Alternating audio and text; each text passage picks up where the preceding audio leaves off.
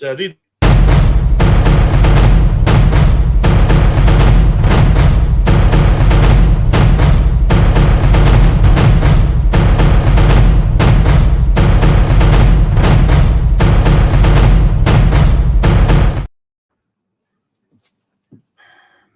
Good evening, guys.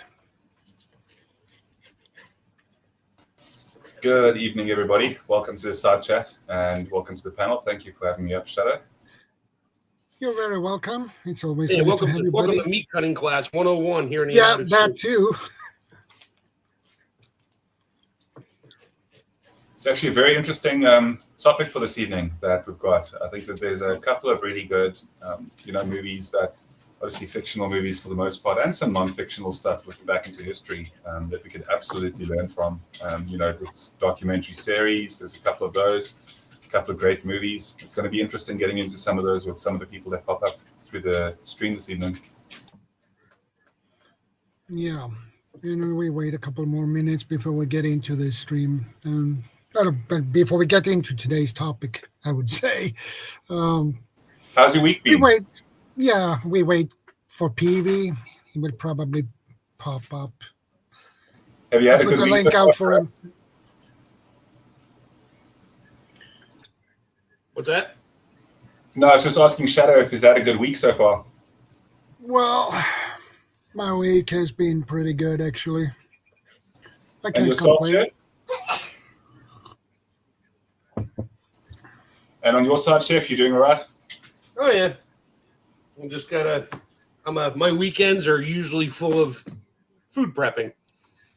Running the freeze dryer, canning. I picked up this, what did I say? It was about 26 kilogram slab of strip loin yesterday. Pretty good price. And so I'm making steaks. I'm going to sous vide those, and then they're actually going to go in the freeze dryer.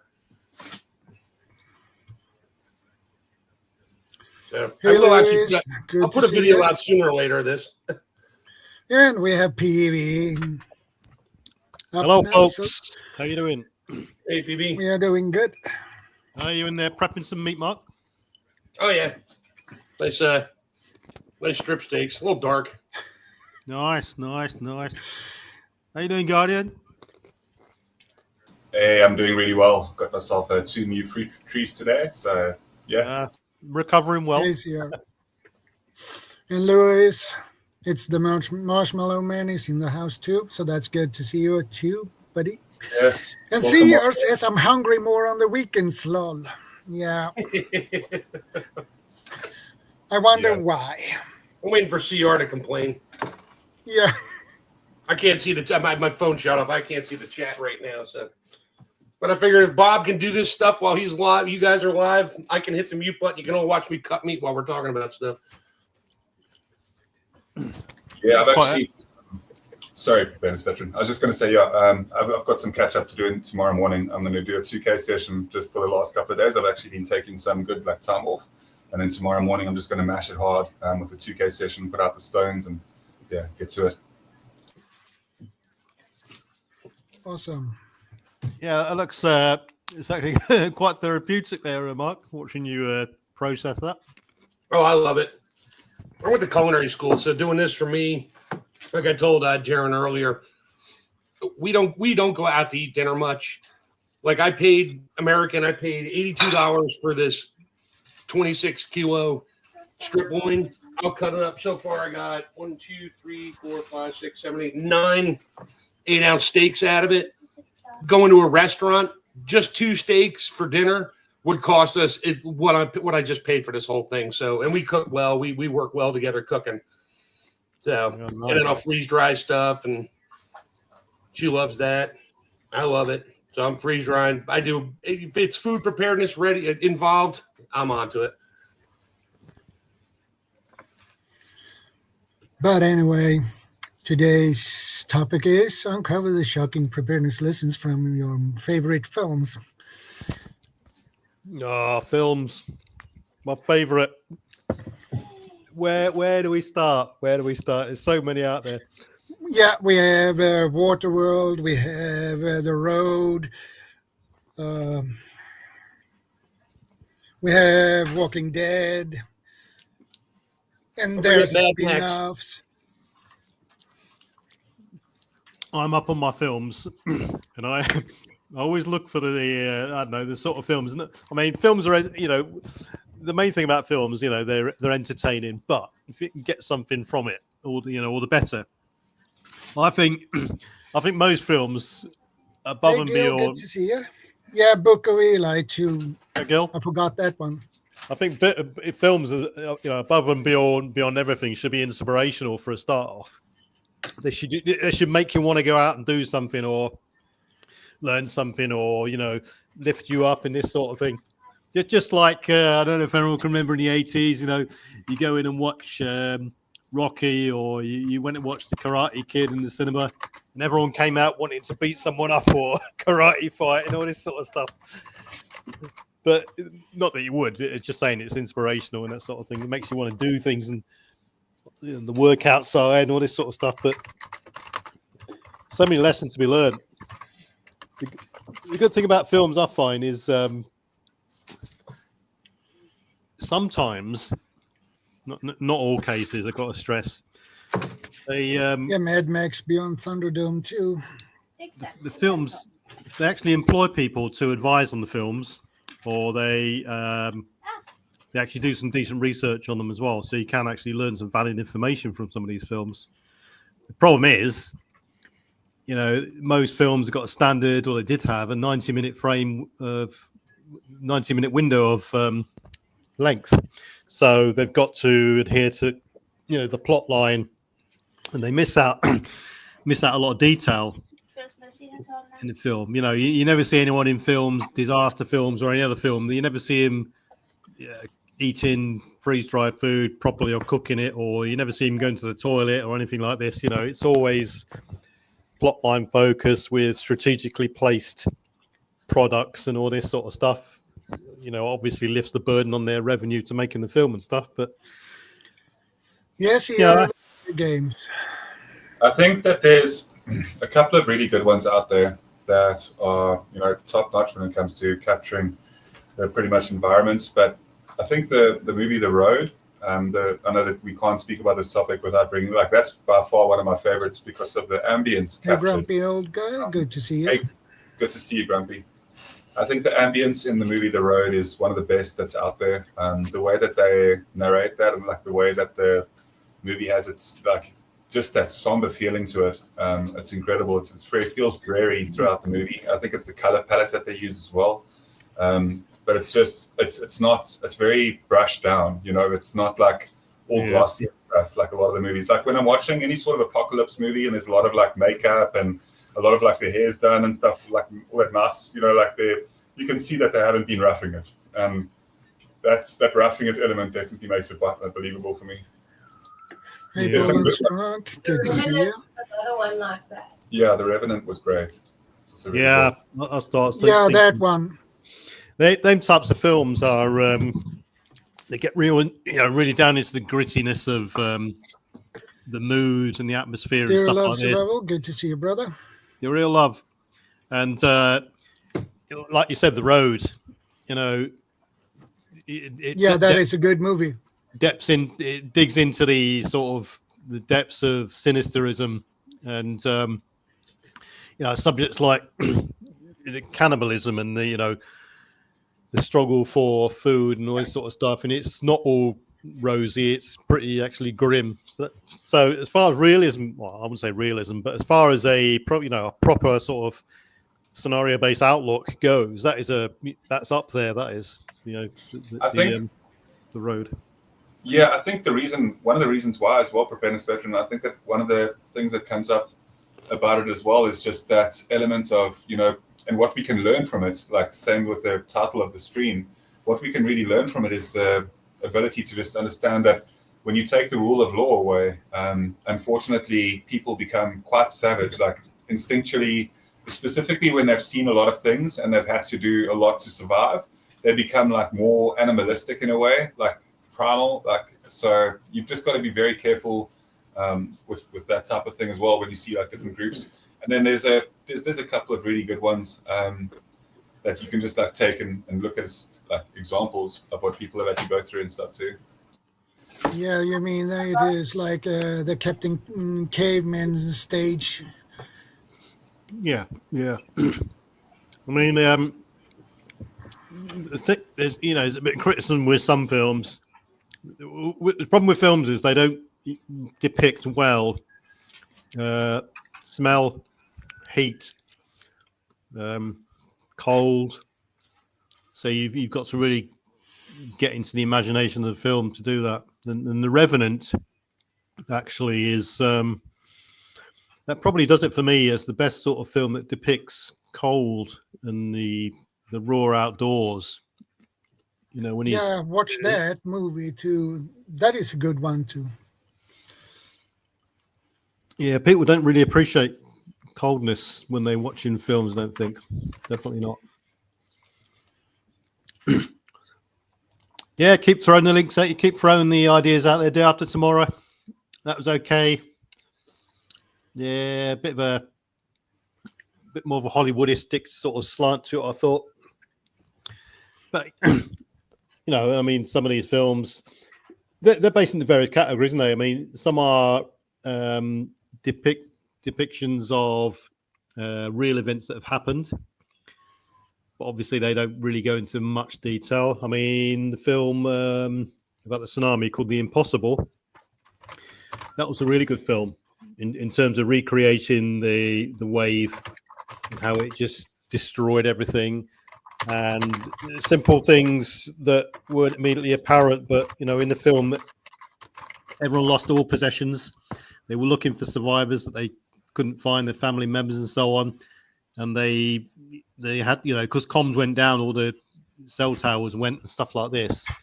No one was able to access or very few people were able to access friends and family because they didn't have a signal, they lost their phone and stuff like that. So highlighting the importance of comms and things, definitely. Yeah, that was The Impossible. Yeah, and I was thinking of another movie that is really good, actually. It's The Stand. You have seen that movie? Yeah, Or watched? The Stand was a...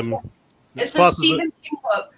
Yeah. This exactly. movie, the first one, man, that thing's my wife and I watch that about every 2 years, The Stand. Yeah, that's got some deep stuff in there. I mean, Stephen King he's out there, but that was an interesting, can't really call it a movie. It was it's class as a miniseries. Yeah. It was in 3 2-hour episodes. Yeah, that was long. That was, and it was a bit slow in areas and stuff like this, but that movie says everything basically. The real pandemic can really hit that hard. Actually, if it is a new virus that hits, it could be. For me, The Stand sort of highlighted a quick scenario, a quick contagion out there. Having said that, it brought to light the threat of a contagion or a quick flash virus. But for me, and then after that, you had things like Outbreak, which was a bit more detailed with Dustin Hoffman in it. And then the most realistic one I've seen to date, which spookily enough was just before COVID, and everything in it was, more or less rang true to form the way it panned out, was Contagion. And then before that, you had in the 70s, you had things like Rabid. And all these it is that one.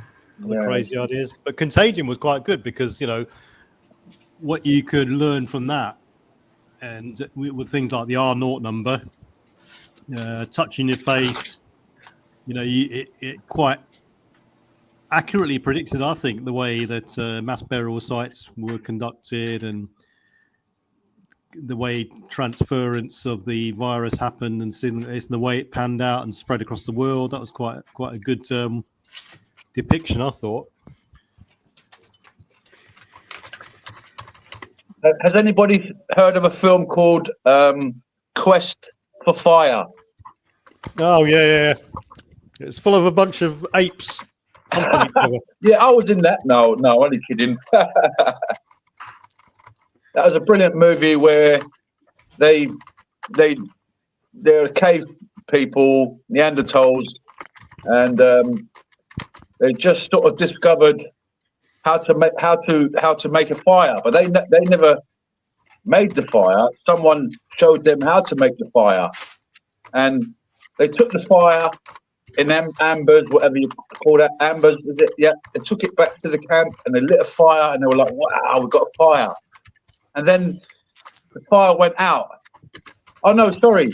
On the way back to the camp, the guy who was carrying the lamp with the little ambers in it, he dropped it in the river. That was it. Sorry, they didn't manage to get back to camp, and they went on a quest for fire. So they went to try and find out how to get fire. It's a very old film, actually, Quest for Fire. Yeah, was it 90s? 80s? Maybe before the 80s, maybe before the 90s. Fantastic moving. Oh, Wrong Turn. Whoa. Hills Have Eyes. Who's seen that? Oh, yeah. Yeah, Hills Have Eyes. Never trust. That's like the old the rules of horror film. Yeah, the rules of horror films. When you hear a noise or someone downstairs, don't go down in the dark with no torch or weapon and shout, "Who's there?" You know, exactly. Is somebody there? Yeah, they always do it in movies. What happens if it's something that we're really not expecting? Like if you look at the way that certain movies depict things, I don't want to go too tinfoil hatty with movies such as Signs with Mel Gibson. You guys know Signs is pretty good considering how the aliens came down as well with that one. But a movie that my wife showed me about 4 years ago was The Mist. And if you look at the way that The Mist, I think it's also Stephen King, wasn't it? Yeah. Yeah. The The Fog. Fog. No, it's The Mist. I don't know. Maybe we're having. The Fog is a different one about a pirate ship. The Mist is the one with the base that opens up some sort of portal and they're in a supermarket. Yes, and then there's weird creatures come out of the mist. Yeah. There was a movie back in the 70s called The Fog. Was it the 70s or early 80s? Yeah, in that's America. right. Yeah, it was on the seashore of I think Newfoundland or somewhere in Canada. And I don't remember the whole details of it, but it was creepy. It was pretty cool. I enjoyed it. And then you can look at Castaway as well with Wilson. If you're in a situation where you're just isolated completely, Castaway was a pretty good depiction. And the thing is, Castaway feels like a long movie when you're watching it as well. You really get attached to the characters, even though it's just Tom Hanks and a netball or basketball. What is it? Basketball?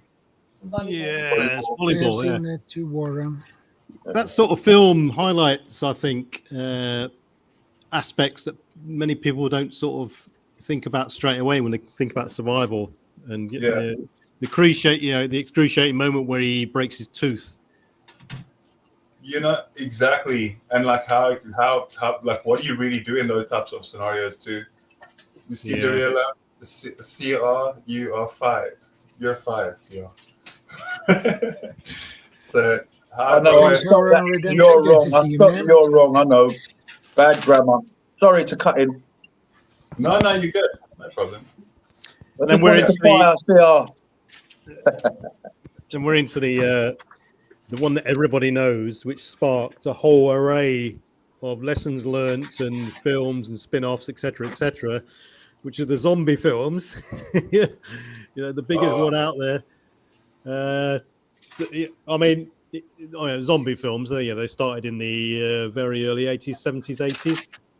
Yeah, the Night of the Zombies, or what? If I remember it correct. Yeah, Night of the Zombies. That is a classic. Zombie flesh eaters. Night of the Living Dead. That's it. They're making it 28 years later. I don't know if you've seen. Thank you, Sierra, for the correction. It's coming out later this year. I'm quite excited for it. So it'd be really cool to see. And I think that would also have, seeing the progression of what's happened would also be interesting. Also with the technology that they've got to like their disposal as well with the modern movies and the way that they've got them, like it's brilliant to see like what they're going to be able to do with that. I mean, like just with the story as well, but like how they're going to implement some of the, because I don't know if you guys have noticed, CGI has actually gotten worse in some ways. Yeah. Like they actually like CGI, it was at a peak at a certain time, and then like in the movies like the Matrix movies, for example, or something like that. And then if you see modern CGI, like no, but like even Lord of the Rings then was like, yeah, that was brilliant. That was so good. I love. That was way back. I love the CGI and the way that looks just so realistic, like the palettes that they use as well. Hey, what's up, Nick? Good to see you. Hey, Nick. Good to see you. Why doesn't CR ever come up anymore? Like, can I just ask you that? Not to put you on the spot, CR, but it'd be really Praxis, good to see you. You must join us sometime, CR, up on panel. Come on, man. Like, Come on, CR. It's been weeks since CR's come up on panel. He normally comes up. Come on, we need to fire you. Hurry up. We need those socks.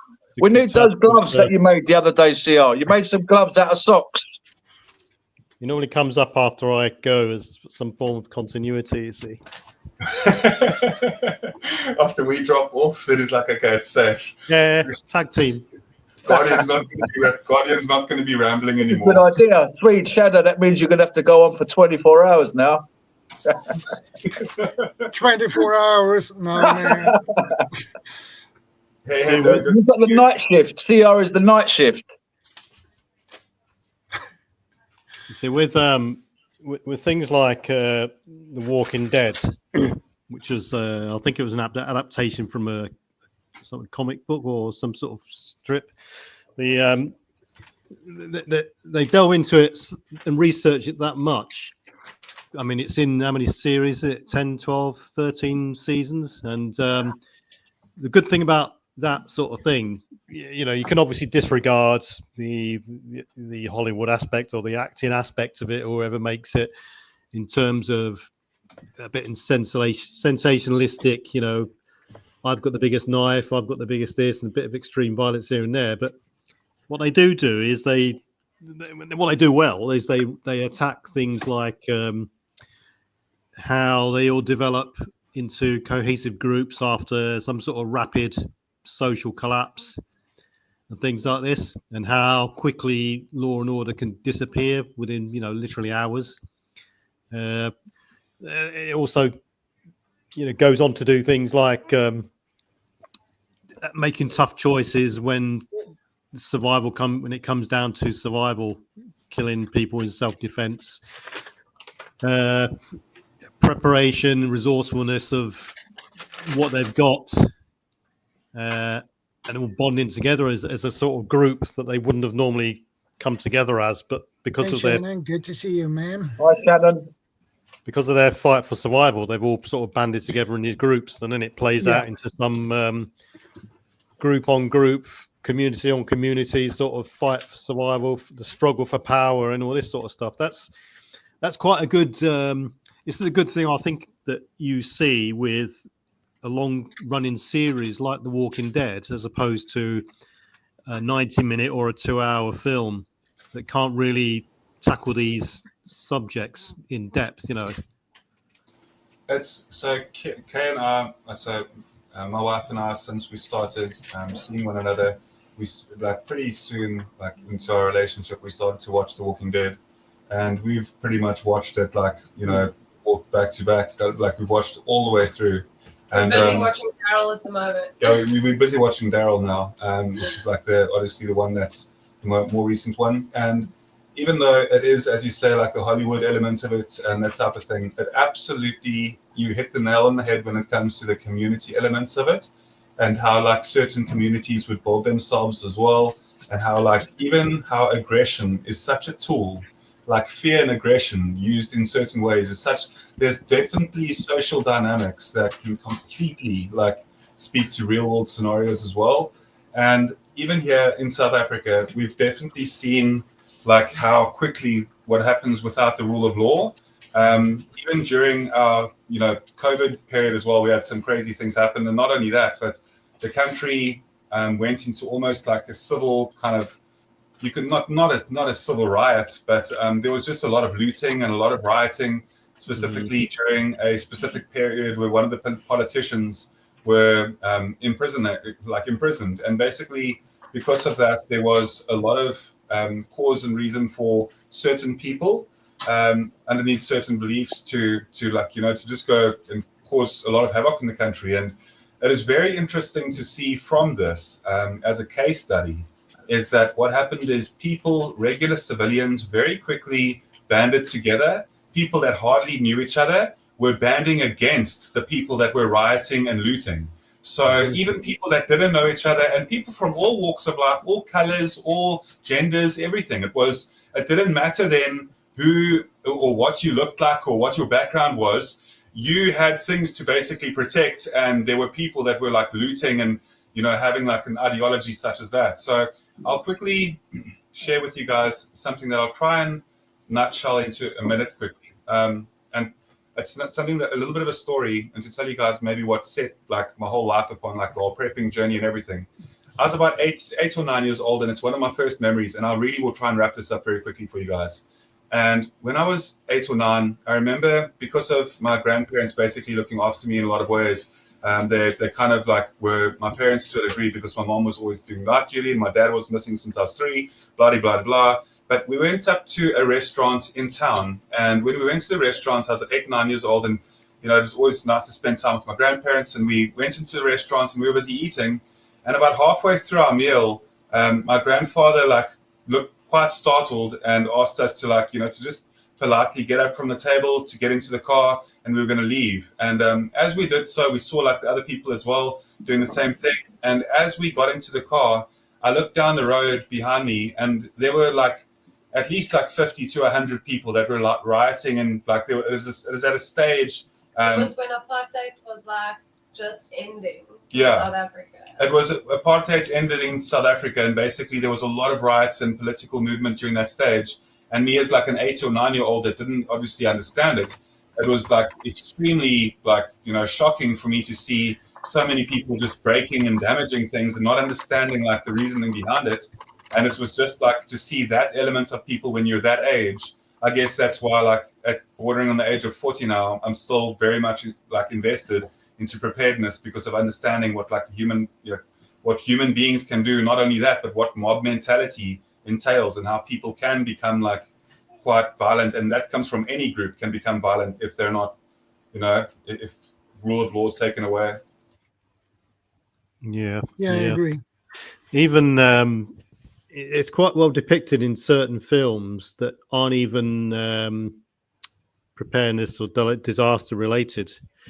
One thing springs to mind straight away, how quickly people can turn, is the War of the Worlds film with Tom Cruise. Yeah. And they drive into the crowd, and then it just escalates pretty quickly out of proportion when the crowd surrounds the car.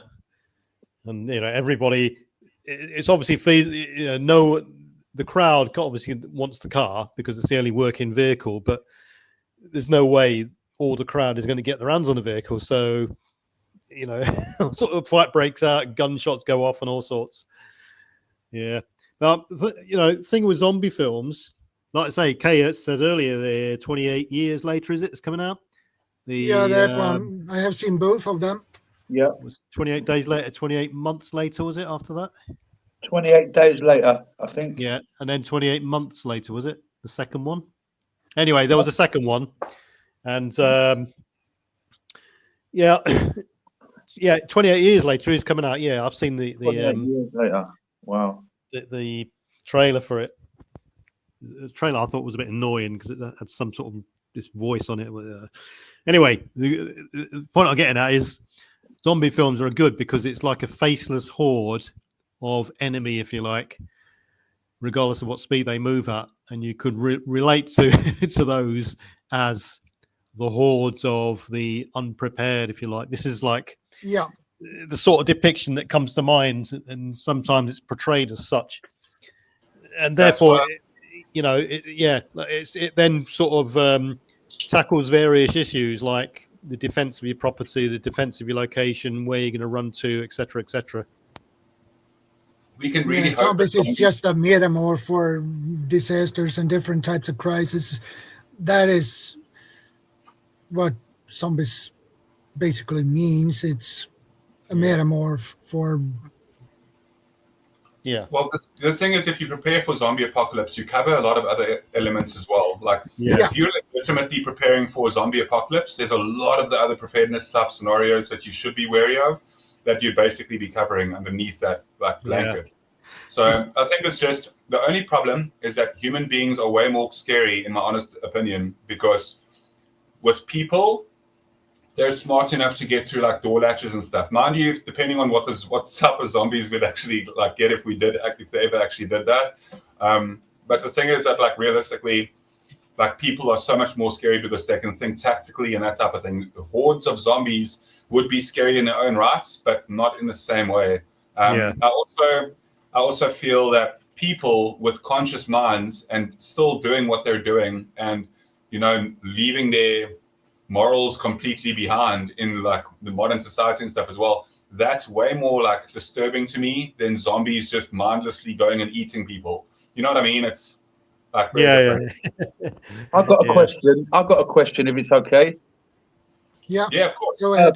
Basically, we all see zombie movies, and are zombies depicted in the right way? Are they really sort of all sort of walking like this? Or there is a point I'm going to come to, but we all seem to think that zombies are like that. What if the zombies are here already, and it was actually, like you just said, Guardian, morally speaking, the world is not going upwards, is it? Morally speaking, the world's going down. What I'm trying to say is, what if the zombies are here already, but they're in a different form? You see, we always think that zombies have to come with half broken head and like limbs hanging off, and you know they won't die, bullet holes. And what do you think about that, guys? I mean, yeah, I'm trying to think of a film. I mean, various films have tried to put a different slant on the zombie thing, whether it be slow moving, dumb zombies, faster, more nimble ones, smart zombies, etc., etc. I'm trying to think of one that fits that bill.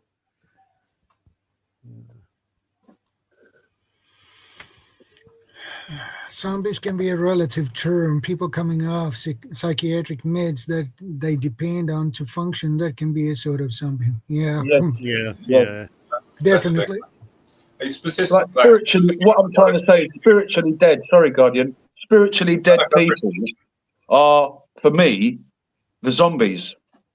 People that are spiritually dead. They don't care about God. They don't care about their neighbor. They don't care about anybody else but themselves. I mean, we're talking about they're trying to get that, like PV said, there's people that were trying to get that car, the only running car. I mean, they were normal people. Yeah. Well, seemingly normal. One sort of non-human, intelligent film was like Planet of the Apes. You know, you could regard them as non-human, monkeys, and they that were intelligent, and the enemy, I suppose. Yeah, but yeah. Well, for me, like I said, it's things like the longer running series, like Walking Dead, are a lot more intensive in terms of lessons learned that you can take away from them, because they tackle more often than not, they tackle group dynamics and relationships between people, and the battle for survival, or the battle for leadership, and all this sort of stuff.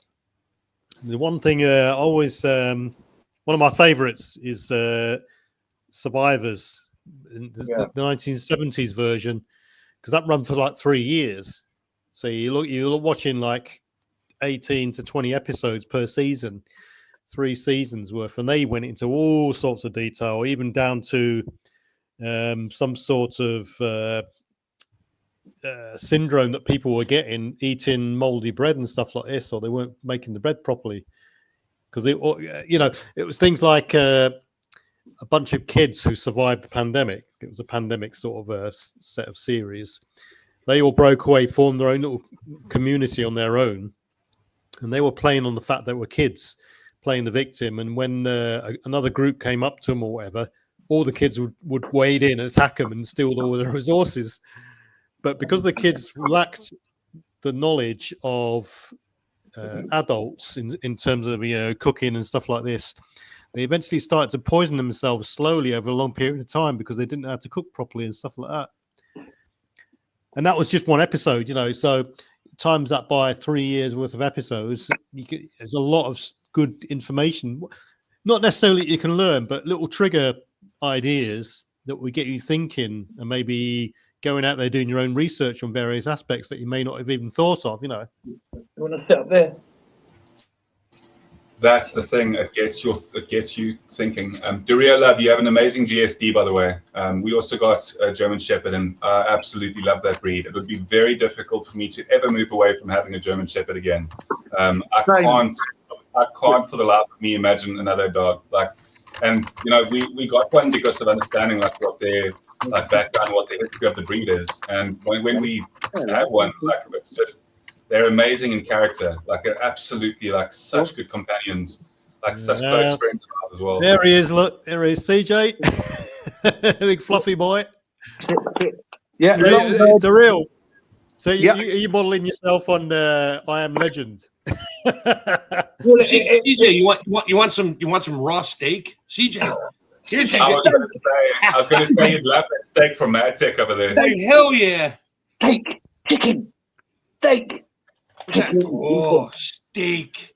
The German Shepherd you got, Guardian, is it a straight back or is it got the slant? They're slanted. Yeah, because I got CJ. I specifically, it took me 2 years to get the dog I wanted to get. And when I saw CJ's picture, I said, I want that dog. And when I went to the kennels, it was still there. I was so happy that it was the one that I saw online. And I said, that's the one I want. And basically, the straight back, they don't have problems with their back legs. The German Shepherds that are bred to stand with a slight slant tend to have problems with their hips.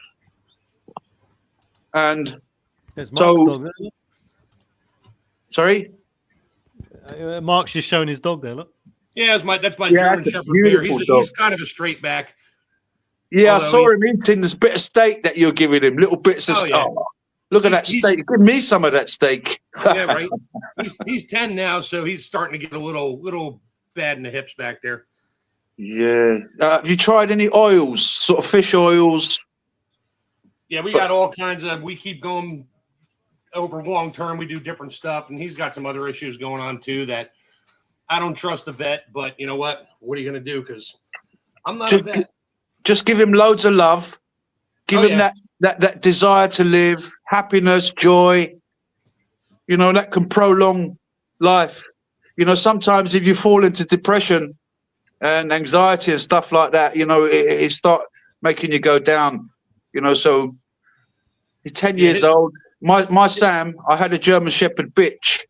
And the reason why I got CJ was to help me get over Sam, because she was, and it's funny, PV says you're modeling yourself on I Am Legend because I called my dog Sam, and in the film the dog was called Sam, and I thought the dog was a boy, and then when the dog got bit by a zombie dog, he was in the room hugging the dog as it was dying, and he said Samantha, and I went, wow, it's a girl. It's a girl, Samantha. Yeah. So I called my dog Samantha, Sam. So, and I feel I'm in London and the place is full of zombies, and I think I've got a cure. If anybody out there needs any help, any resources, I've got some food. Is anybody out there? Hello? we named ours Bear. I figured he gets 3 different names out of this. He gets Teddy Bear when he's little and a little bit bigger. Oh. Then he gets Grizzly Bear when he gets to be about 2 or 3, and then up until he's about 8, and then he can turn into a gummy bear because he'll probably lose some of his teeth. Yeah, my dog is called CJ because of my past dogs. I had a dog called Charlie. I had a dog called Jazz. and so I called CJ Charlie Jazz, CJ. And all right, Sam is in there somewhere. Anyway, great companion to have, German Shepherd. Yeah, I advise people from now to get a dog if you can, because that would be great in a situation, you know. Not only as a deterrent, but as companionship. You might not find yourself in a group if something happens. You might be on your own. So there's not. Yeah, you got a point there. We feel So there's- bad for ours because we had a black lab. He was about 6, and then we got Bear as a puppy. They didn't get along, then they just kind of got along because they had no choice. And then George passed away about 3 years ago now. So now Bear's by himself. My wife works. Sometimes we both work on the same day, which it's tough on him because he's by himself in the house, which is not. Get him a girlfriend. Go and get a rescue dog, maybe like slightly younger. I don't know, 6 or 7. Yeah, we've looked into that, but a lot of the people I talked to, they said certain dogs just won't get along. And I don't want to get a rescue dog, bring it home, and all of a sudden it doesn't work out because if we're not home for a couple hours, I don't want them to kill each other. Nice bitch for him. You'll end up with multiple dogs. Nah, not from him. He's a nutless wonder right now. Yeah, right. Well, CJ knows what to do. If you go anywhere near the girl on heat, he knows what to do. CJ, he's a stud. If anyone needs a stud, just give me a shout. One of the episodes of Survivors, it was basically on about dogs that pack in together when humans have disappeared, and Wow. they were going through this particular village or city, and they literally had to run from one building to the other because there was packs of dogs out killing people. You know. Wow. Which you might not learn anything from that particular event, but it highlights the fact that dogs can pack together and go rogue. Now, I've seen this when I was when we was in Kosovo. We were coming. I've said this before. We were coming down this hill. I looked across this field, and I could see this dead cow that had been killed by some sort of artillery shell or whatever. And there was a pack of dogs eating it, eating the carcass. And they look like domestic dogs and stuff like this. So it does bring reminders to people, these various incidences, various films of what potentially can happen and stuff like this. You're not necessarily learning a skill by watching the film, Hazards, watching out for hazards. What's potential hazards? Exactly. Yeah. So Not only that, that's a good one. That's a good point, because if you look at what wolves can do, or jackals, or not jackals, coyotes, they will send one in to try and get the dog to run after him. And then when he goes into the forest, the pack are waiting for him. So, if you ever see a lone dog, just be aware in the future. I mean, like PV said, dogs will pack and they will go back to their instinct, survival, food, group, pack mentality. Well, it's good they got the cow and not you, PV. Well, yeah. Well, I was in Land Rover, so yeah. Guardian, sorry, you was going to say something there. Yeah, sorry, Guardian. No, I enjoy the conversations as well, and these type of topics are always something that I really don't mind, and it always kind of keeps in the back of my head as well. So JFM made a really interesting comment here too. Let me just think it's go up here just for a moment. Yeah, so unfortunately, and it's one of those things that's true. People, we're speaking about people just, making sure that they can stay prepared. The comment here is, I see people my age, late 50s, and they can't set their phone down for a day and leave it alone. Mm-hmm. People have, and I was speaking about it just today as well, where people have become so dependent on their phones and on technology. And you see it in all elements all around you consistently, where it's just, it's almost like people have become zombies through that. Like they've just become it's just that they really, I don't know how else to explain it, but I think the most amazing thing that a person can do is just spending time in the garden or anything like that. Even if they just can sit on their porch without a phone, or maybe grab a book. So one thing consistently for a long time can hold your attention. And then, of course, there's like really bad elements to like people losing their focus and that as well. When people scroll consistently, like it's just, and it impacts people from like young age to like people that are like in their elderly age. Like it's just, it's really something that's quite problematic, I think. And maybe it'll just fade away. Maybe it's just a phase of human existence that, like, you know, for our species, we haven't always had the ability to scroll. You know what I'm saying? No, like, I think we're becoming Wall-E people. You think we're becoming Wall-E people, just doomed to be in a chair, everything fed to us consistently? There's so many people that get stuck into their phone. You've actually heard stories of people walking off cliffs. There's a film called Cell. Don't know if anyone's seen it. It's like I've seen it. It's kind of like a zombie film. Movie. Yeah, It's also Stephen King's book. Yeah, all right. It's another Stephen King one. All right. That's brilliant. Stephen King keeps popping up in the stream. It's like the third movie of this. It was like guys at the airport, and another good depiction of what could happen from normality to instant chaos. And you know, it happened literally like a flash in the pan. Guys in the airport, and then all of a sudden everyone starts going psycho because this signal that they're listening to through their phone sends them a bit zombified, and they just start killing everyone in sight, killing themselves, and all sorts of stuff. that maybe was an attempt or some sort of dystopian prediction by Stephen King to say, you know, we're too reliant on our phones, etc. Take a break, sort of thing. Add the phone with maybe nanotechnology, and you never know. You know, they've got nanotechnology, and in fact, they've actually got smaller than nano now. I can't remember what it's called. If anybody out there knows the word for stuff that's even smaller than nano, if they know anybody on the chat, maybe perhaps, or maybe PV, is a nano, which is tiny, but then there's even more smaller than that now. Now, in the combination, like people just said, there's through the phone. That's very interesting. I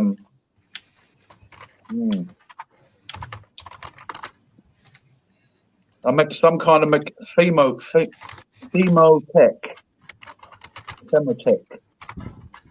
I'm not sure if that's the right word. No, I think there's another word for it. Even smaller than nanotechnology, tiny, not pico. Well, you got DNA technology now, and in this last week, I saw an article which said that they've made a strand of DNA intelligent to the point in which it could solve a Sudoku puzzle. What? Yeah, that's what I'm. So they could do that. Wow. Yeah, I mean, it's long been theorized that. I mean, this. I first saw this and heard about this in the TV series with Giorgio Tsoukalos, Ancient Aliens, who theorized that human DNA could potentially store information as a means of passing on information throughout the years and ages through alien beings and all sorts of stuff like that. But yeah, so. But yeah, zombie films, what that opened up was a massive area of questions, possibilities, etc. Like Guardian says there, you know, you can relate it to any sort of horde or enemy people, if you like. And it's, you know, one of those, on the back of one of those films was the Zombie Apocalypse Survival Manual. And if you read that, you know, if people out there have a good look through the book, it actually highlights quite, you know, some quite relevant detail in there. The best weapons to pick, the best locations to bug out to, the best water sources, the best people to team up with, and all this sort of stuff.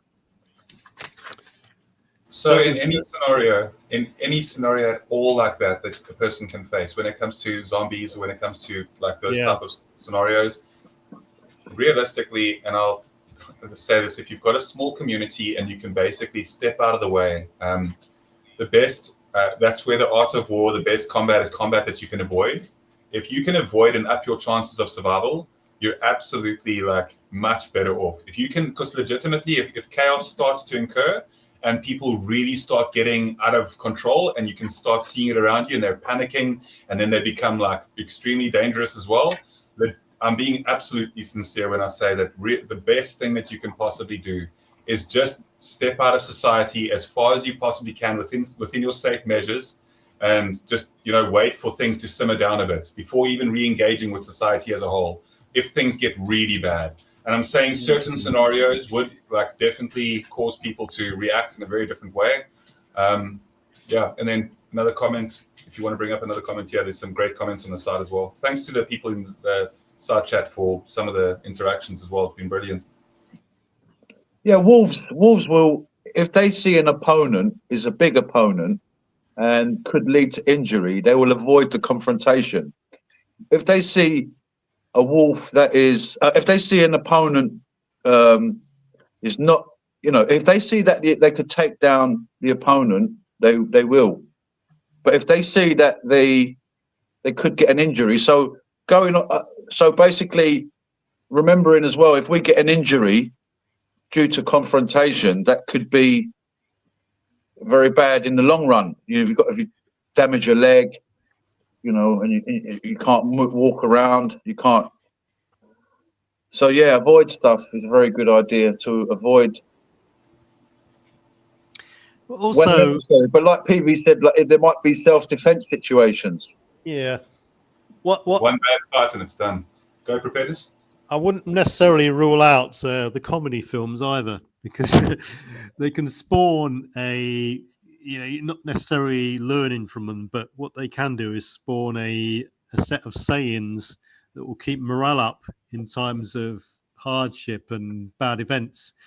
And the one that springs to mind, and I always, I've seen this multiple times when COVID kicked off, when riots were happening, when the volcano erupted in the Canary Islands, and various other events. And someone always posts it on like Twitter or something like that. And it's the quote out of Shaun of the Dead. And it says something like, go to the Winchester, sit back, have a pint, and wait till it all blows over. that sort of thing, which is quite funny, and a lot of people say it, and it's good for morale, and that sort of stuff. So for people out there, when they're watching things and trying to learn or cherry pick bits out of films, if you're going to analyze them, they are good for not only inspiration, idea giving, but they are also good for capturing sayings from various films and regurgitating them in times of hardship as well. And we used to do this all the time in the army. You go back to all the Arnold Schwarzenegger films, and no matter how ridiculous some of them were, and it was a bit OTT, all the muscle-bound films from the 80s and 90s, it was good for morale. And I can remember on various numerous exercises where the rule was on one particular exercise that you were only allowed to talk to someone else on the exercise if you come out with an Arnold Schwarzenegger quote. I'll be back. Yeah, and that's how everybody spoke for the 24 hours. But it was good for morale, and you could only capture these things from various films, which is quite funny. So what I'm saying is don't necessarily capture all the serious sides of films and that sort of stuff. Yeah, Total Recall considered it a divorce and all this sort of stuff, Yeah, it's quite funny. Do you remember the fat lady scene in Total Recall where a woman? 2 weeks. No, it was in Total Recall, and the woman but it was she actually comes to the airport. Yes, and he says, "How long are you going to be here for?" And she says, 2 weeks, and that's all the robotic head could regurgitate. Right, 2 weeks. Sorry. 2 weeks. That's what they throw away. Yeah. But Arnold Schwarzenegger films are pretty good in the ideas behind them. David Cameron and stuff like this.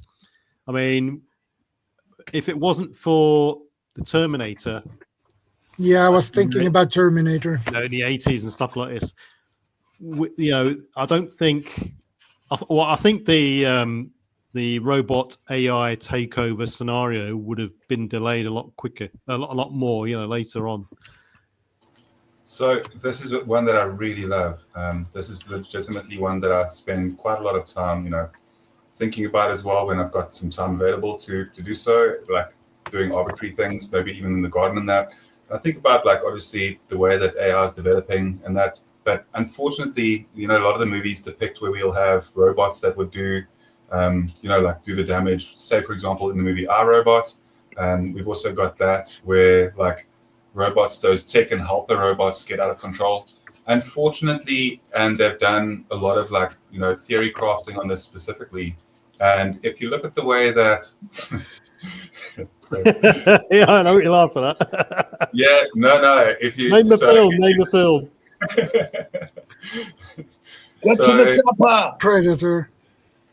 If you look at the way that things that AI works and the most intelligent way that AGI or any real robotic AI would actually try and do the most damage to humanity, it wouldn't need to use robots or anything elaborate like that. It could simply use the fact that if it can get itself into all of our connections to one another, if it's got the capability and capacity to shut down everything, that's all it needs to do. And if it's intelligent enough, it'd absolutely be able to do so. So it wouldn't even need the robots and the scary things where those all these mechanized droids and that come out of hiding and start being like that. It would always come down directly to just AI being able to do it just through all of the access that we have to everything. Because if you shut down our current access to communications with one another, to the internet, to banking, to be able to refuel at refueling stations, all of that ties together. And without that, we're completely stuffed. And AI would know that. So it wouldn't waste its time, making some of those drones and robots and that type of things either. Yeah. Another film that highlighted, I think it's probably one of the first films that highlighted the dangers of AI was Space Odyssey 2001. Oh, yeah, that movie. I've seen that one. Hal was starting to make decisions against, for the greater good of the mission as opposed to for the greater good of the astronauts. What the crew. Yeah. But science fiction films, again, the same sort of thing, idea invoking, sparking things. Star Trek, immensely thought-provoking and inspiring. They depicted things like floppy disks and digital stories and that sort of stuff. And holodeck, which is copied to a certain extent, but not quite like that. But yeah. One of the films, if we look at the nuclear type of films, one of my favorite films, which depicts in terms of, SHTF, post-nuclear disaster and scenarios and stuff like this, was it's about a family that went on a camping trip. They left, trying to think of the name. They left, it's called Panic in the Year Zero. That was it. So Google, or if everyone's seen it, they'll know what I'm talking about. Panic in the Year Zero. It's a black and white film. And they go on a camping trip with their caravan, and they just leave LA. As soon as they get into the LA hills, a big flash of light goes off, and LA gets nuked. And they then, the father takes charge, and he then goes through this process of surviving basically into the longer term. But what that film is good at, it depicts various scenarios where they go into the store, stock up on all food and tools and stuff like this, and they confront these people who try to hijack them. And what the naive daughter in the group was going to happily give these kids some stuff, and then if the father intervened, and it turned out that the kids were going to kill them all and rape them and all this sort of stuff. So the trust issue was there, and then they bugged out into a cave temporarily to survive the fallout. So watch the film; it's a very good film. They basically bug out after the unexpected event of a nuke goes off. So yeah, Panic in the Year Zero. Highly recommend. Hey, Uncle Al, good to see you, brother. Uncle Al, hello. Good evening, all. Uncle Al. Yeah, Panic in the Year Zero. 10 out of 10 for that one. So, and you look into the Mad Max films. Mad Max films are not only entertaining, but they depict. I watched all of them.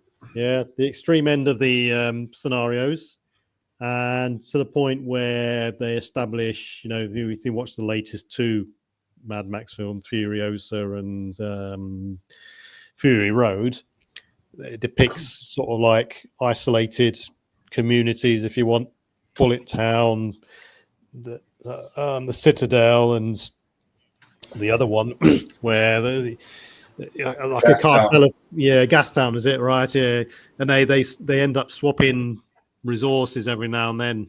But it's good. I think that Furiosa could have been so much better. It didn't even really have Mad Max specifically in it. And I know that it was about Furiosa specifically, but it's just I really loved the Fury Road movie, and it was just cinematically incredible. If you looked at Fury Road, it didn't have much of a plot, and it didn't need much of a plot because of how raw it was. To anybody that enjoys V8s and any sort of off-roading as well, it's just a perfect movie because of the fact that it's just got what you want to see in it. And then Furiosa just seemed, if there's a third one, it may make Furiosa an important part of the triple of the series where they have 3 together. But unfortunately, just Furiosa on the back of Fury Road, I just really was expecting, maybe that's my fault as well, as I was expecting so much more from Furiosa as well when it came out because of the trailers and the hype that I maybe built up for it. I guess that's what we do sometimes with movies. Yeah, well, I thought it was a good film. I thought it was. I did think that the trailers did justice for it. Yeah, I thought it was quite good. I only watched it about 3 weeks ago. Yeah, it's good. Yeah. The third one's brilliant. Should be.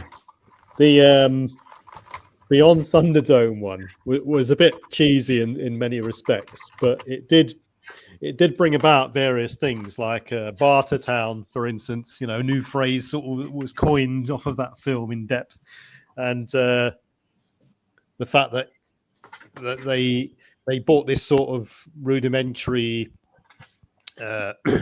law and order to the place in terms of the film was about struggle. The people underneath doing all the dirty work, while the people on top were enjoying their labor and this sort of stuff. And the law and order aspect of it was, break the deal, spin the wheel sort of thing. Going back to a raw sort of method of dishing out justice, in which no one was responsible for, dishing out the punishment. It was down to the actual individual who committed the crime to spin his own wheel and make out his own fate, if you like. So movies alongside with that, you can look at the Judge Dredd movies, where crime has gotten so bad, perhaps in the future as well, where the slums have pretty much taken over everywhere. And you have a movie like Judge Dredd or RoboCop. Those type of movies too are quite interesting just to see where that could go. Obviously, with the advent of AI and that too, we could have policing done in an entirely different way. I mean, look at the way that things were done 50 years ago compared to presently. And there's a huge gap. Yeah, I was thinking about another movie. It is called Equilibrium, also known as Cubic. Yeah. That is that's a good movie. That's such a good thought project as well, because of the fact that emotions became the problem with society. And if you take emotions away from everybody, then society starts to have that more numbed out grade look, but then crime rates go down dramatically. People live essentially better, if you want to call it that, lives. Equilibrium's a brilliant one to pick up. Is that the film where they have to take a certain drug every day? Yeah. Yes, sir. Yeah. Prosium. A drug called Prosium. And basically, they're not allowed any books from the past, no pictures from the past. No music.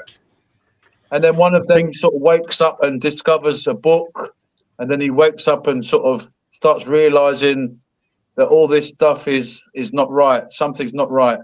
I mean, there's a big fight with it with a leader at the end. Yeah, it was one of the best. Right? Definitely one of the best movies, and that's where CGI was also at its peak. That's where they really put a lot of effort into each of the movies that they made as well. I feel it was just like a golden era for movies. I think that is great. Like the 90s, early 2000s made some amazing movies. Yeah, there's one Bob. Well, I'll let Bob talk about it. Hey, Uncle Al. I'll let Bob talk about it. He always refers back to a particular film called #Alive, which is a very good one. Which brings me on to the next sort of point: is don't discount foreign films, because some foreign films they're quite good, especially the people who are good at making disaster type films are the Koreans, South Koreans. They make some really good ones. Who's this? J-Fame says, episode of a series called The Medic that Richard Boone starred in. Atomic bombs are dropped. He and his medical staff are stationed at high school to provide medical care to survivors. Right? I've not seen that one, no. I haven't seen that one either. I mean, back in the 80s, 90s, there were two particular films that were brought out, endorsed and sort of partly funded by the governments of America and Britain, that were trying to depict the realism of nuclear war. So one of them was Threads, and the other one was The Day After.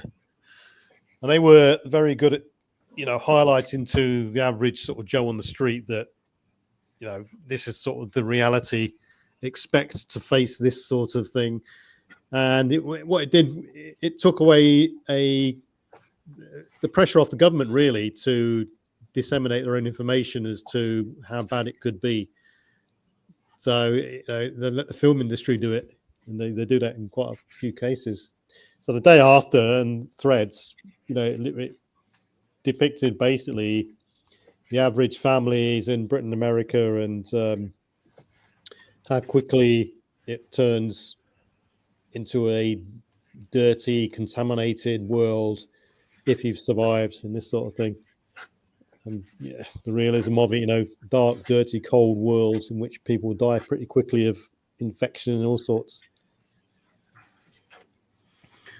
When I was a kid, I was maybe 6, 7, 8 years old, maybe. I don't remember. I watched a movie on the TV, and it was called Nuclear Winter, and that was the movie. Was what I can remember from it was about people survived after a nuclear war when the world turned out to be a nuclear winter. So they had to survive that, and it was pretty interesting movie to watch, actually. Is that in Swedish, you say? In Swedish, it is called Atomvinter, but so I was just a kid when I watched that movie, and that was a fascinating movie, actually. But I'm surprised no one said this so far. I've just Googled it. It's the rules of Zombieland, and some of these hold true. I'll just read some out. And there's there's 53 of them. I won't read them all out. I'll read the first 10 or something. Rule number 1 of Zombieland: cardio. Right, when the virus, I mean, all these, some of these ring true. When the virus struck, for obvious reasons, the first ones to go were the fatties. Rule number 1: don't be the slowest man, obviously. So yeah, cardio. I'll endorse that. Number 2: double tap.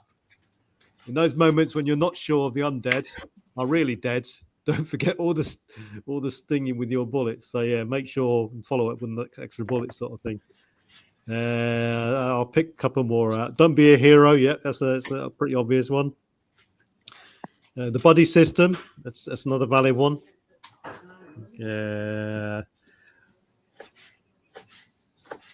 Don't be a hero. Limber up. Break it up. It's a marathon, not a sprint. Unless it's a sprint, then sprint. Yes. And the various other ones, check the back seat and stuff like this. That was, another example of a comedy type film in which you still can take things away from. Don't forget the Twinkies. Yeah. And of course, you've seen, and this could be quite true actually. Quite a few of these films, they've got their name, Joe Bloggs or John Smith or whoever it is, and then when anything happens, and the realization is, that the end of civilization's upon people, and it's never going to go back the same. People change their names to what they really want to be called, their fantasy name, so to speak. Oh, like in the movie The Postman. Yeah. All right. Yeah, that one. I've seen it. I can't really remember the detail. Kevin everybody Costner. like the one general in charge. He was just an English teacher or something like that, but he always wanted to be a general, so now he's a general. All right. Yeah, exactly. There you go. Yeah. I think that when Uncle Al says that 2025 is a dumpster fire, if anybody else said that, I'd be like, yeah, it could be pretty rough. Let's just hope it's a better year. When Uncle Al says that, goodbye, by the way, Uncle Al. When Uncle Al says that, I'm like, oh no, because he's usually he's very good at analyzing things and understanding like the bigger picture, taking like a step back and being able to look at like everything, not only what the media wants you to believe either. Like it's very interesting sometimes going into a deep dive of like some of the things that he's analyzed. And if he says 2025 is going to be a dumpster fire as well, then, well, folks, hold on tightly. Keep your preps as prepped as possible. And then I don't know if you guys remember, but we did speak about, Preparedness Veteran and I also spoke about this last year on a stream that we did on my channel, where we spoke about the like actual solar flares and like the impacts of that and what we're heading towards in 2025. Because things are like pretty much like at the heart of there being a possible Carrington event. So yeah, just an interesting kind of side track there.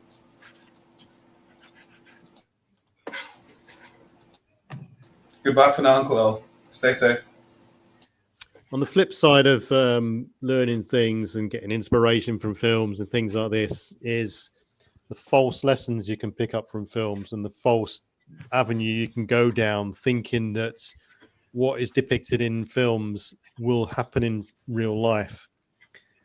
And for instance, someone fires a gunshot and no one even flinches. In real life, you're stood within 10, 15 foot of someone firing a round off. It's bloody deafening. Oh, yeah, I know. But, well, there is a flip side to that, but I won't go into it just here. But, and survival pro. I mean, a classic one that someone mentioned just there, John Wick. Yeah, we'd all like to be, the person going around kicking some ass and firing bullets off and not getting hit and all this sort of stuff. But it just doesn't happen. In reality, you get hit, you go down, Does anybody out there know what Baba Yaga means? Baba Yaga, it's Witch. gypsy witch thing. Witch. It means witch. So there's some sorcery going on in that film. Baba Yaga means witch. No. And why is he not dying like you're saying? Yeah, and this is the thing with films that like we said earlier about the cold. They don't really depict the effects of cold really well.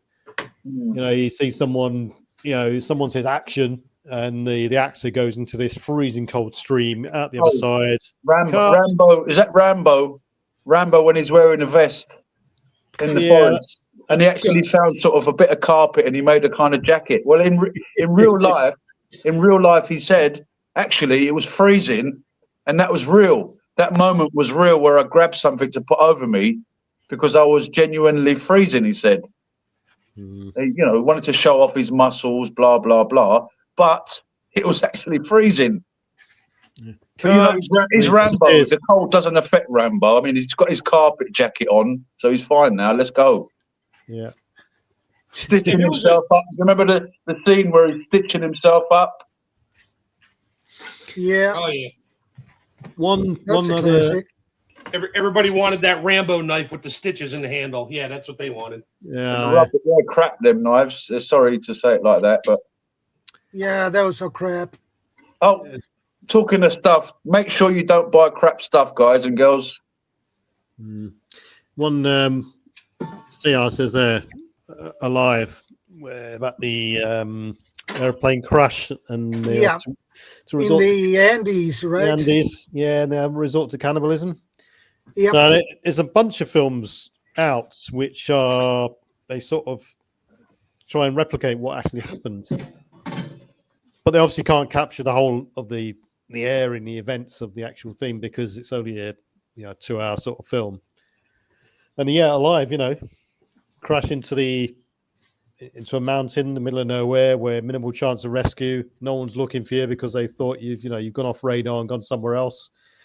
And then you're there stuck, and decisions to be made. Do we stay put with minimal food and hope to be rescued within days, or do we make a break for it and go? So they stayed, and they end up resorting to a bit of cannibalism.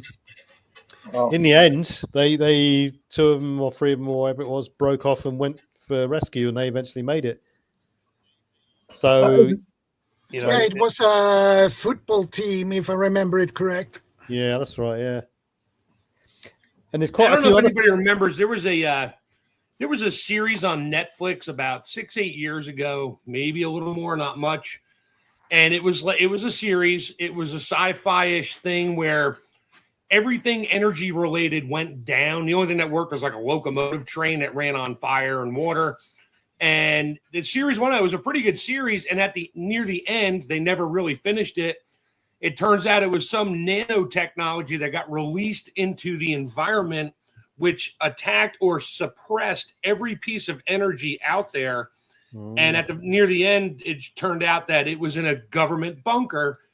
And then they stopped the series. And that pissed a lot of people off, including myself, because I had watched it for probably a year and a half.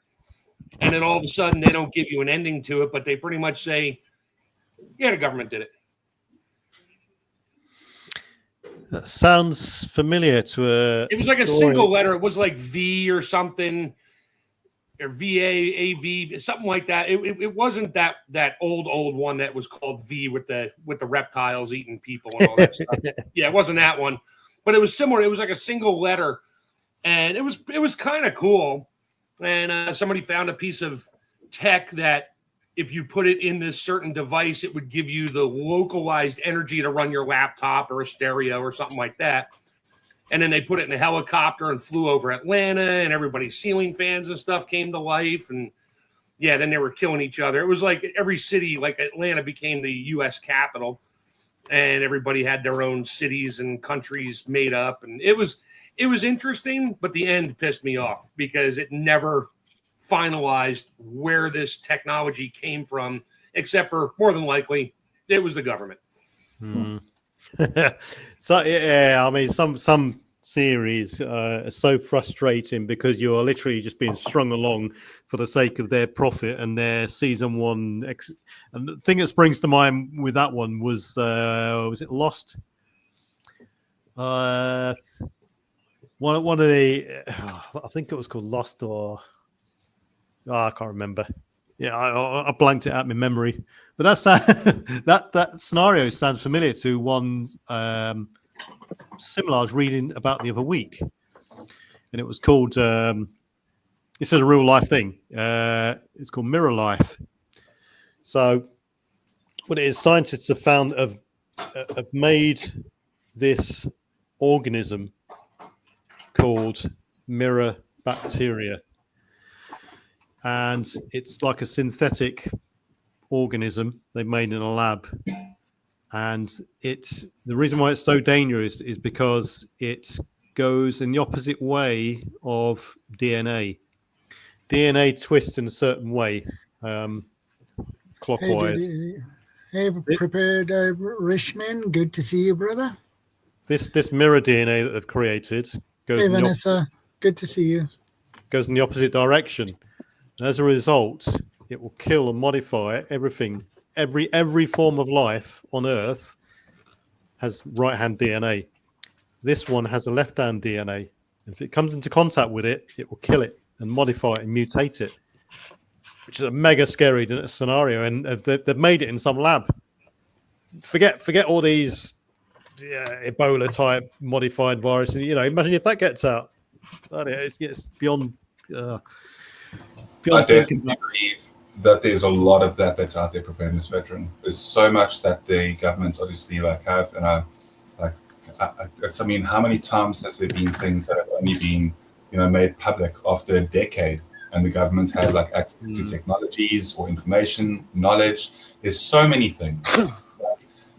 I can't. So can we? I know that nobody speaks about this, right? But the fact is that there were massive hearings last year, specifically last year, about the UFOs and UAPs that are everywhere, and just people seem to just completely not care. People legitimately, they told people and I think we've mentioned this briefly, but it's just the strangest phenomenon where they have held people in psychiatric hospitals against their will as prisoners, when they have told people that they've seen things and that they've experienced encounters with certain crafts and that, which could have absolutely been real. And now that they're coming out with all of these, and there's so much online, but because we're living in an age where we are kind of pre-programmed to question everything we're seeing as well, we've become extreme skeptics. We very seldomly, when the automatic response for us when we see almost any video these days is, it's probably fake. Or they probably did some editing to make it or something like that. But I can guarantee you the amount of content that's out there, some of it is guaranteed to be real. Yeah. And it doesn't even faze us, because if they've been around for a long time, it's not like they're instantly going to do anything. They're not even something that really bothers us. They're not even interested in causing us any harm or anything, as far as I know. I really don't think they are. Well, you remember Star Trek? In Star Trek, they used to have a little flip phone. Yep, Scotty. Yep. More power on the engine. Little flip tap phones.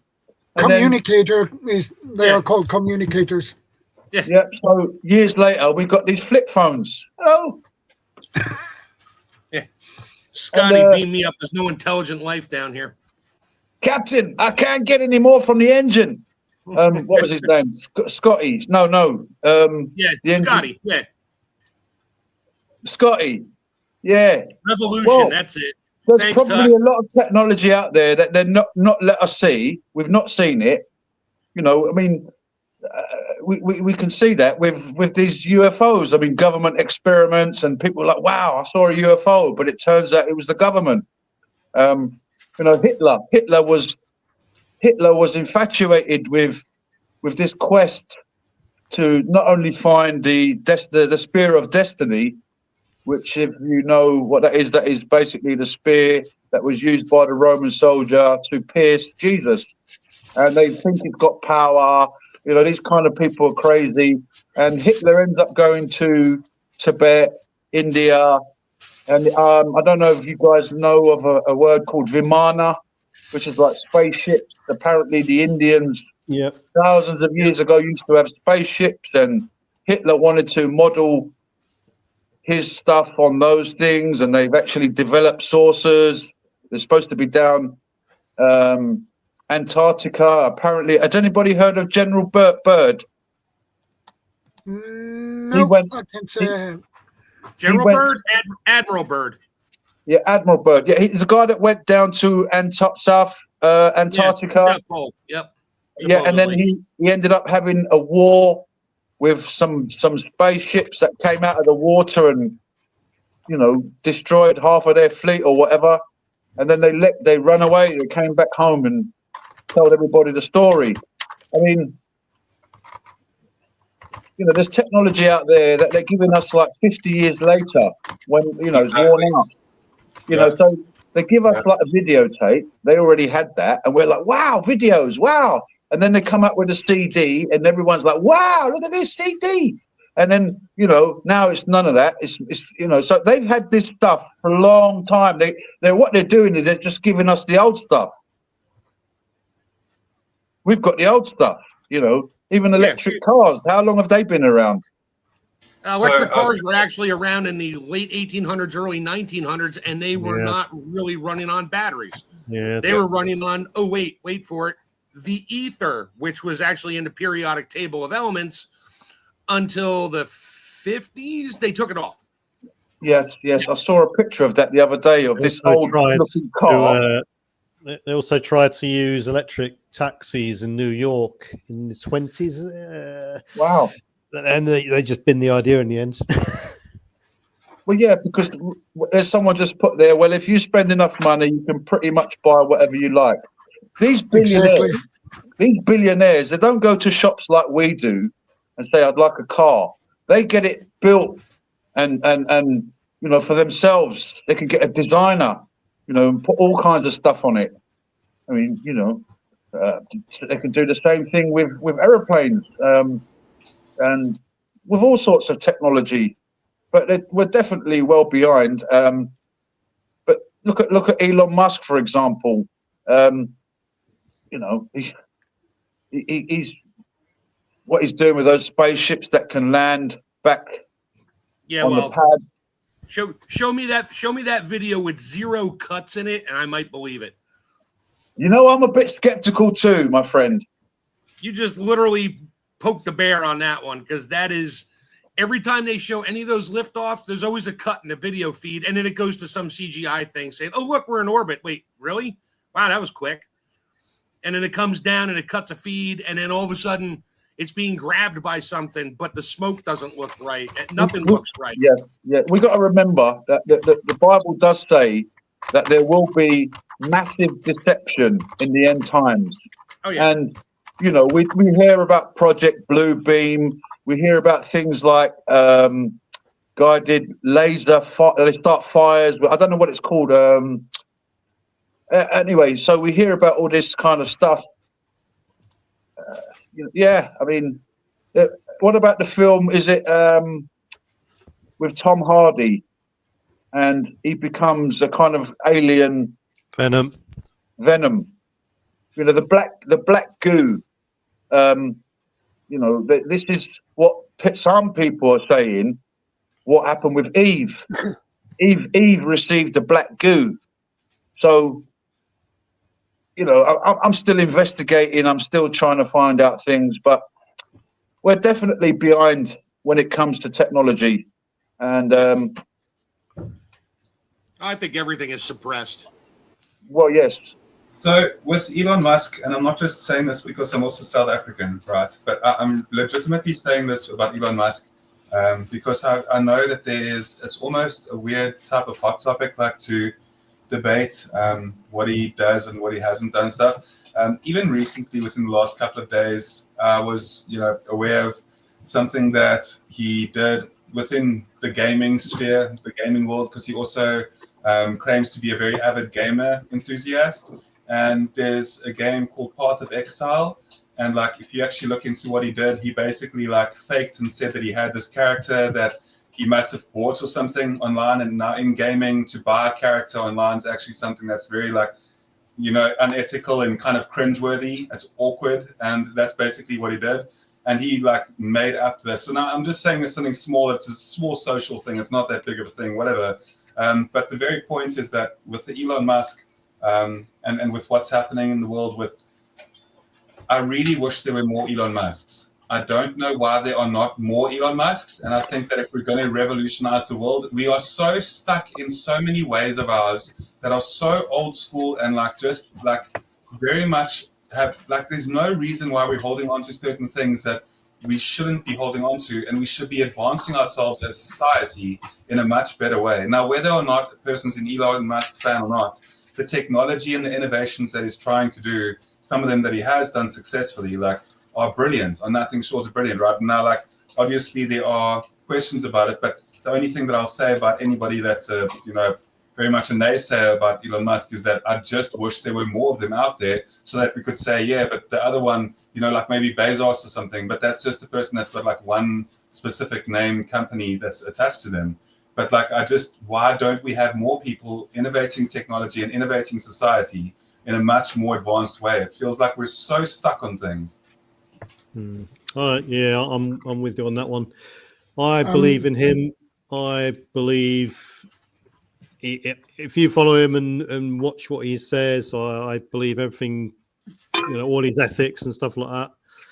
I've been watching the Starlink ships and landings and stuff like this. I believe they're true and all this sort of stuff. And yeah, I'm all for it. Well, there's thousands of people in the crowd. If that wasn't authentic, like there's thousands of actual people on the ground around the area when that is happening. So either they're doing it through holograms, but I mean that's a far stretch. It is something where I don't even know. We could be very deceived these days by a lot of what we're seeing as well.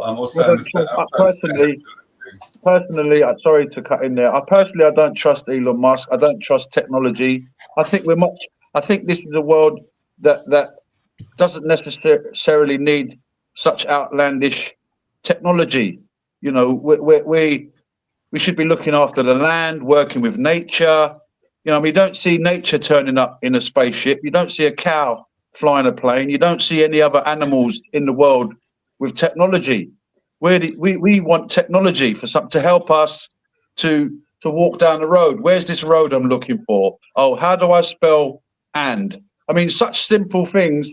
People, I think we're on the road to that sort of world, but it's going to take a long time to progress and transition to the world we want to go to and break away from the old corrupt petrol-driven, or fossil fuel-driven world. It will eventually get there. It's just going to take a bit more time and a bit more change of habits, lifestyle, etc. Yeah, but someone says at the back there. Sorry, one more thing. No, go for it. Vanessa says there. So, did the USA land on the moon? Is the Earth flat? Right. No, they didn't get there. It's a lie. Moon landings. If the moon landings were fake, then I would suppose Russia would be all over it, and America's adversaries would be all over it, because no, I think they're all part of it. Yes, they are. There's a big club. There's a big club in the world, and it goes way back, longer than we think, longer than we know. A lot of these families are hidden. They change their names. They move around. They hide behind. Look, from Babylon, it went to Egypt. From Egypt, it went to Greece. From Greece, it went to Rome. From Rome, it went to Great Britain. From Great Britain, some say it went to America. After America, where's it going? I don't know if you guys have heard of all these massive cities in China. They're just big built cities, and there's no one in there. There's no people in them.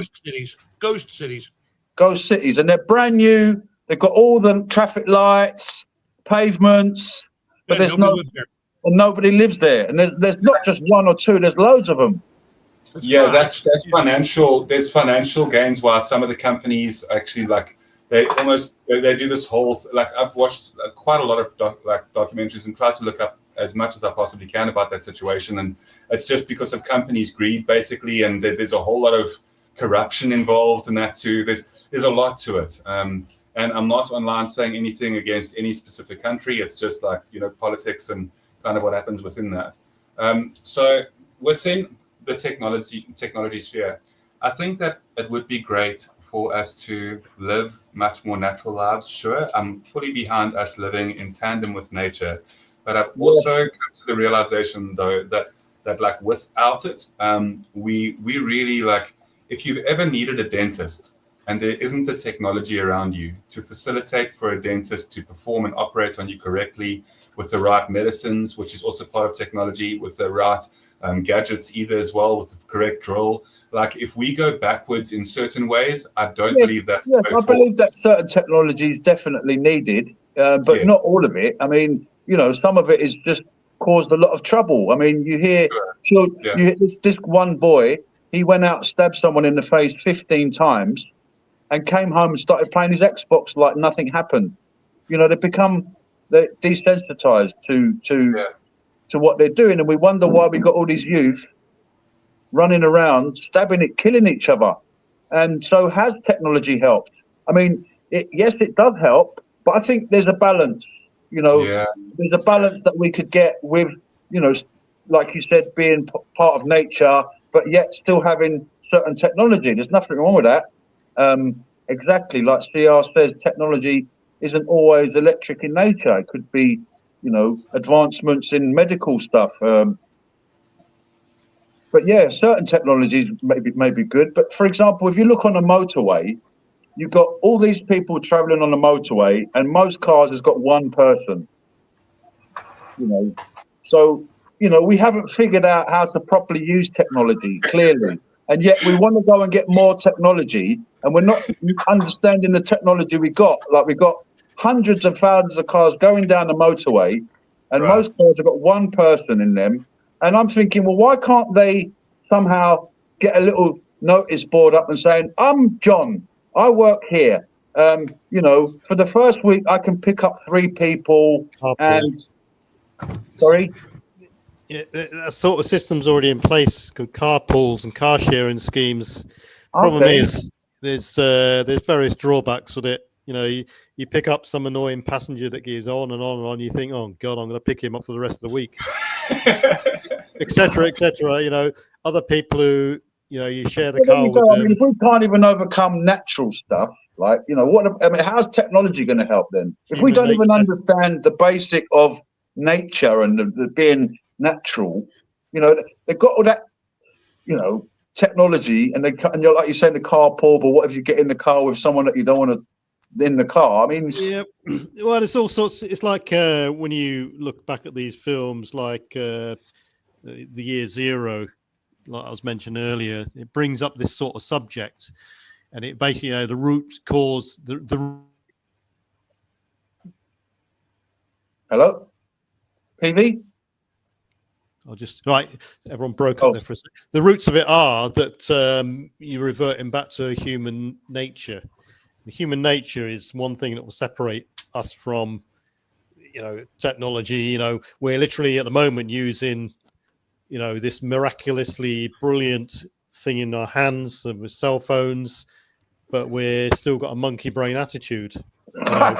Chimp with a phone. Exactly. So, you know, for instance, the human nature side of it, you pick someone up in a car sharing scheme and they don't share the petrol or anything like this, you're still going to get a bit hacked off with it and say something. So is it really helping? You know, I mean,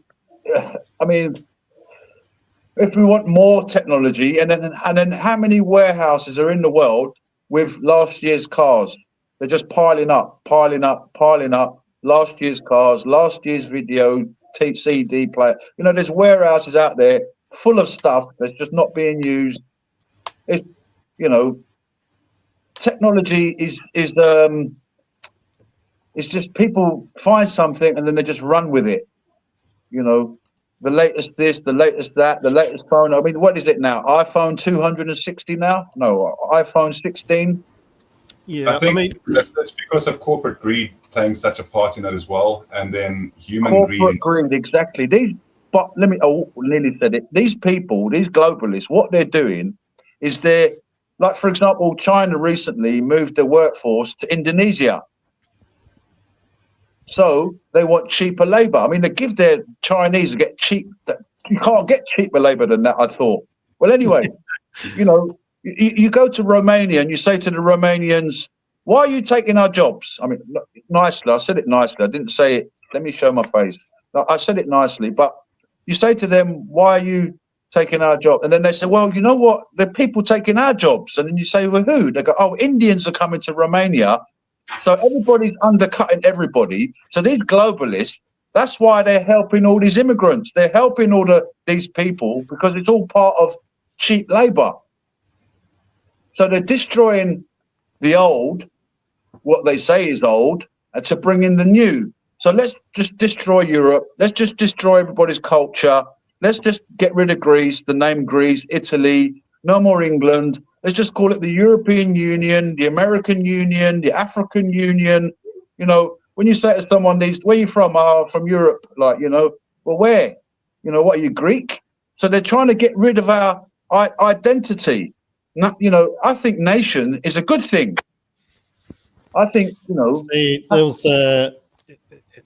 Moonraker, James Bond. Yeah, film. Moonraker. I have seen that a couple of times. The Very idea good one.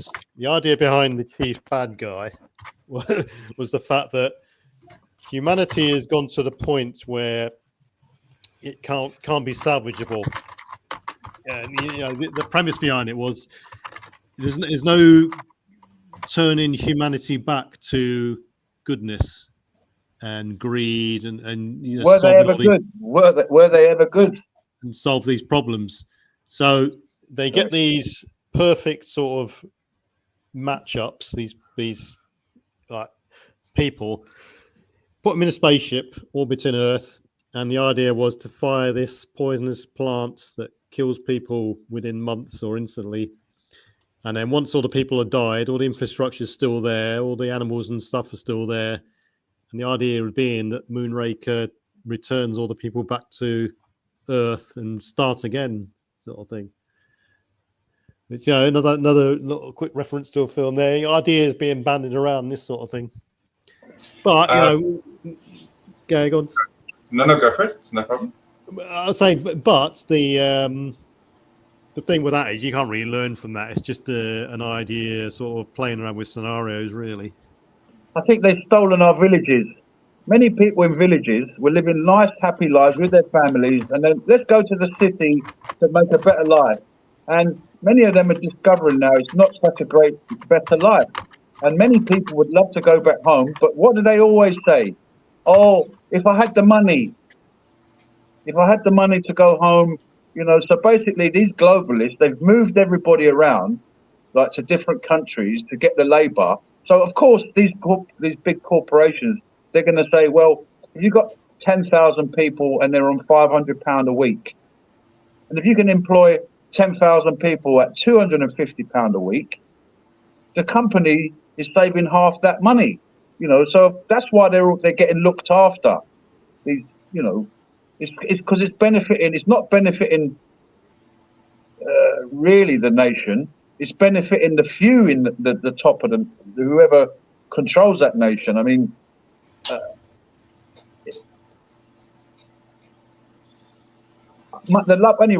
love of money is the root of all evil.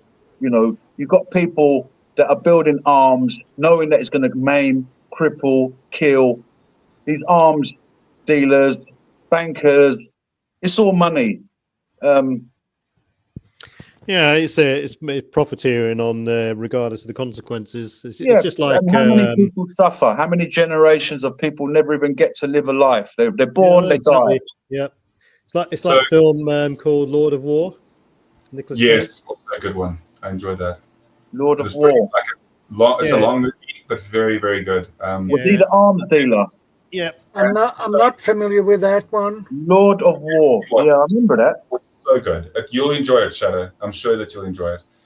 So Chef Tech said one of the most important things there that we could ever really discuss earlier when Chef Tech said that what we're seeing with our eyes and what's being projected to us is absolutely likely and very plausible for it to be absolutely like distraction all the way and completely false, like so much false information that we're seeing. Even with the thing with Elon Musk type things as well, I would love to say no, that's probably all like 100% legit because I believe it is. But I also believe more than I believe that we are consistently being lied to visually. I think that there are so many, if we want to get tinfoil hat for a second, I think it's so easy for the people behind the curtain, if you want to call them that, to control everything that society sees. And why would you not? Like if apparently with like the internet, and I don't ever want to find out what else is on the internet, but the internet that we see as citizens is like apparently like 15% or 10% of the internet. And then like there's that 90% of the internet that exists out there that's just like that you don't want to go down. Like it's not just that it's dark, it's just that it's like immense and like so much that like is really happening out there that we don't even really like know about. And it's just, I don't know, like with so Chef Tech 100%. We are. I appreciate your re-rendition of what I said. That came out a whole lot better than the way I said it. Well, yeah, I absolutely agree with you. I'm saying there's no way at all that I for a second believe that everything we're seeing is legitimate and is delivered to us. All the news stations have a certain agenda to push. All of that. Scripted. The government, it's all a script within the government. And if they go off script, there's guys that look at them as if to say, you better get back on script. Yep.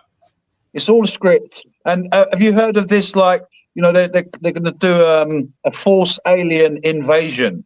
They've got technology where they can project stuff into the sky. Yeah. And you're looking up and you think, wow, there's a spaceship up there. So the deception that's going to come, it's already here. We're all being deceived into thinking. You want my tinfoil hat conspiracy on that? Sure you do. What makes the best type of movie screen? We all grew up, most of us grew up with, Grandpa pulls out the movie screen, pulls it up, and it has this shimmery, shiny stuff to it. Well, there's micrometallic bits in there. Well, if you have that in the air, lots of it, you now have one of the best 3D projection screens you can imagine. Yep. And that's what they're messing with. You know, they've got all these drones in America. Oh, all these drones. What's these drones? Other people saying they're not drones, they're spaceships. And as we know, with Hitler, what happened with Project Paperclip? Project Paperclip, the Americans took all these scientists to America. Von Braun developed the rockets. And so they're all in cahoot. They've always been in cahoot. They're always working together. We think Hitler's the enemy. And then, they're not. They're all working. All these elite families, they're working together. They control all the governments. They control the people that have got the money. Who was it that said, whoever sits on the government, I don't care. I've got all the money. You told me the other day, PB. I forgot his name. Soros. Not Soros. Yeah. Was it Soros? Soros or Rothschild, one of them. Soros, one of the Rothschilds. Yeah. I mean, these people have got so much money. They've got so much technology. They feel they don't need us anymore.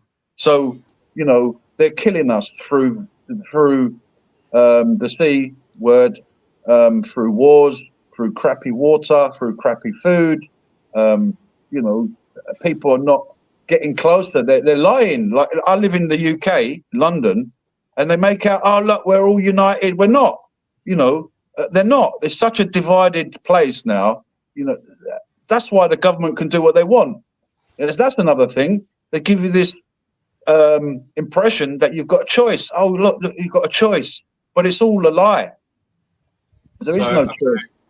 I absolutely think that you're right with regards to that. Also, coming back to Elon Musk, what do you know about his mother? I'd rather not say that live. What do you think of his mother? I mean, don't forget the devil's biggest trick is to make people believe he's not there. And just because he's a billionaire, whatever, doesn't mean that he should be getting involved with political stuff. Just like people like Gates and they've got loads of money, and all of a sudden, London ain't fallen yet. Hendo's put there, London has fallen. I won't say that. Yeah, it is a dump. It's a big dustbin, but it ain't fallen yet. It's not fallen yet. You know why the government's so scared of little Christians? Why are they so scared? They're more scared of a few Christians than they are of a whole army. Why? That's a good question. Because we know the truth. We know what I'm saying. Yes, there's many false Christians out there, sadly, but in fact, a lot of people don't realize that they weren't called Christians. They were called followers of the way or followers of Jesus. And it was I wish I could avoid London. Yeah, it was King Constantine. It was the Romans that pointed at the Christians and said, there's a Christian. So basically, it was like a cult word. And initially, it was called, we were called followers of Jesus or followers of the way. And, then we've got this churchianity stuff going on now. And so, yeah, the governments are scared of truth. That's why they're arresting people like Julian Assange. They put that other guy, what's the American guy that ran away, who gave Julian Assange some of those, the video footage. Oh, yeah, the one who went to Russia. The one who went to Russia. And, you know, who else? I mean, Tommy Robinson. You got the one guy that got killed. With Snowden. Snowden. Ed Snowden. And then what was the guy that got he got killed in a botched robbery that didn't steal anything, but he was about to turn over his all his microchips or something from the DNC. He was about to turn all that stuff over, but that stuff the Heritage Farms, good to see you. Yep. How many people who try to stand up for truth or try to stop the progress of these people at the top? Kennedy, Martin Luther King. Yep. John Lennon was killed because of trying to make peace. It goes on and on. Bob Marley was assassinated by a CIA agent who infiltrated the roadies and was able to put something into Bob Marley's boots. So when Bob Marley put his boot on, he got a prick from this little bit of wire, which gave him cancer. You know, so why are they killing people who try to say the truth? Well, because truth doesn't make profit. If these people, like Guardian said earlier, these people, it's all about the money. Yeah, look at what was it? Not Alex. His last name was Cappy. He jumped off a bridge, with his hands tied behind his back and committed suicide. Sure, he did. He was going all off on Hollywood and all the stuff there. I think to sort of keep it movie-ish here, I think the worst thing that the elite did, and they can look back now and go, maybe we shouldn't have done that, is to, let's just basically say, to keep us all from leaving our houses in like 2020, because instead of us sitting around watching sitcoms all day and getting fat on junk food, most of us started digging into the internet because they didn't shut the internet down. And we started falling into rabbit holes going, what am I looking at here? And then you start digging. It's like, holy crap. I mean, there's millions of them out there that I fell down a bunch I shouldn't have, that I'm like, yeah, no, that's crap. But other ones, I'm like, I'm still looking into stuff going, yeah.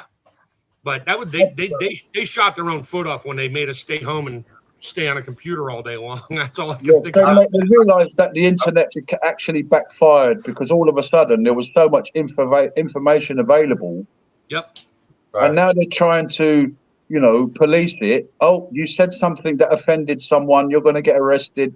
Yes, it's okay to release rapists and killers and murderers and violent people, but we'll arrest people that are praying. Yeah, so Stevie wants to get back to movies. So what movies we got going now? If we're going to speak about Hollywood just for a second as well here, and we're going to speak about like illusions and things that we can, all right. Have you heard of the film Eyes Wide Shut? So but I'm just Sorry, I think it's one of the best movies there is. No, go for it. Eyes Wide Shut is brilliant. It's a very, very good movie. But do you know the director ended up getting murdered because he put too much in the film, and they actually released the film 6 months later, but they changed it. They edited a lot of things out of that movie. I mean, that was talking about the satanic elites, what they do, rituals and stuff like that. And that director was murdered. Talking too much. Possibility? Do you think there's, and I'm going to ask you, this is actually off of the back of one of my deepest conspiracy tinfoil hat things that I personally believe. And it's something that I've never raised either. It's funny that tonight it's the second thing that I'm bringing up that I really don't usually speak about. But I've got to say it in a very careful way. Do you think that there's a possibility that within Hollywood, there's certain people, certain musicians and certain actors that have got so much money involved in those specific characters that they're basically companies and not just people anymore, as who their names and titles are? And would you believe if there's a chance that one or two of them over time, if something happened to those individuals, that there would be too much money at stake to let that occur, and they could slip in somebody that was either a lookalike or somebody that came across very similar to them or something? Like I'm saying, I'm not even going into the clone rabbit hole, but I'm Right, speaking right. about people replacing others just to make sure that that specific company, which the musicians, say for example, I'm not going to point out any names because it is such a tinfoil hat thing that I believe that if I had to tell you which specific musicians or, specifically one musician that I'm very, very, very convinced that musician specifically, because of how much money, and he's one of the, I'll also give you a hint, it's a male. It's one of the most popular musicians in the entire world. Yep. No, not that one. It's not Michael Jackson. it's not. I was thinking of you. Yeah. Right. And, so do you think that's plausible? Do you think that they would replace somebody that's a big musician? Yeah. I think they've been doing it for a while. I mean, Yes, I can name off long a time. couple names real quick. I don't want to, not in the Hollywood elite, but let's just say some particular guy that was running some particular country that if you look at his picture from 6-7 years ago, his right earlobe is like detached on both sides. And now you look at him now and it's not. And that doesn't happen in nature. And there's a lot of people that you see them on TV. You pull up an old YouTube video of them from like 6, 8, 10 years ago. And you look at them now, it's like, oh, look, they look like they got younger. There's no wrinkles. I mean, oh, yeah, I could go go all day long on that, but I won't because it's not movie related. It's The Running Man in one Running Man. Oh, love that movie.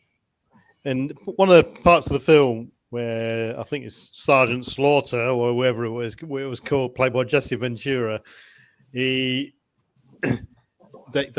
replicate. They can't find Arnold Schwarzenegger's character, so they clone him in a digital way to make out as if he's been killed.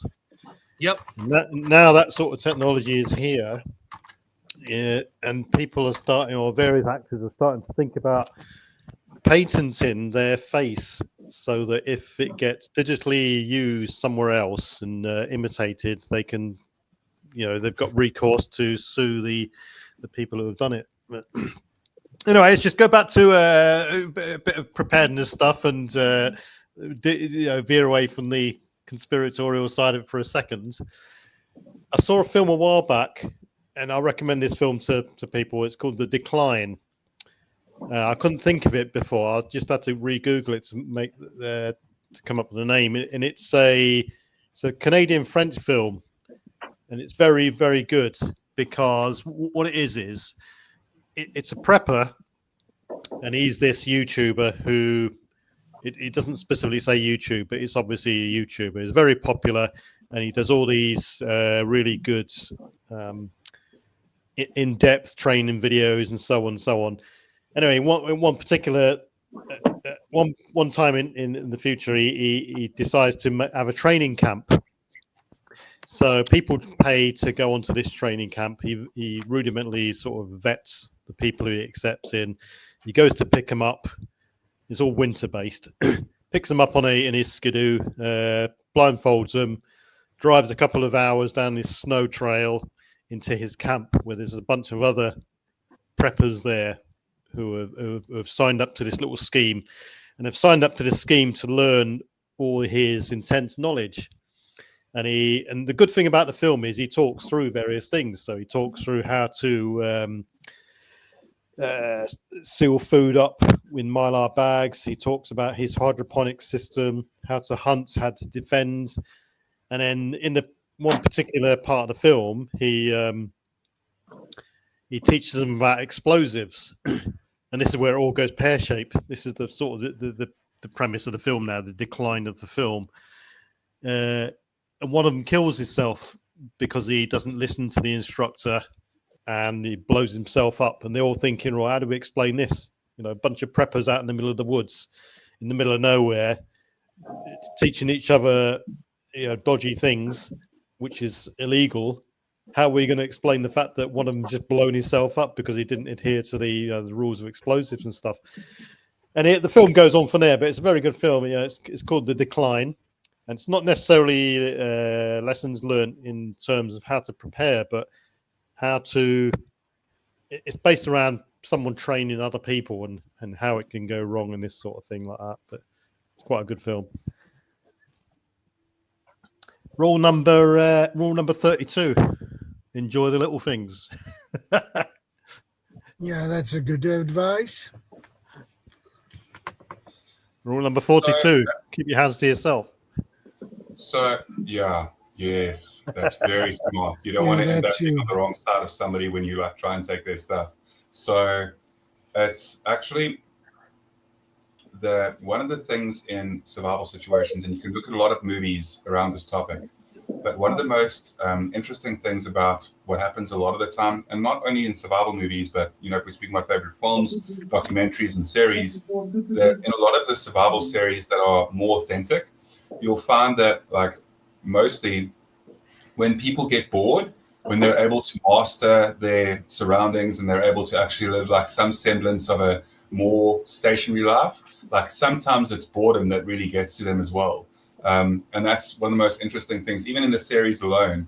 If you've watched all of the seasons, you'll find that like sometimes people legitimately, like some of the most aces out there, like will actually just start getting like they'll miss their family or something, or that because their boredom starts to set in and then their minds just run away. And then that's where they start to actually like, but it's such a mental game when it comes to most survival situations, specifically if you're like in any sort of isolated situation, because human beings are social creatures. So when we disconnected from it, it's terrible.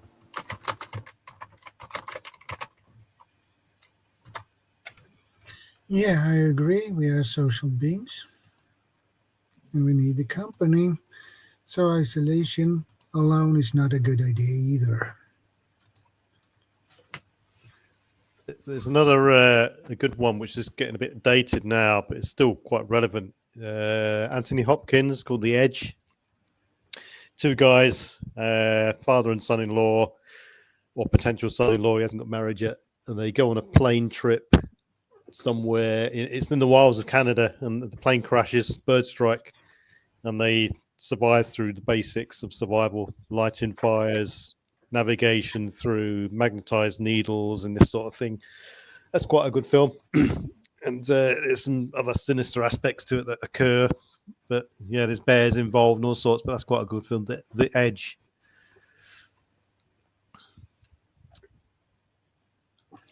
But it's good, it's quite a lot of thought-provoking stuff out there. Some, like I said, there's been research, and some things and ideas are relevant. Others are a bit pie in the sky and just specifically made for the film. But I think if you're inspired by something and it gets you thinking and gets you sort of exploring aspects of a film that is mentioned there, then all well and good. You can go away and you can think about things that you've never thought before and start reading about things that you've never sort of considered before as well. So films are definitely a cause for sparking research, often stuff like that, not just books. Because with a book, with a film, you start comparing books with films now. Is the fact that you can watch a film and condense quite a lot of information, and you can flash through it quite quick. 2-hour film done. You try and read the book related to that film, it will take you longer than 2 hours. But you're absorbing yourself into it a lot more by reading. You're sparking the imagination off. So, yeah, pick your films wisely. And it's interesting how people actually pick films. You see, do they go off the hype and the trailers, which is always rubbish half the time, or they go off, user ratings or reviews. So, VK, is that question posed for somebody specifically, Vanessa Kelly? Like they want to have, what have you done in this life along learning and teaching others? The curious would like to know. Is that to the panel, or is that specifically to anybody? Second start. Good to see you, second star.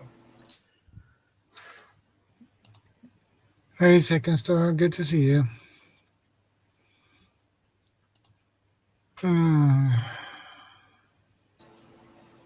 So this is something that I don't mind answering this one specifically as well at the moment, and somebody else can go after me. So I think that with learning and with teaching people, I think that that's one of the most amazing things that a person can do is provide knowledge to somebody else about something. I fortunately have spent a large amount of time within the Scouts, and I've assisted a lot of youth to know a lot more about the wilderness and survival and understanding their surroundings from different, fauna and flora in our local region. So a lot of the indigenous plants around here as well. And not only that, but I also taught mountain biking in my youth. I was a downhill mountain biking instructor for several years in a row, which I really enjoyed, educating others as well. And that's also why I run YouTube channels, even as for different reasons at different stages as well. I've tried to teach other people through different videos and content that I've made. So I think that as well. And then being a father of 2 kids, so my point is also something that I'm really proud of as well. And I love my family to bits. I really do. And I think that having the opportunity to be a dad and to teach them and to guide them and to basically be an example of what a man should be in this modern world is definitely something that I really cherish. So when it comes to teaching others, I think that that's a great opportunity for us to be able to always do so. And even in these, just to go back to make sure that we're staying on topic, there's so much that we can learn as well from different movies that are out there and different scenarios with documentaries and knowing about crime shows. If we're speaking about favorite films, my wife and I watch a lot of crime interrogation and investigation things, and there's so much that you can learn about human behavior, human psyche. There's so much that you can pick up from it. So it's brilliant that I love it when people in the side chat will ask questions to the panel or to side chats to keep it engaging, because then that makes a whole different thing around a topic that sometimes you'll find out things that normally people wouldn't have ever really brought up. So that's why I'm saying that questions like that, questions should always be really viewed in a pragmatic way as well. So absolutely. I love teaching. I love learning. I think that as soon as we stop learning, we get old. So as long as we're learning, no matter how old we are, I think we can be very young and we can be extremely 90, 100, whatever the case is. If you're at that age and you're still learning, good for you. You're still growing. You're still young. So as long as we still learn, still adapt, still inform ourselves, we can maintain youth through the rest of our lives and staying close to nature, of course. I agree with that. I like to teach people, the guys I work with and girls, that, when we're diagnosing something electrical or mechanical or plumbing related, I don't teach them how to diagnose it and just throw a part at it. After I do that, I teach them to look at why did it fail? Take the component apart, look at it. How does the component work? Why does it fail? I mean, it's simple stuff like that. And that's helped so many of my guys will call me on the phone and say, oh my God, you taught me this 3 years ago. And I realized that this was the problem all along. And I forgot you told me that. It just makes me feel good when I do that. And that's what we should do anyway. Not just, now the teachers in school, they teach to the test. They don't teach you to ask questions about the test. You get a point there. Definitely. So now I'm surprised no one's mentioned The Martian yet. The Martian. I watched that on the theater here in my town, in my city. Yeah, Matt Damon, right? Matt Damon. That's it. Yeah, exactly. It's so good. That one was a good one. That's that to me highlights the fact that kind of key things I take away from that film is improvisation. Yeah, improvisation and perseverance. You've got to be able to improvise and adapt to the surroundings and the situation, which it depicts quite well in that film. And the fact that, which isn't sort of immediately apparent, is the fact that the success of the whole mission, it basically relies on communication, not just by radio, satellite, or whatever, but the means of communication, the different ways you can communicate to people in order to get your message across to achieve your aim of being rescued and stuff like that. So yeah, that's a very good film. That is. I thought that was quite an inspiring film, actually. There is another film which I can't remember the name of, and Shadow, you'll probably know. I think it's a Swedish film. It could be could be Norwegian or Finnish. It's I think it's Swedish. It's about the Russians invading northern Sweden. I just can't remember the name of it. I'll have to Google that one. Google it. Was it like Red Dawn except in Sweden? Yeah, similar to that. Yeah. I'll be back. I'll Google it. 2 seconds. It takes PV a couple of seconds. Red Dawn was a survivalist thing because as they're getting all attacked and that, they stop at a couple places and just load up with stuff and disappear. And I mean, as fake as it was or weird as it was, they pretty much grabbed everything they needed at Dad's general store, the uncle's store, and ran away. And they were able to kind of survive in the wilderness, sort of. And it gets a little hokey after that, but So this, so Shadow, this it's called The Unthinkable. Okay. Have you seen that? It's a Swedish film, and for English-speaking audiences, it's dubbed and it's it's subtitled in various other countries. But yeah, that's a very good film. It was slow to begin with in certain parts, but basically it revolves around the scenario of Russia attacking Sweden and invading, and it happens in the end. And it's very good in terms of how it depicts sort of the sinister incursion and the sort of the way the government finds out and how it all actually pans out at the end. I won't spoil it for people, but that's quite a good film. The Unthinkable. Yeah, I think it's Amazon. I think Amazon Prime. That's saw it on. Yeah, good film. Recommend to watch that. It's they all retreat to a bunker in the end, and they have to fight their way out. But...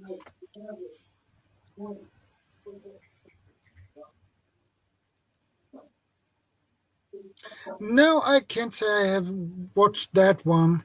Yeah, good film. Let's have a look.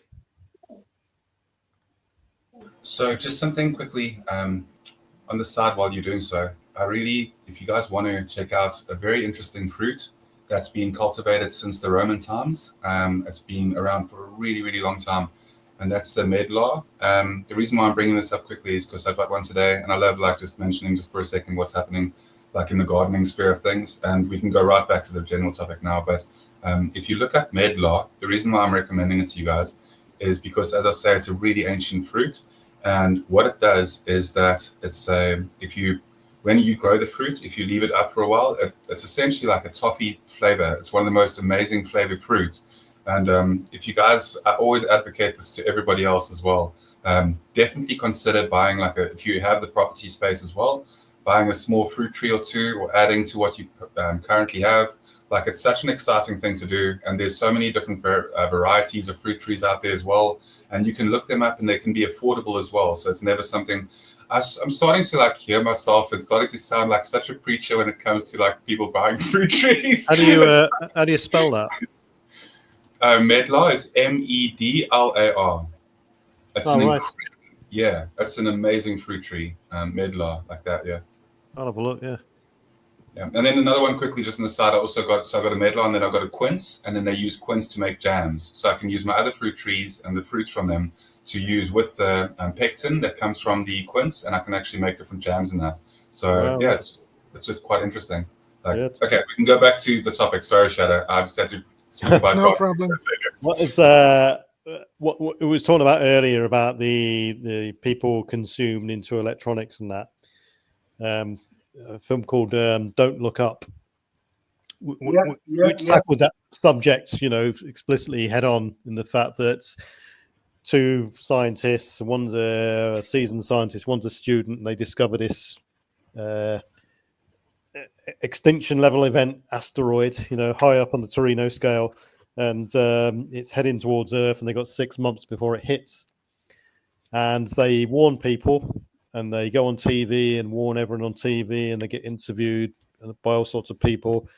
Basically, people, they're just oblivious to the fact they're just not interested. They're more interested in their social media likes and their plastic surgery and all the fakery that goes with it, etc., etc. Yeah, it's a very good film, but they can't stop it. In the end, it hits, and there's a good quote from the main character there, who says, he turned around just as the asteroid's about to kill them all. He turned around to the people they're sharing the final supper with.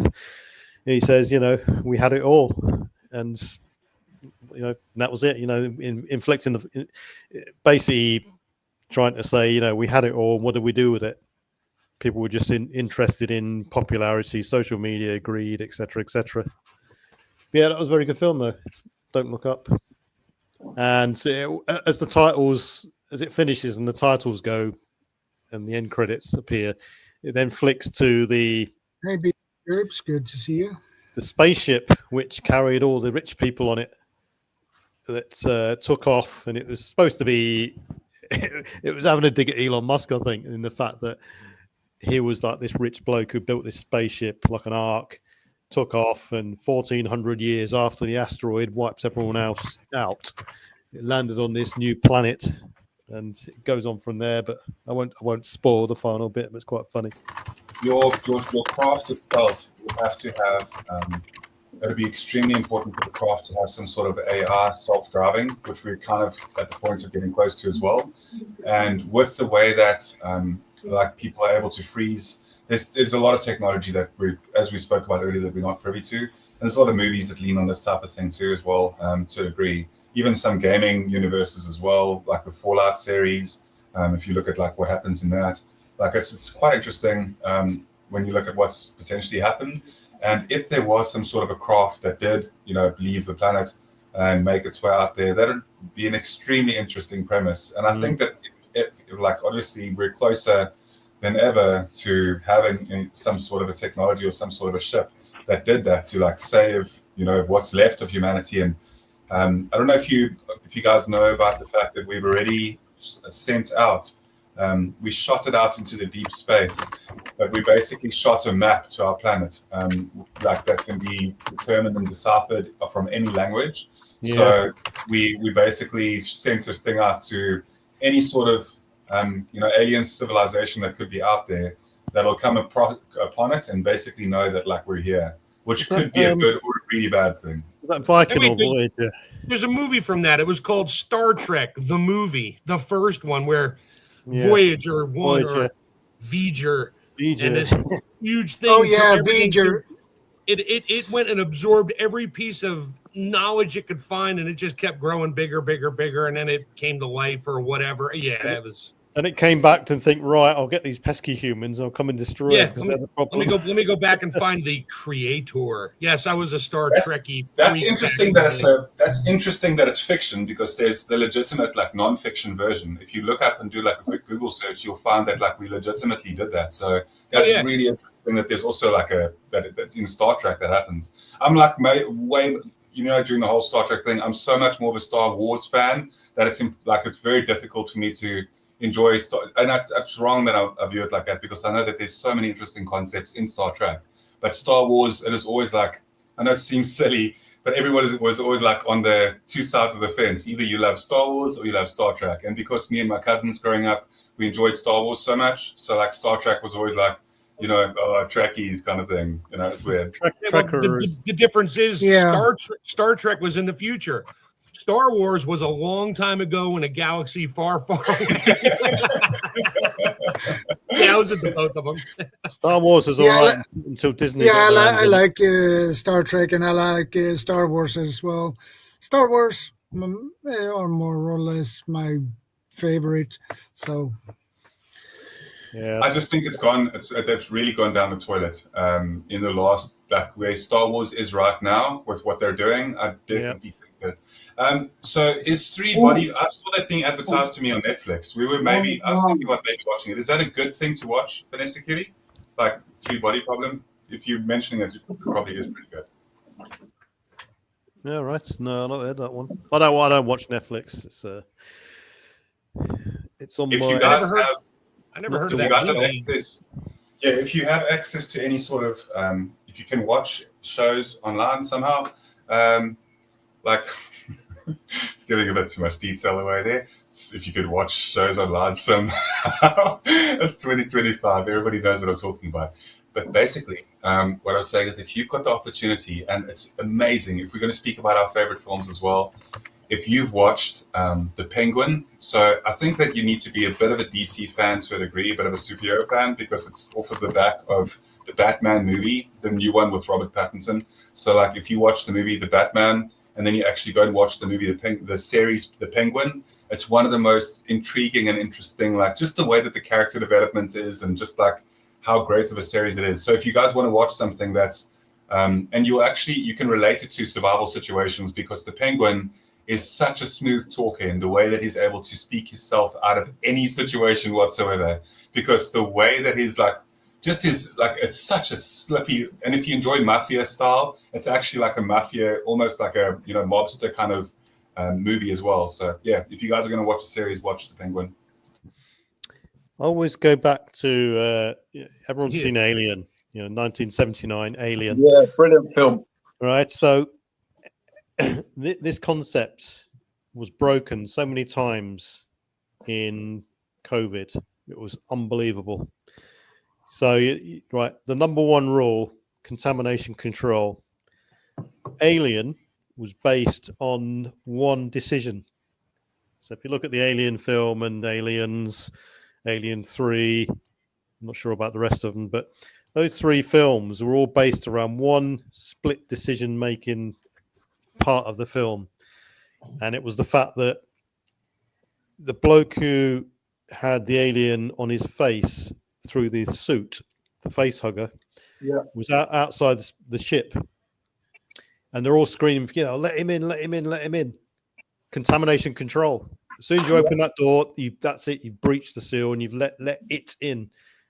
And that key rule that sticks in my mind all the time.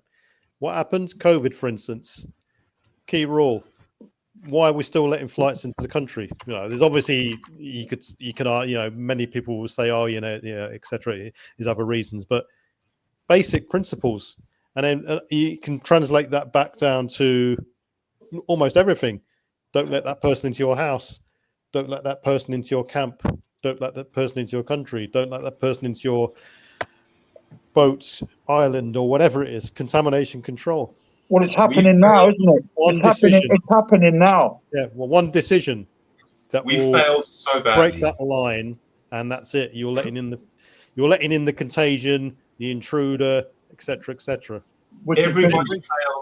Everybody failed dismally. I'm sorry. If that CV-19 situation was much more severe, people would have absolutely, as a test run, humanity absolutely failed. I can't believe how badly we technically failed. Ridiculous. If that was something that was a test run compared to something that was much more severe, the way that we spread it, the way that people gathered in groups, the way that people celebrated, and I watched all of this and I couldn't believe the lunacy, like the complete idiocracy of like how people were like partying and saying COVID, and they're making like big jokes and going to these like big parties and like still like the way that people were carrying, and then what they were doing is they were like doing this, and then they were making like little videos and speaking to like elderly people, and like some people were going and coughing in other people's faces. Like human beings are really, really like dangerous to each other when it comes to anything that's similar to that type of scenario again.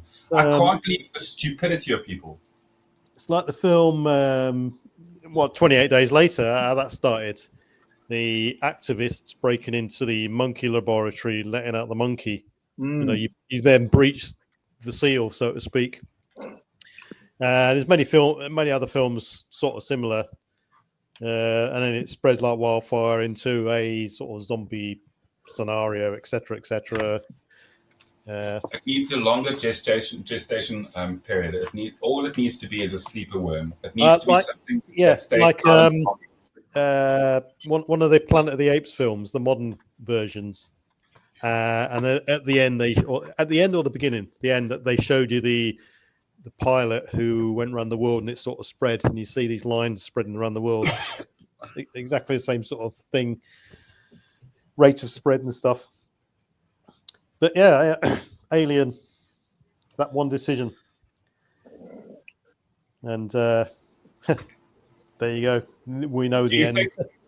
Do you also think that we might experience something similar like that again? Like, do you think that they might? Because if there is something, like guaranteed. maybe we do have certain things in place, but man, it would be terrible to be a veteran. Like, well, I mean, if you look back in history, on average, every 10 years there's a pandemic. So we guarantee we get another one. I mean, there's inklings now that there's a pandemic on the horizon, that the RSV, HMPV virus in China at the moment, which is slowly spreading throughout the world. Yeah, doesn't that one travel around with wings? Let's go with that. I don't want to get Jaron banned here. That's the newest one. Yeah, has feathers and wings. Yeah, that one. And same with like Vanessa said there, the thing with Russell something. Russell. First one. Yeah, exactly. The thing in the Arctic Research Station. Oh yeah. I have watched that one too. I know a guy who was posted to the British Antarctic Research Survey Station, and he said as soon as they got there, one of the first films he showed him was the thing. Great. Same sort of scenario. You know, they got a contagion. What do we do? And the chief scientist in the research station knew that if it was let out, the whole world would be contaminated and it would go. So the door, so to speak, or the breach in the seal was the fact that everyone there had to die, or that'd be the end of everyone. Kurt Russell, yeah, there we go. What about the film? No, has anybody mentioned Invasion of the Body Snatchers? Another one. Yeah, good one. That's a good one because it came in the rain from a different planet, across the solar wind and stuff, didn't it? Yeah. Interestingly enough, Kurt Russell was just a bit of a sideline sort of Easter eggy thing. During the Phoenix Lights, he was flying a plane in the vicinity of the Phoenix Lights, and he saw them in the air. Little side note there, but the Invasion of the Body Snatchers is a good film. They did a remake, didn't they? No, they've done a couple of remakes. Yeah, that's right. Yeah, I like the original one with Donald Sutherland. Yeah. We were talking about cloning earlier. Yeah. There's a prime example of cloning, and then what comes back is not the same person. Nope. It's something else. Looks pretty close, but not the same. Yeah. Do you remember the end scene? Oh, I don't want to spoil it. Has anybody not seen Invasion of the Body Snatchers? I won't spoil the ending for you, but it was a great ending. Not. I haven't seen.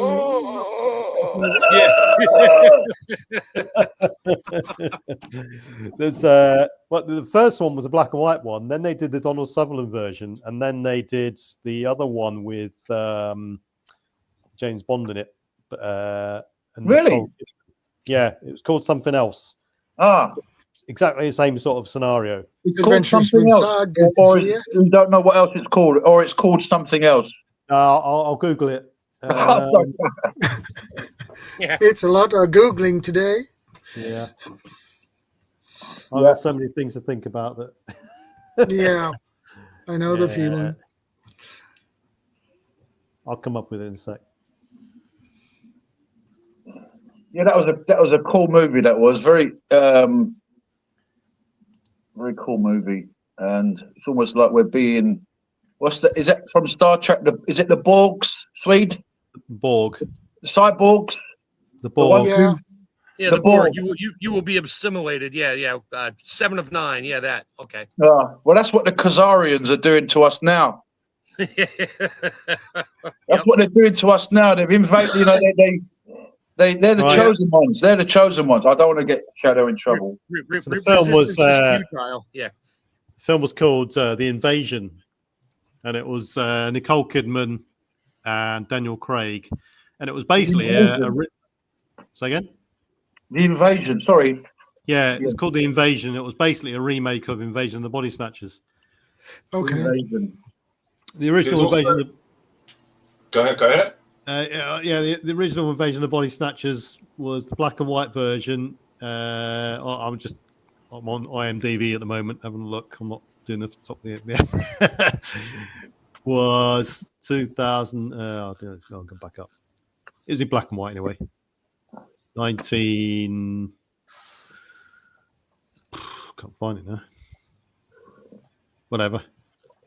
1956, the original Invasion of the Body Snatchers. 1956. Wow. Yeah, Kevin McCarthy, Dana Wintner, and then they did the remake of Donald Sutherland, and then the Daniel Craig version. That was about the same time as the movie When the World Stood Still, when that alien lands in DC. Yeah. Yeah.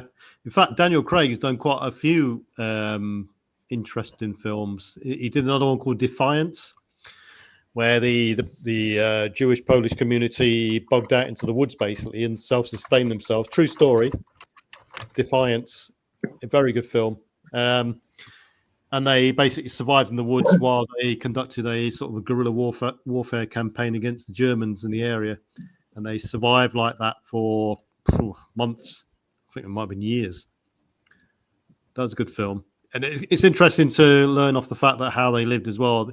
They were literally in the woods, all sopping wet through, freezing cold. They built their own little sort of wood cabins, fires, foraged for food, etc., hunted for food, and they still managed to organize themselves and conduct these raids against the Germans. And like I say, it's a true story. It's a very good film. We all have like an extremely high level of willpower when it comes down to our zest for life. It's amazing to see like that people really will pretty much go through anything just to like make sure that they're like can make it just to see another day. And it's just, I don't know, those type of stories are specifically inspiring because I've been through like tons of rabbit holes where I've like watched quite a lot of different, survival stories. And it really is amazing if a person's just willing to like just push on and push through things. Specifically with a lot of the movies as well that we've been speaking about. I want to just let you guys know it's 11:30 here in South Africa. So I'm just going to call it for this evening. I've got an early morning, and then I've got to do 2,000 push-ups early in the morning tomorrow. So wish me luck for that. And then you're gonna do it. You've done it already. You've got it. Yeah, thank you, brother. I appreciate it. I've got to catch up basically 4 days of 500 each. But yeah, I'll catch up with you guys soon. I'll chat to you, and thank you so much for an entertaining evening. Tonight's has been like such a great night as well for chatting. So goodbye to everybody in the side chat. Thanks for the chat.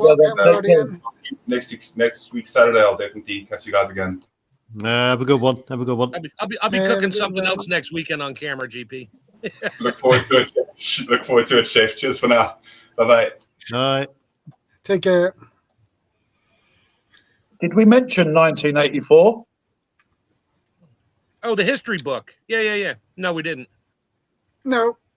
1984. George Orwell. Yeah. And I know the book well. Yeah. That's why I call it. We call it a history book. That's very George Orwell saying, dude, this is supposed to be sci-fi, not a reality book. Yeah, we've surpassed that, I think.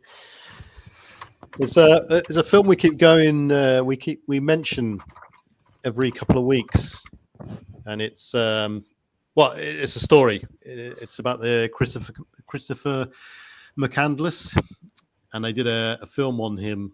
It's called Into the Wild, and basically the film was about this sort of guy who got a bit down on his luck. He decided to say whatever, and he just went out on the road. Basically, he lived out on the road. He traveled around America. He went down to Florida and lived there for a while, all the way to California, etc., etc.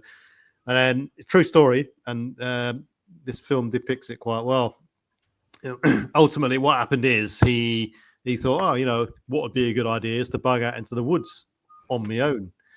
So he went out into the woods, pretty ill prepared, thought he could hunt and forage, and he found this bus, this disused passenger bus in the middle of the wild, right in the middle of the wilds of Canada or North America or something like that. And ultimately, he couldn't hunt, he couldn't sustain himself, he couldn't grow what he needed to grow, and he ended up starving to death in the bus. And then, hey, CB, wasn't it the guy who took the wrong herbs? He started eating the wrong herbs in the bus. Is that the same movie? Yeah. And he poisons himself. Yeah, and ultimately he starves to death, and a couple of months later, a couple of hikers find the body. But yeah, true story, yeah. And lessons learned. Like we said many times before, everyone thinks they can go out into the woods and hunt and forage and self-sustain themselves. Even the most seasoned hunter and trapper, will have problems because you got to have multiple game trails, multiple trap lines, and multiple sources of hunting. It's not easy at all, and it just proves that it's very hard. And like I say, it's a true story, and he ends up dying. Yeah. Right, I've got to go, Shadow. It's my time. Yeah, no problem, PB. Good evening. Have a nice evening, PB. Say hello to Mrs. PB. Yeah, no worries. Bye, PB. Yeah, see you later, Hugo. I mean, sorry I didn't catch you. So, one in, one out sort of thing. The night shift. The night shift. Yeah. CR's going to be coming back soon. Hasta la vista. Baby. Buenas noches. Hey, PB. No, it's gone. Oh, the one of those sayings. Was we just met? What was it? One of the. Hasta la vista, baby.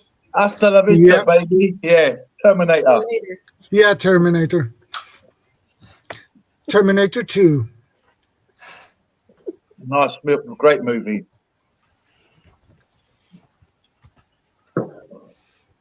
I like the Clint Eastwood one. What's that?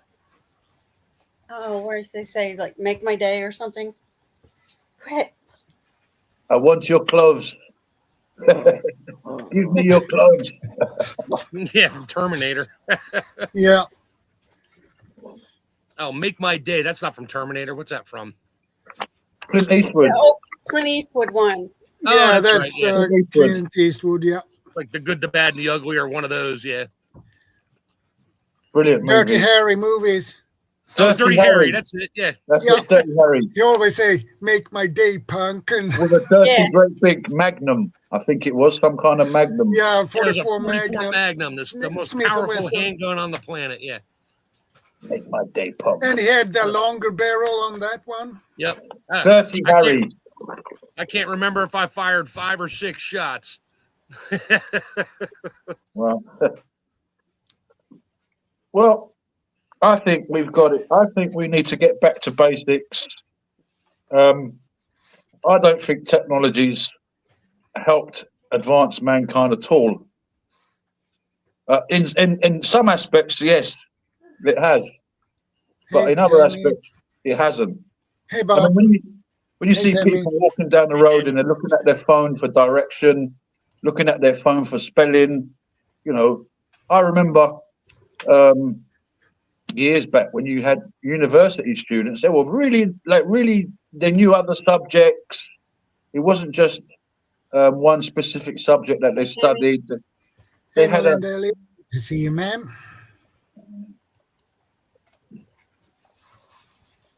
Yeah, we went from teaching Greek and Latin in high school to teaching basic English in college now.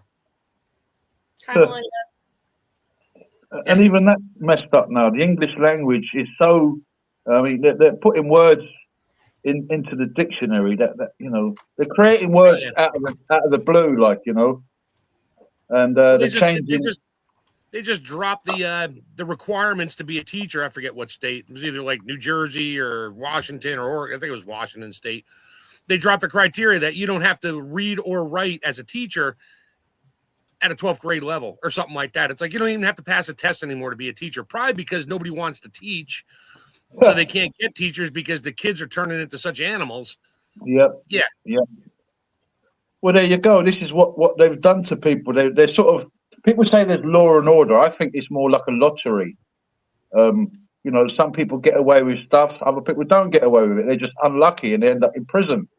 I'm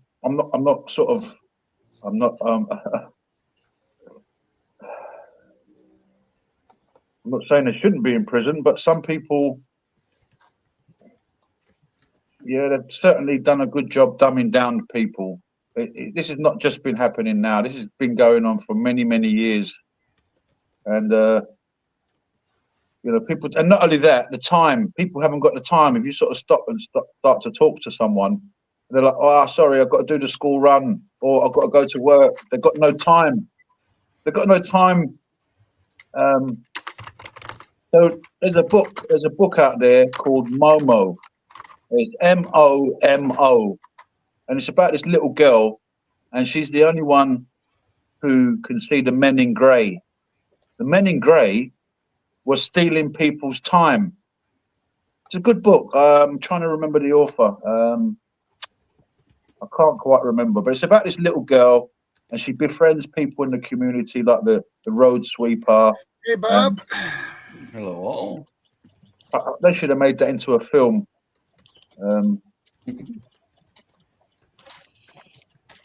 Oh, what happened to the Asian girl background?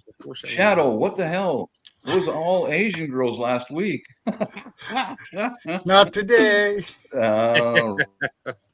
What's up, Bob? Right. Hey, how you doing, guys? So I'd stop in for a minute before I get out and do a grocery run. My plate. Good boy. Yeah. What's the topic, guys? What's up?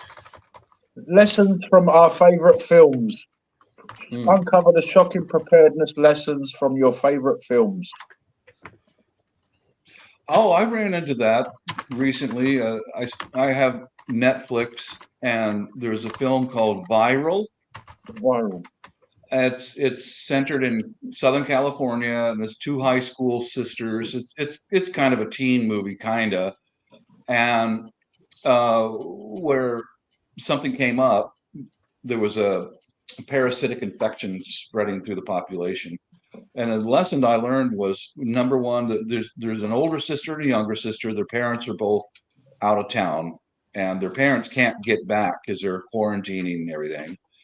And there was President Obama was on the TV giving instructions, and one of the sisters goes, "This is boring," and clicked it off. So there's lesson number one. Didn't listen to quarantine instructions. And then later that night, they want to go make some dinner, and all they had was a box of brownie mix, and that's all they had in the house right there. Nice. That was it. That's all they had. And so there's lesson number two. But I did notice that the older sister, her father had taken her to the range to teach her how to use a 9mm pistol. But the younger one, he wasn't able to take her to the range and teach her. So at least one of them had a way of being able to secure their protect themselves. But lesson right there: listen to any kind of education you can get, and for God's sakes, put some food and water away. Then I definitely later, agree with that. because as soon as the internet was interrupted, they didn't have their laptops to go and get any information from. And they weren't taught any life skills, so big time. That's what I learned from that movie right there. This is what they've done to us. It's rather like if you take an animal from the wild, or it's bred in captivity, you can't release it into the wild because it won't survive. Yeah, same as humans. Humans, we can't just go back into the bushes like Peavy was talking just before you came on about this young lad who thought, I'm just going to go and bug out, and he ended up starving to death on a bus. Yeah, I heard about it. Yeah, I True heard story. about that one too. So, I mean, of course, we did have a great, look at the American guys, the frontiers. They went to America, able to build up communities, go hunting, and they thrived.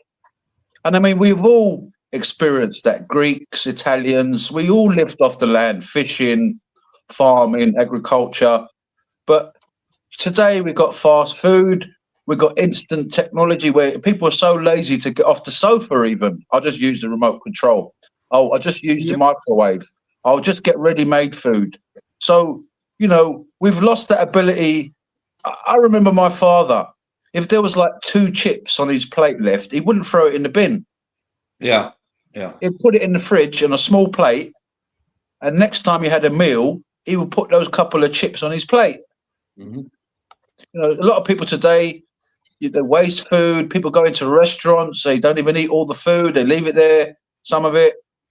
I mean, the waste today is just ridiculous, and there's, you know, for some people, there's no chance they could just go back into the wild and survive. No way. How many people do you know that have said, "Oh, there's insects, spiders"? Oh, there's bugs. I can't go out in the grass. There's bugs Yeah, oh, there. there's mud. The mud. Oh, I'm going to get dirty. You know, a bit of mud is good for you. Stick your hands in it. Stand in it barefoot. Yeah. It's good for you. So it's, you know, but we've lost our immune system. It's messed up. That's up to us older people to teach the younger ones. You know. Yeah, I agree. I definitely agree with that. Yeah. Well, I ran into a situation similar to what you're talking about just now. Is I got a still. I bought it on Amazon, and I'm making modifications to it. And I was distilling some water in the kitchen, and my son came down from upstairs. He's about 25 or so. And I said, you know, hey, come on in here. I'll teach you how to run the still so we can have clean water. And he goes, oh, no, I'm busy. You see? Yeah, Okay. so I'm not going to give up on him, because I want him and my wife to learn how to use this thing. And I'm also going to put up some more videos about it, because I found some failures in the system, and I'm going to modify, and I'll keep posting videos about it, so that if you guys want to get a still, learn from me, because this worked for me. That's a good idea. You know? Yeah. Good idea. Yeah, real good It's idea. true. I talk to some youngsters and I say, how about, you know, going on a camping trip? And they're like, oh, no, I can't. What, in a tent? Yeah. Well, you know. Yeah. Do I have Wi-Fi? Can I get Wi-Fi there? Oh, yeah. Yeah. So, you know, I mean, if these people ever had to go back into the wilderness, there's going to be a lot of death. They're going to struggle. They're going, unless they got some people there that are into bushcrafting, wilderness survival, who know how to forage, who know how to hunt. They're going to be in a lot of trouble. Many people are going to be in a lot of trouble. A question I got, what I was wondering, Bob, and everybody else, is have they been brainwashed to be the way they are? Has it been going on for so many years that they've made them like that? You know, advertisements on TVs, films. I'll throw in on that question. I think it's a combination of the tech, what they're learning. Human beings are just like deer. Deer don't climb straight up a mountain. They side hill. Yeah. Human beings are the same way. Will take the easiest path possible. So if they can do something with minimum to no effort, they'll do it. Yeah. They'll avoid hard work, sweat, and all that. And plus, you know, they advertising, marketing. Oh my God, marketing! I hate marketing, because what about the parents themselves? When you hear parents saying, "I'm not going to let my son go through the same hardship as me, or my daughter, so I want them to come to a more technology advanced place." You know, I don't want them to work in the fields. It's interesting because in Greece, many of the youngsters now are going back to the old traditional ways, like growing grapes, farming. They're going back to that in Greece. Some of these kids are like, you know, from college, universities, and because of the money situation in Greece, they've gone back to doing those things. And like you're saying, they've been told by it. So parents are to blame as well, I think. That's what I'm asking Bob. Yeah, I agree. I agree with that too. Not just the system, it's the parents, you know, who. That's why, for me, what I did with my sons, all of them, all three of them, we'd suit up and we'd go out in the woods every other weekend. Go out there, and I would teach them plants and trees and how to do trail markers, how to find your way in, find your way out. You know, what you can eat, what you cannot eat. Avoid these plants because they'll, like stinging nettles. Avoid these plants, and it is up to the parents. Well, you know, you can actually eat stinging nettles. Yeah, you can eat them, but I also taught them how to avoid them. You know, don't get near the devil's clubs, don't get near the stinging nettles, and all that. But how many Poisonous parents actually mushrooms. take that? How many parents take the time to do that? Not many. Yeah. That's so true. This is what you know, and slowly but surely the system has taken over the children. You're hearing stories in places where they're giving children puberty blockers, and you know, and the parents don't even know, and the parents haven't even got a say. I think it's really bad. So it's a combination of That's the parents and the system. Mm-hmm. You know, the parents saying, "Well, I agree. I don't want my children to go through what I went through." No, let them go through what you went through, because your forefathers went through it. That's how you know it. Now, what you're doing is you're severing that natural relationship with your children.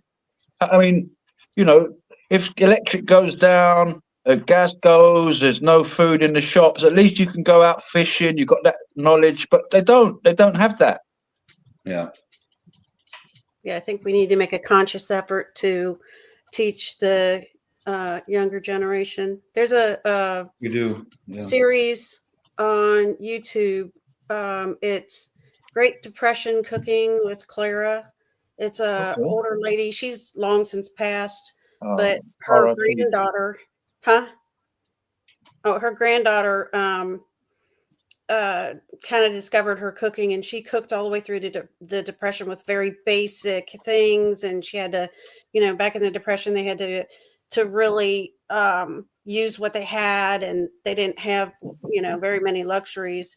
And it's pretty interesting to see, you know, like what they ate and how they made the best of things, and getting back to cooking from scratch. It's Clara. They made it into a book too with all her recipes. Sounds very interesting. Yeah, it's it Depression is. Cooking with Clara, I think is what it's called. But if you Google it, it's a YouTube series of all her recipes, and it's her granddaughter filming them in the kitchen, you know, making something that she ate when she was younger, back in the Depression. I'll go back to the movie topics. It's a Korean movie. It's called #Alive. It's on Netflix. Alive. And there was a young man and a young lady where everything broke down and the zombies are roaming the streets. And the young man, he was addicted to video games. And he comes out of his bed in the mid-afternoon, and his mom left him a note and some money, go get some food for the house. And he walked away from that, and he went back to his video games. He was screwing around, not. And the young lady across the complex from him, she was a mountain climber. She was physically active. She had survival gear and food put away in her apartment. And it comes down to where he's out now. He's out of food, out of everything. He had a temper tantrum and destroyed his television. Now he's got no information coming in, nothing. And the young lady across the hallway or whatever from him, she's already prepared. And it shows one scene in the movie where he's going to unalive himself because he's starving. And they had to work together to where they put a rope between their apartments, and she was having to feed this idiot because he didn't, you know, he had nothing. Next thing, the water shut off, and the young lady. It's just an example of what you can learn from a movie. Is the young lady, when the power was cut off, she had a tent because she was a mountain climber, and she set that up in the middle of her apartment so she could stay warm and be out of sight. And the young man, he was a bungling idiot, you know, but she had to feed the guy because he was video game addicted. He couldn't walk away from it, and that's what set him up for failure. He didn't act on anything, you know. And that sort of speaks for the majority of the youth in the world today. I think, you know, the majority of the youth today, they don't want to get dirty. They're scared of insects and spiders. They don't want to sort of they want to eat potato peel for dinner. You know, I mean, during depressions, I actually watch food videos like that as well. Like we were talking about earlier about how to make food go a long way. And I've been watching this woman who does jarring. This is what we did during the war, and she shows you how to make things last a lot longer. And it's great. All this kind of stuff is great, but sadly, and it's the same youth that are going to be turning around robbing us later on. Because when they loot all the shops, there's a movie out right now, and the American movie that it's in the theaters right now. It's called Homestead. Yep, and it's in the theaters right now, and they're going to make a series out of it after the movie. But after the movie runs its course, I guess. But it's pretty good. I mean, they Hollywooded it up a little bit. It's apocalyptic. Nice. Trying to give anything away, but it's based on mostly on a couple who has 3 kids, and the teenage son is all about his video games and yada yada. And this well-off guy makes a homestead with everything. It's like a prepper's dream.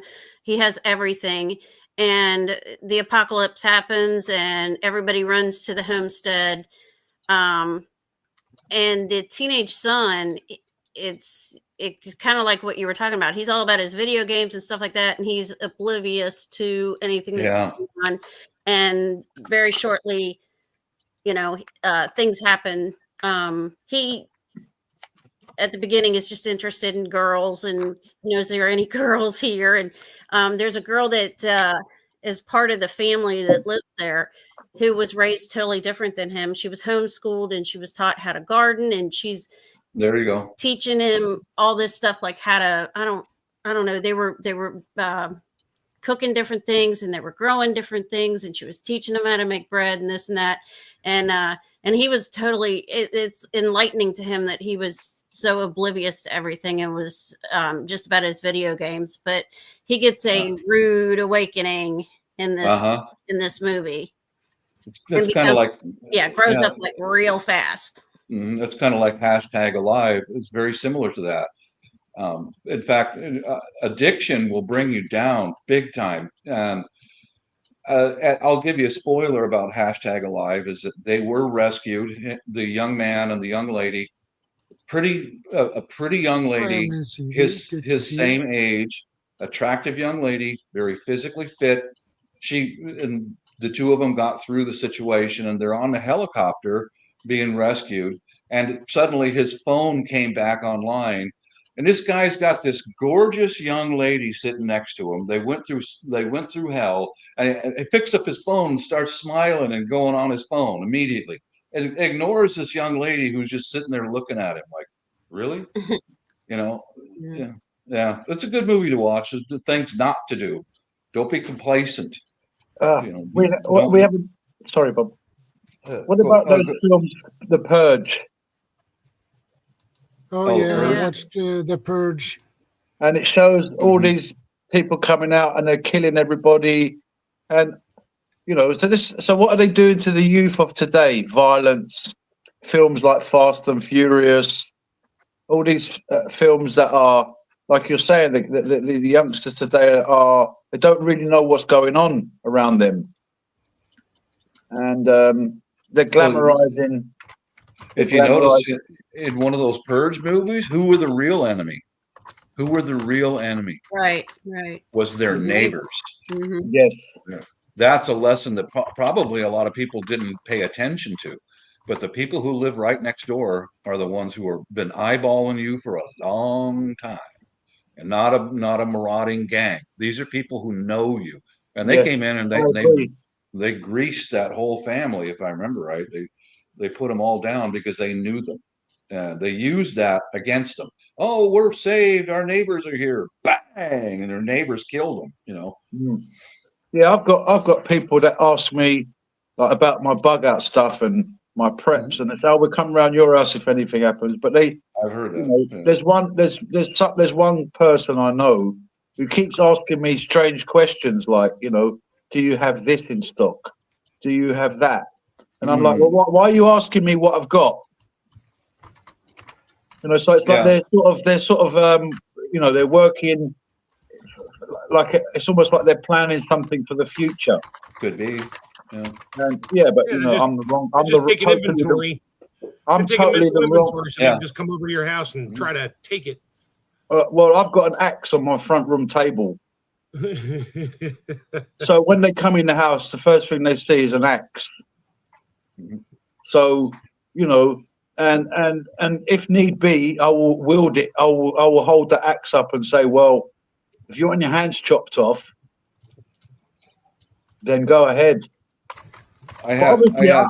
Look, I love people. I love, I'm a follower of Jesus. I don't want to sort of promote violence, but I am allowed to defend myself. Yeah. The Bible doesn't say you can't defend yourself. You can defend yourself. Yeah, you're right, Bob. There's so many people that are eyeballing us, right?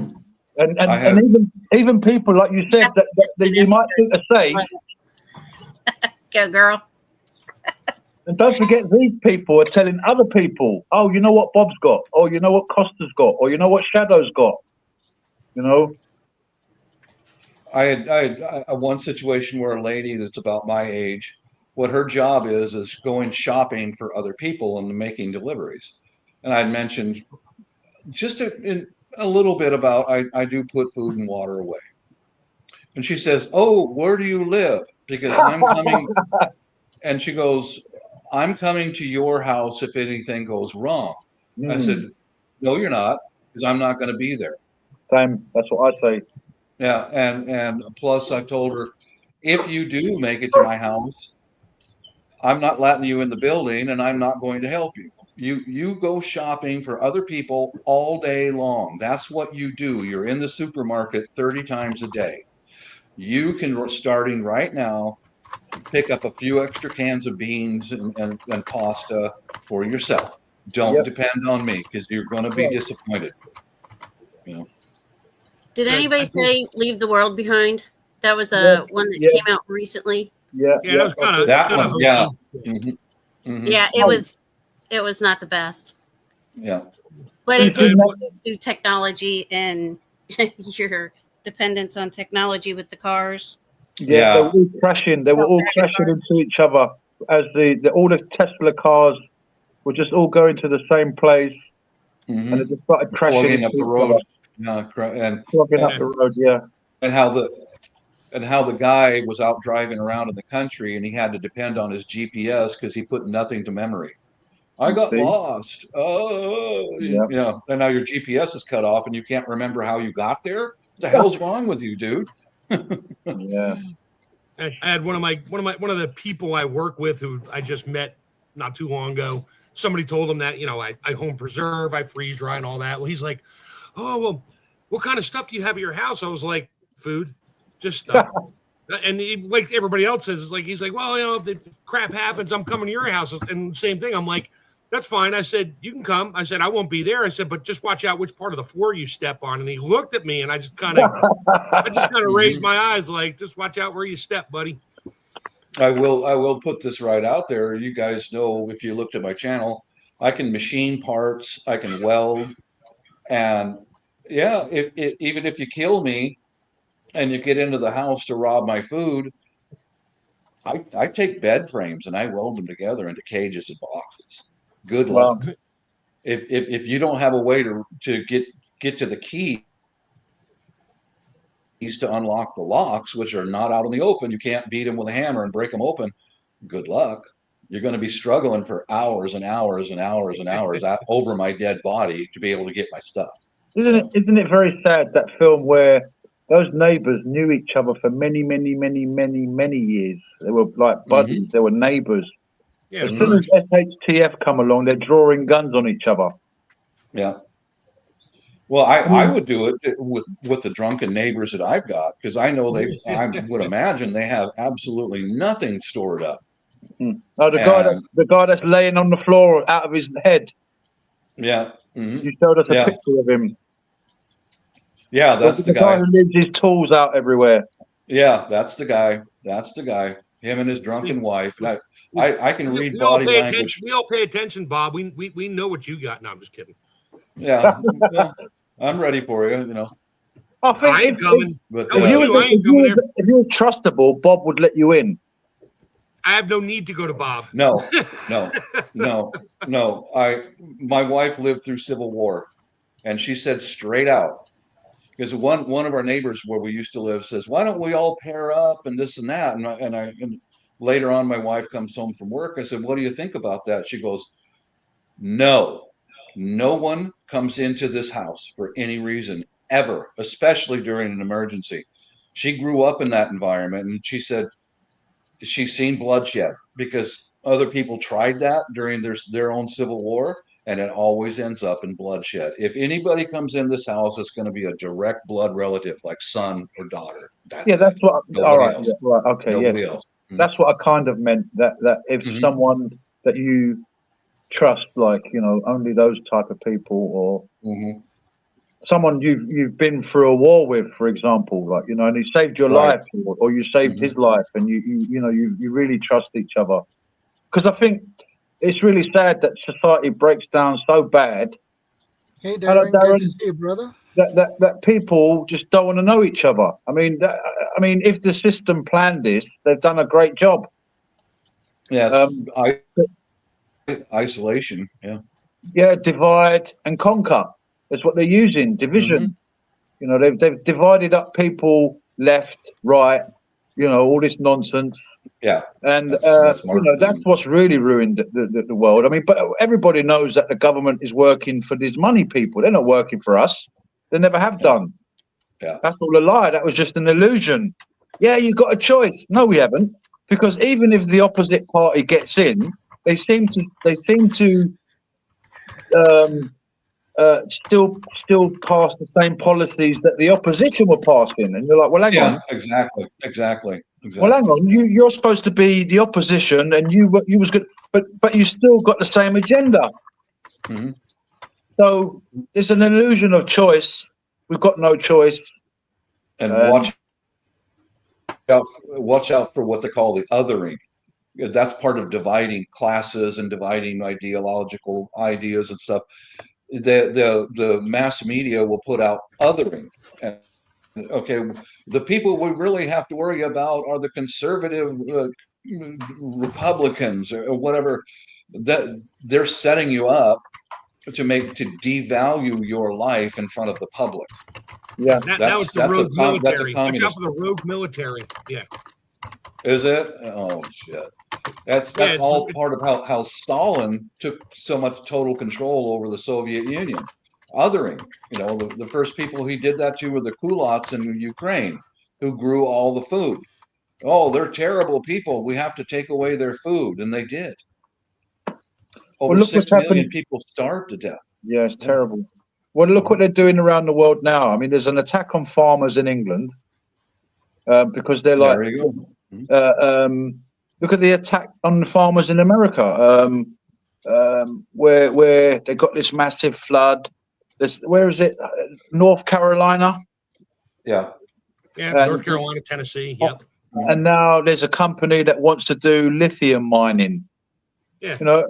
So these people, we know they don't mind killing 3,000 people for their agenda. When I say 3,000, I'm of course talking about 9/11.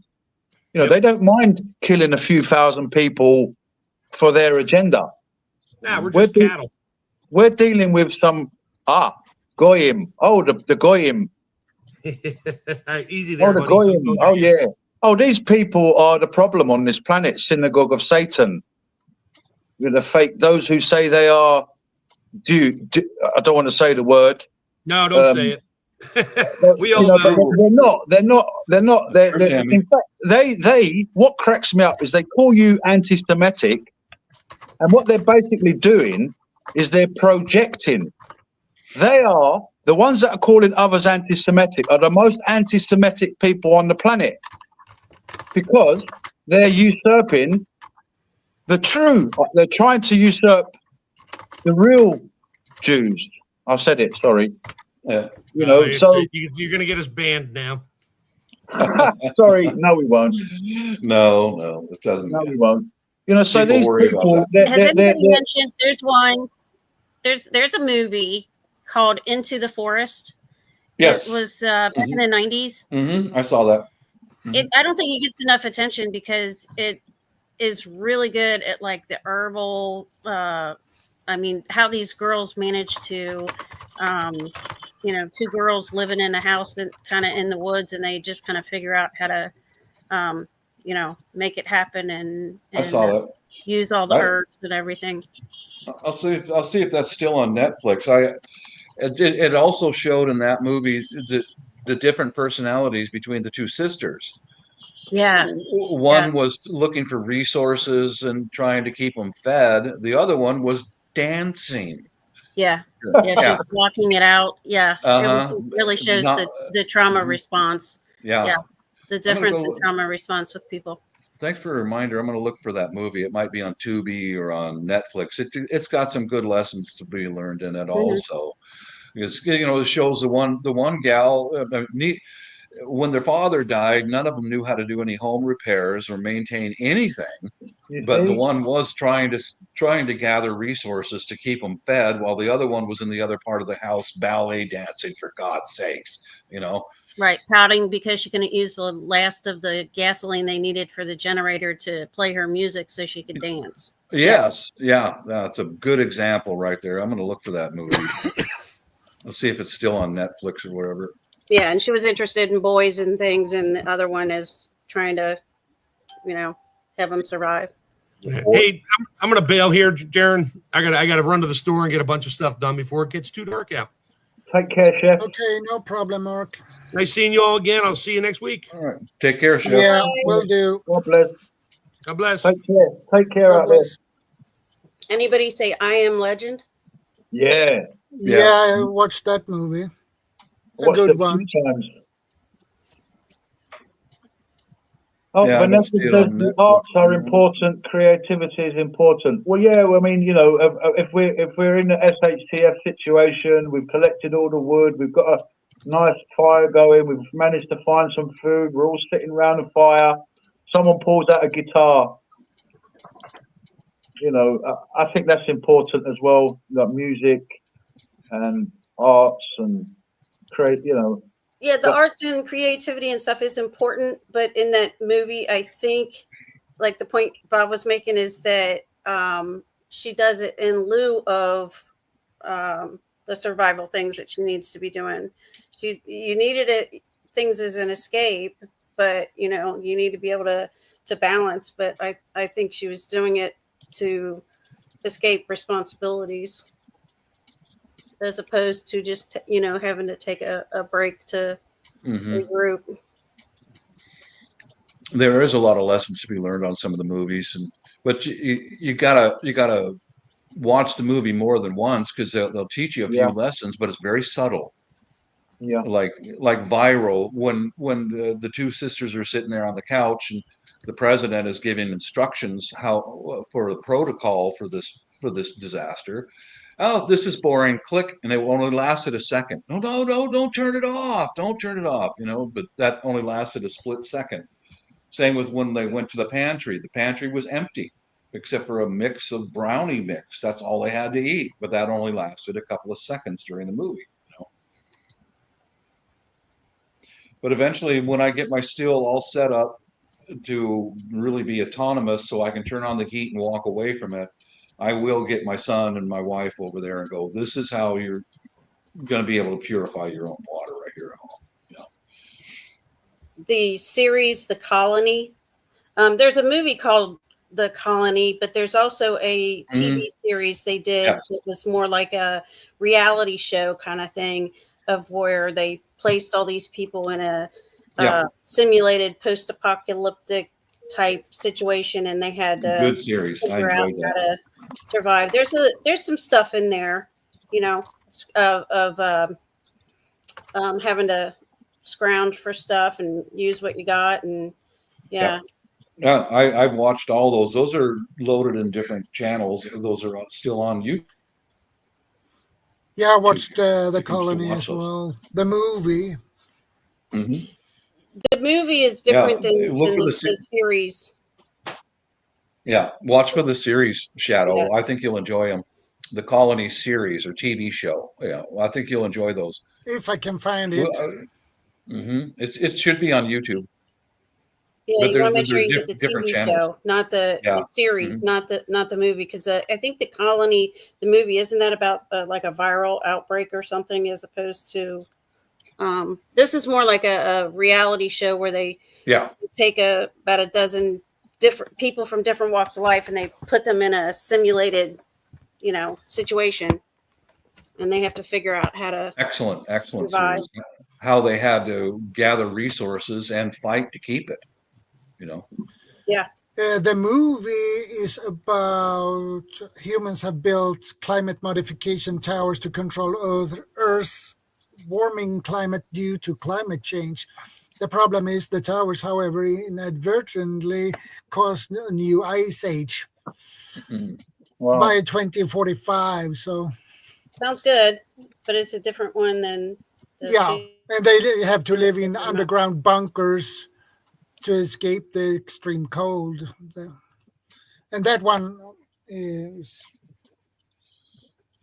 the one I have watched. Not I didn't know there was a TV series. Yeah, I'll copy and paste something right now for you, Shadow, my friend. And I'll paste that in the chat. Give you a place to start. This looks like the Colony season 1. That give you a good starting point.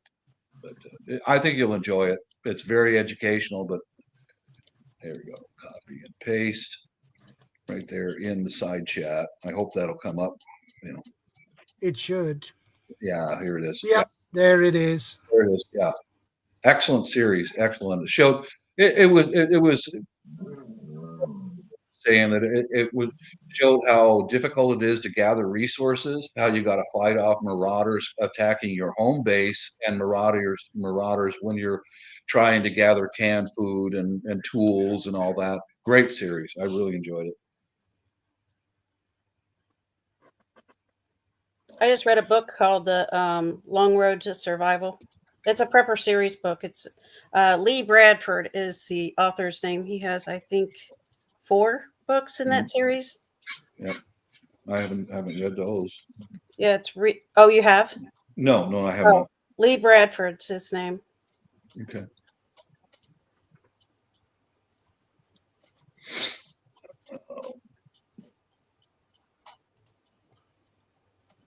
Yeah, I'm just reading the side chat. I'm hunkering down. That's pretty much our plan, because I'll almost guarantee you that since Donald Trump is going to be the next president, and I live in the Seattle area, it's almost guaranteed that something's going to go sideways in this area, like it did in 2020. It went nuts, and yeah, that's why I'm moving towards water purification. I mean, everything. I want to make it so that we can stay right here, the whole family, and protect ourselves and eat. And while, to hell with the neighbors who didn't see this coming. Sorry, I can't feed you. We've got drug addicted and alcoholic neighbors, and I guarantee you they're not prepared for anything at all. Nothing. No, those kind of people are not. They have one thing in their minds, and then it's drinking and take drugs. Yeah, they're parasitic right now. Can you imagine what would happen if everything goes sideways? Well, if everything goes sideways, they will be 10 times worse than they are now. Correct. That's why I read his body language when I put some 8 mil thick vinyl sheeting all over my windows so you can't break the windows. And I mentioned that to him last summer. I said, I think I'm going to cover the windows in shatterproof vinyl. And I read his body language. He winced like, oh shit. Yeah, because I think he was already planning on getting in here and taking whatever he wants, and that's just not going to happen. If you can get a dog or 2 as well, that would be good to have. as a deterrent. You know, people hear a big dog barking in a property, they tend to avoid it. Yeah. And you know, you stick a picture up and say, "I patrol the grounds here." Yeah. With a picture of your German Shepherd. I mean, you know, I walk down the road, people cross the road, and that's fine by me. You know, I mean, if we look back through our lives, who hurt us the most? You know, was it nature? Was it the animals of the wild, or was it people? People, definitely. There we go. So, sadly, some people could be hazardous, very hazardous to our health. And I understand what you mean completely, because if you give, you know, it's like having a white sheet of paper and you put a little crack through that, they'll get, you know, everything will come in. You know, you've got one little crack in your defenses. You know, if say, for example, someone you trusted said, right, I'm going to let my son in, or I'm going to let my brother in, and then they come with 5 of their friends, what are you going to do? You know, they promised, oh, my dad will look after you. And then your son turns up with some friends. You know, you're going to have to say sorry.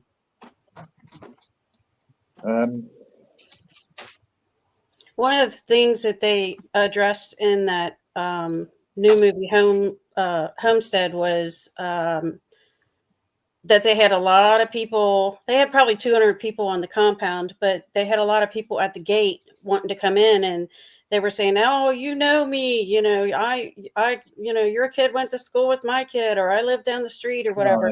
Very sad. He had to address it, and he said, "Hey, dude, you know, you're a software engineer. You have no skills to offer me. There's, you know, unfortunately, you know, you don't know anything about gardening or animals or, you know, guns or anything like that."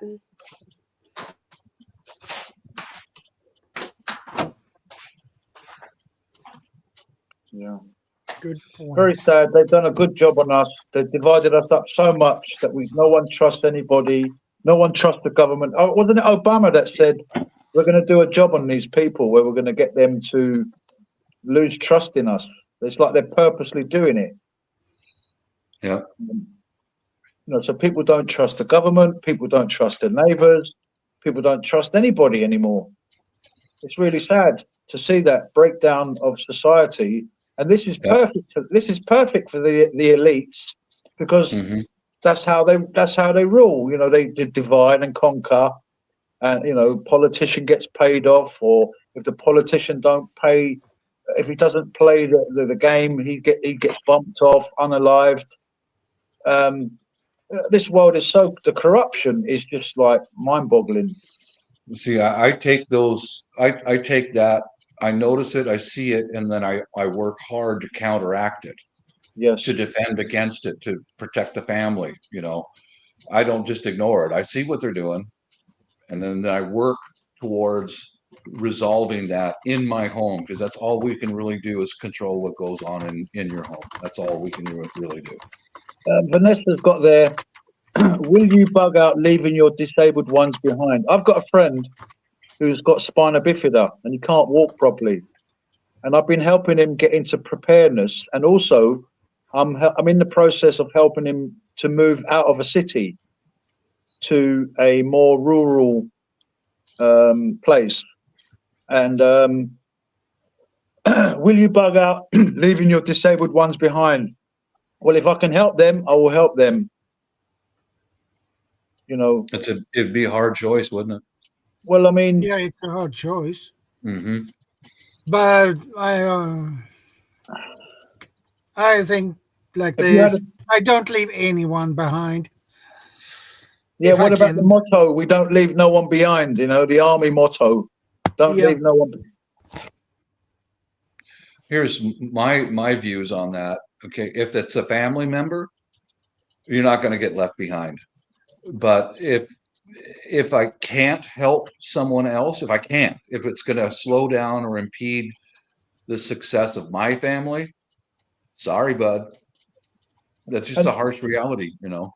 I've got a good question. Is it is it our responsibility somehow to warn people of this, what we're talking about?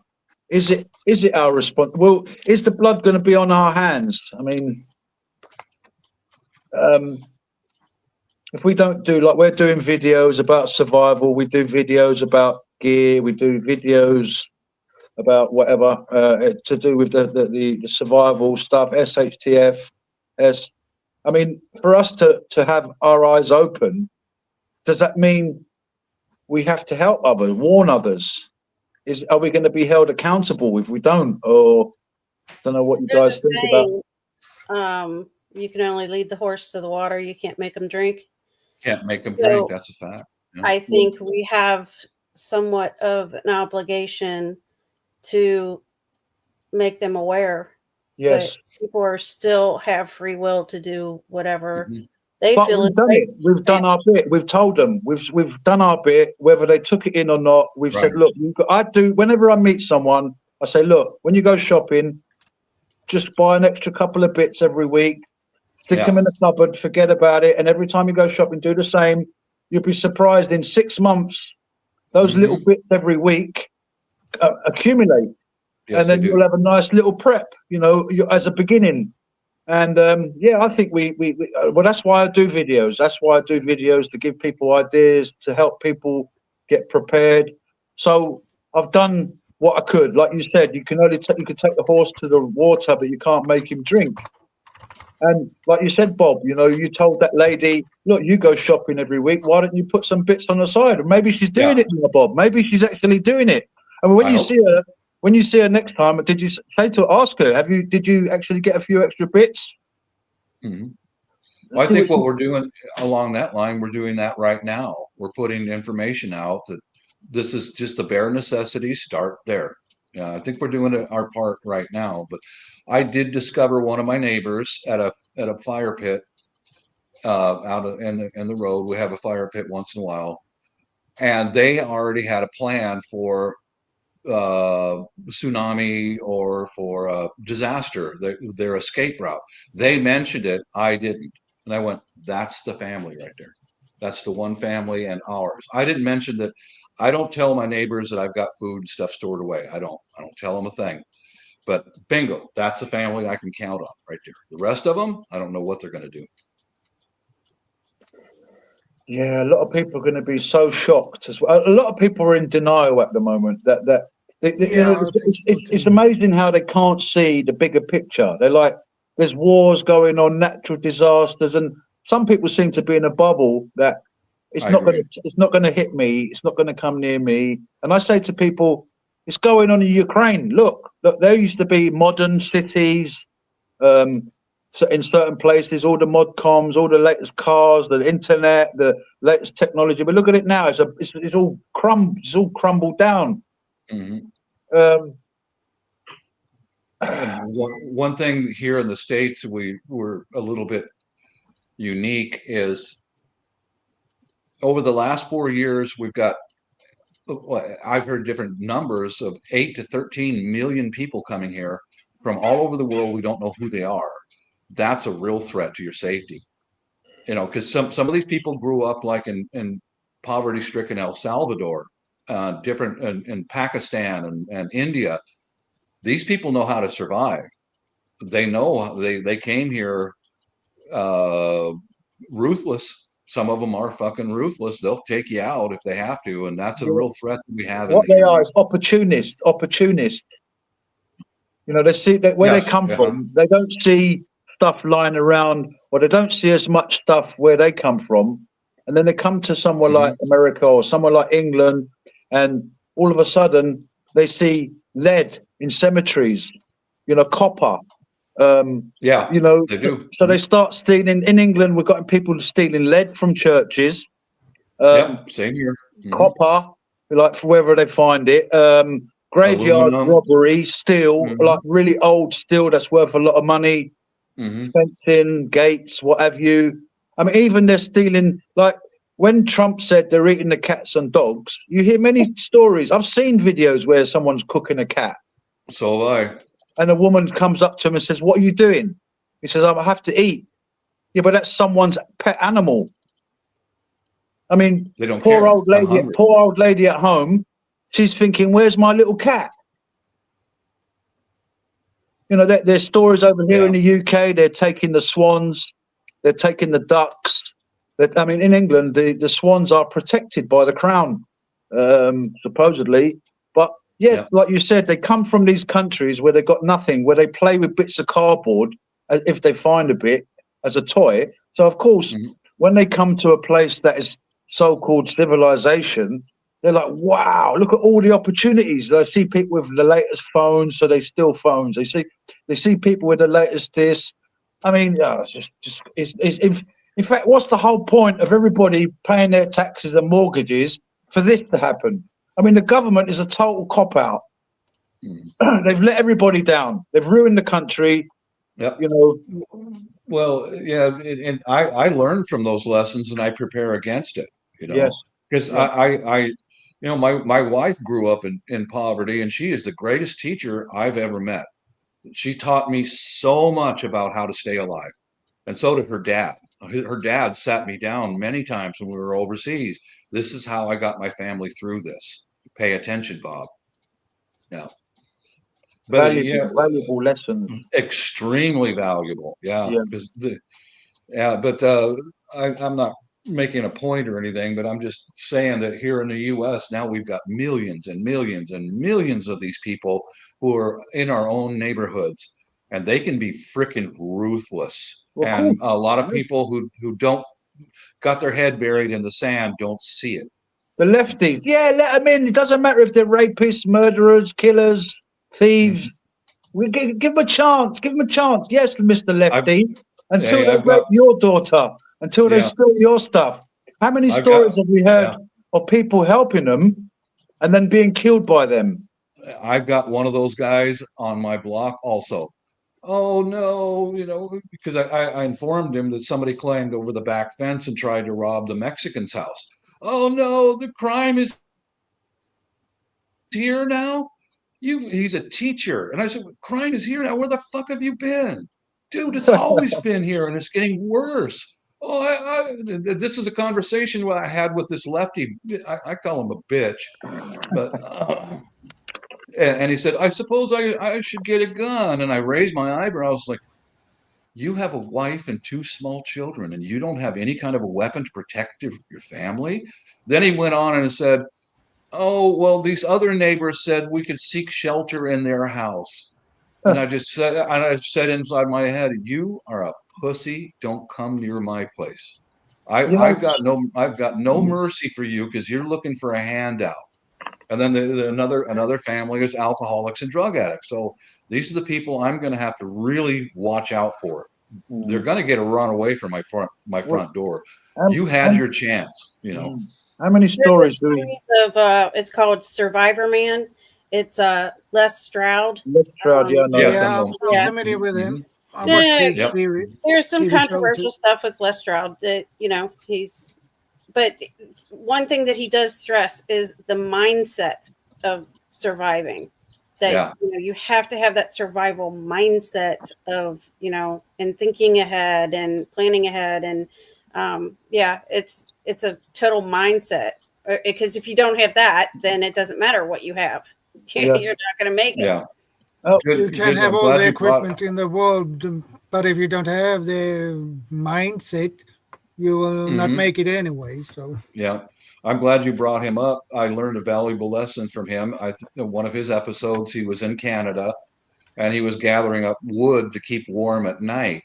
And I learned this valuable lesson, just a very quick thing from his show. He said, I think I have enough wood for the fire tonight, but if you think you have enough firewood, get 10 times more or 20 times more. And right now I'm preparing wood for a hobo stove so we can cook even if the power's off. That's my mindset right now. Get it set up, ready to go in an instant. And maybe I've got enough wood right now, but I'm getting 10 times more, you know.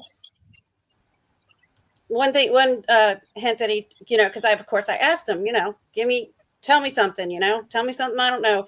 And he basically kept it real simple. And he said, if you sweat, you die. He said you need to There stay you dry. go. If you Yeah. overexert yourself working or whatever, you're going to cause yourself to sweat, and then Mhm, people don't consider that. They think, That's you know, true. like, oh, it rains on you, or you walk in water or something, then you get wet. Yeah, but you also get wet if you don't conserve your energy and you exert yourself too much, and then you sweat Pace and then you yourself. get cold. And even if Good it's point. not that cold, when it gets night, it will be that cold. Oh yeah. Oh yeah. And hypothermia can happen a lot easier than people realize. That's some of the population here in Seattle. The ones who can move south during the winter, they do, but the ones who can't leave, they'll find them dead because of. I guess hypothermia can set in well above the freezing temperature, but if you get wet and you can't get dry, you're dead. And they find them in the homeless camps with a hypothermia set in, and they sat there in their little tent. Bye-bye. Yeah, good point. Hey, talking about stoves, I just want to show you guys something very quickly. There you go. I made this. I just want to show you. Is that a penny stove? It's a little hobo stove. Yep. Basically, I got a tin within a tin. There you go. And so basically, the small tin is my cup. This is the stove. So you put your wood inside here. Yep. And then you got a pot. You've got a pot there, and then I created a little handle. So let me just put the handle through the. Perfect. Through here. That gives you a handle. So you put your boiling water on, for example. You put your boiling water on to make your cup of tea, and you got your cup. So if you guys got any tins at home, don't throw them away, or keep some behind. Very useful hobo stove. I'll show you a little something what I'm doing right now. When I went to that topic of what I learned from Les Stroud. If you think you've got enough firewood, get 10 times more. I'll turn my camera on and I'll show you the projects that I'm working on right now. Okay, this is what I'm doing. We're currently, while I'm sitting here watching movies. Okay, can you see all that chopped up wood? Yeah. I got a 1 gallon paint can that I learned that from my wife. And it's all set up so that I can cook on that 1 gallon paint can. Then I take that wood and I bought a couple of tools. This is a little thing to split it smaller and smaller and smaller until you come up with little tiny pieces like this. And then I drop it in wax. Right there, I got some cooking right now. You had a video on that, didn't you? I did a few of them. Okay. Yeah. I've got some of that sitting in wax right now cooking. So and they're very thin pieces. By experimenting, I got very thin pieces that light up immediately, and they don't get wet. You can pour water on this stuff and it doesn't matter. The bounces right off. And once again, I'll go back to, if you think you got enough wood, get 10 times more. Yeah. I live in a city. I live in a city, and I collect wood. I do too. When I'm out walking, I pick up tree branches that fall off the trees. There you go. Wood there. Smart man, right there. And the thing about this fireplace, the good thing about this fireplace is, if I need to, I can take it out, and there's a flue that still works. Right yeah, it's right there. So it's there. So I've got the wood, and if I need to take the fireplace out, there's a little hole behind there, and the chimney still works. There's still the smoke goes upwards. So I've got that to fall back on. People say, "Why are you collecting wood, Costa?" I was like, "Well, you never know." You don't know. Yeah, you don't know how fast you'll go through it either. I had a friend that is living mostly off grid with a wood burning stove. It's been really, really cold here. And around Christmas, I took them kind of as a Christmas present. I have a lot. If I have a ridiculously large firewood collection. Good. Yeah, I'm stocked. But I took them a pickup truck full of firewood for their wood burning stove Oh, right great. before Christmas. And last week I brought them a second truckload full. So Oh, good on you. it depends on how cold it is, what kind of wood it is, on how fast you're gonna burn it up. But yeah, it's surprising how fast you can go through it too. Well, it's also very useful because charcoal, you can make charcoal, you can make, you can use the charcoal with resins from tree to make a glue type thing. There's lots of things that you can do with wood. A lot of, survival techniques. My wood pile is so long that it's now become almost like a wall between the yard and the woods. I would recommend to the gentleman in the UK get together a few tools, a small saw, and start making your pieces of wood to fit into your cook stove right now. I've got it, Bob. I've got loads of wood. I mean, I've even got little bitty pieces like that. Do it during the good times so you're ready. Yeah. In here, I've got some fat wood. There you go. And basically, it's tiny. It's so small. Fat wood. So I've got loads of different bits of sizes of fat wood. Perfect. And this is like shavings. Yes. Of fat wood. I mean, I sprinkle a little bit of that on some wet wood. It's going to set it alight. Very good. Yeah. Very and nice. I've got loads of bits of wood processed, all in little bags. There you go. In my kitchen, I've got a cupboard full of wood in all different sizes. Good. And I'll tell you, really good hard wood.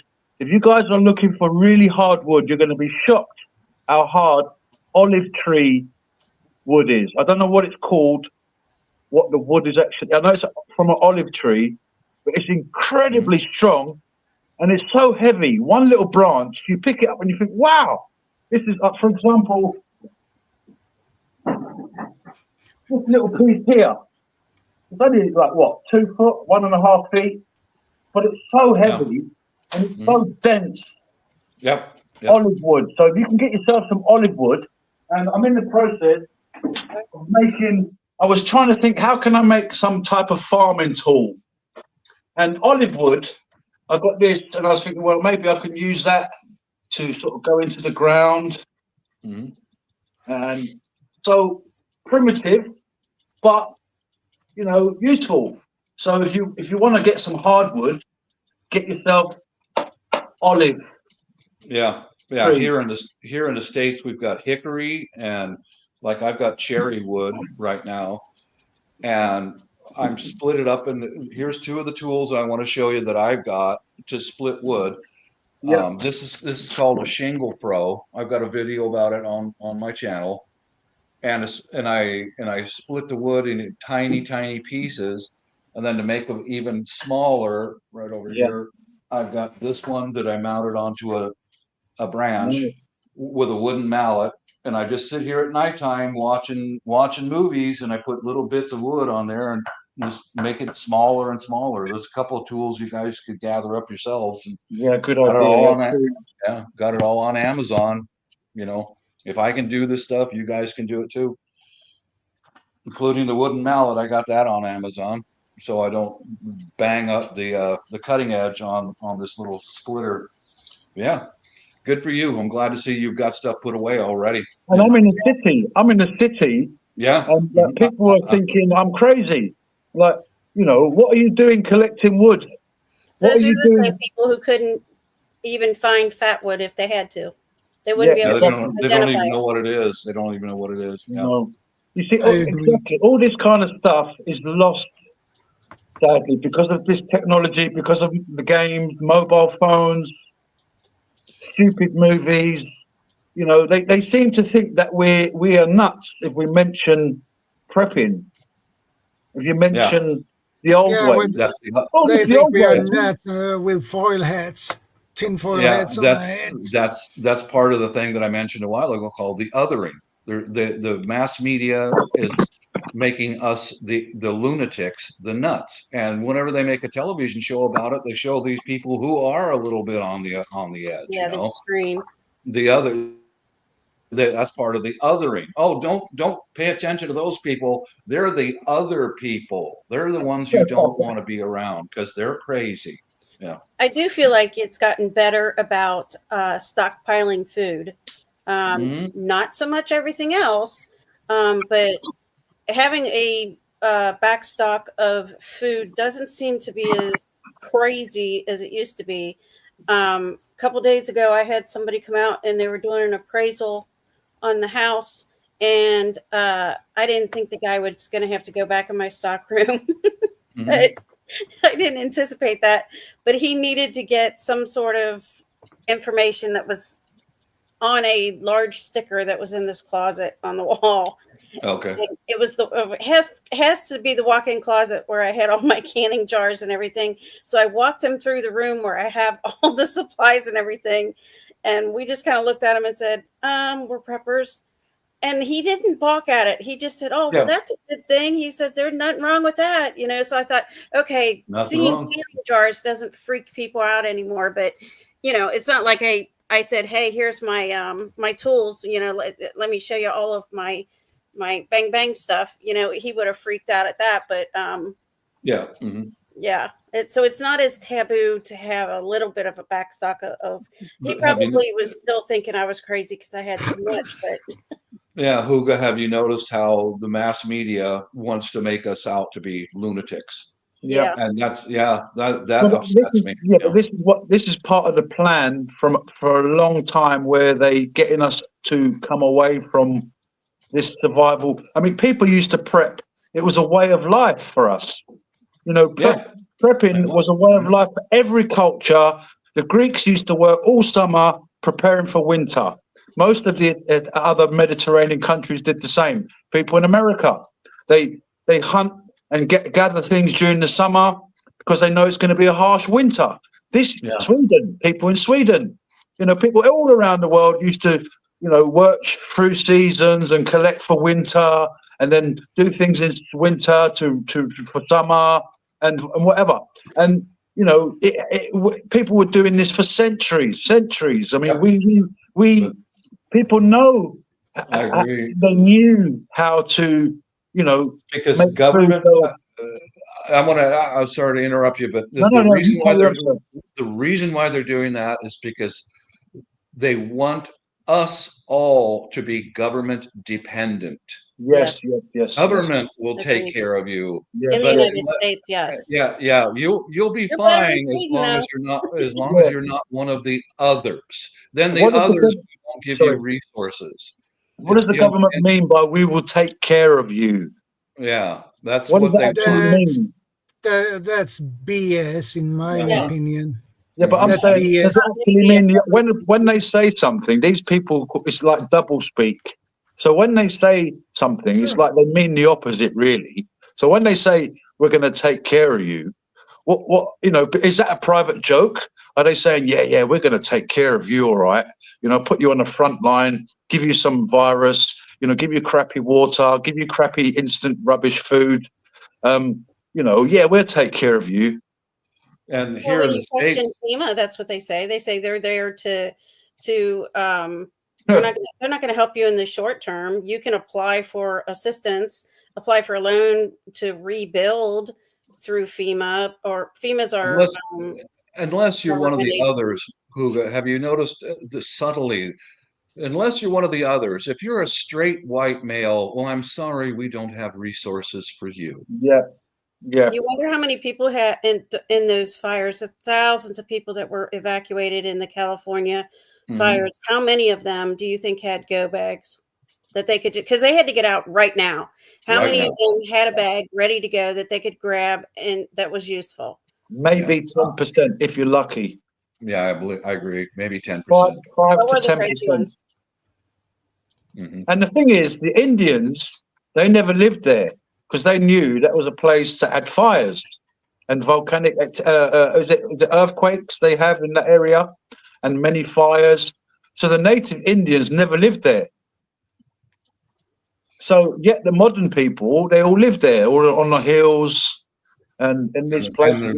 And there's no water there. That's why they didn't live there. They live along a river or the Yeah, coastline, exactly. so they can go fishing and catch fish. Someone put in the chat just now that 200 fire extinguishers were taken from the areas where the fires were in California. I don't know if anybody's heard about that, but someone just put it in the chat. The thing that shocks me is I saw one firefighter speak up. The Los Angeles area, if you remember 6 months ago, they had massive flooding because of heavy rains. The state and the city government drained all of that water resources to save some endangered fish. And one firefighter spoke up. He says, well, we're here and we're doing our job as much as we can, but we lose water pressure because they sent all the water out into the freaking ocean. No, this wasn't planned ahead. No. Of course they're going to say that. They're not going to say, actually, we want you dead. We don't want you here. We don't need you anymore. We've built our pyramids. Thank you very much, slaves. Now get gone. Yeah. You know, because you're vulgar. Because you're what is that word you just said, Bob? You're the other end. The other end. The other end, yeah. You're the unwashed rabble. And we've got resources for you, except for you straight white males. I'm sorry, we're out of resources. Well, the reason why they're attacking the white people is because white people will fight. Yeah. And the Protestant. Okay, let's get to the Protestants who said to Rome. The reason a lot of people went to America to escape Rome, to get away from the Pope, because he thought he was God. So they thought, let's go to start a new place. Sadly, the people in Europe, the founding fathers, they got a lot of links to these old families in Europe, and they followed them. Yeah. They followed these people, and they thought, well, you know, yeah, we'll let them go there. We'll let them dig up the resources, and we'll steal it from them. And they have. Yeah. They've like stolen America off they're trying to steal America off the Americans. They're trying to steal England off the English. Yeah. Who are these people that are trying to create, you know, that it's almost like they want to be God. They want to be God. They don't believe in God. They think they're God. Yeah, that's evil. That's pure. Yeah, I agree with that. And this is what's going to happen. Even in there's people in Israel, they want to go back to where they used to sacrifice animals in the church. Yeah. They want to go back to that. They're even actually preparing red heifers. I don't know if you guys know about this. They're getting red heifers from Wales, specific bulls. They're already planning it. And people came into these countries and they went to America to escape Rome, but sadly, the Jesuits are controlling America now. They are through Georgetown University. That's where all the presidents get brainwashed or trained or what have you. And, you know, secretly they're like, yeah, we're for you people. We're here for you. We're going to help you. We're going to change. They're not. They're just they're just stealing our time. Because the people thought, okay, we'll pay our taxes. We'll pay the mortgage, we'll pay our way, and then you walk out in your street and you've got some guy from another country threatening to chop your head off. Yeah, the most we can do, guys, is do what we all on the panel here and in the side chat individually. Make sure you take care of yourself and yours. You know, that's the most and put out a video. This is what I learned today. That's how we can get the message out. That's all we can do. Yeah.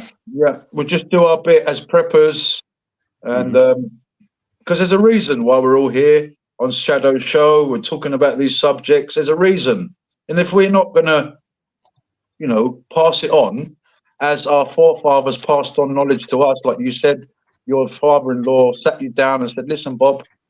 Yeah. You know, valuable information. We need that. We need fathers like that and mothers like that. Are you know, needed in this world, big time. But sadly, what's the name of that series that came out that was based in England? That they went to a farm. It was like 4 people that went to a farm and they reenacted like how they did things back then. They tried to farm and she tried to cook like they did back then. Did anybody remember what that series was called? It was a good series. Yeah, they went and lived like they did. I think it was back during the war. They set up a community like thing. They set up a community where they were trying to live like the people in the past lived. Yeah, it was based in England. It was a TV series. I think it was like a like a PBS, like a public broadcasting, like a Right. yeah. I think I remember But that they did it vaguely. But going back to what Bob was saying, we were saying about the white people. What's happening is it's not just the white. It's not just the white people. It's anybody that doesn't agree with Rome. Rome, the Vatican, is behind a lot of stuff. I mean, so many people don't even know that the Pope is not even a Catholic. He's a Jesuit. He's the first Jesuit in history to become a Pope.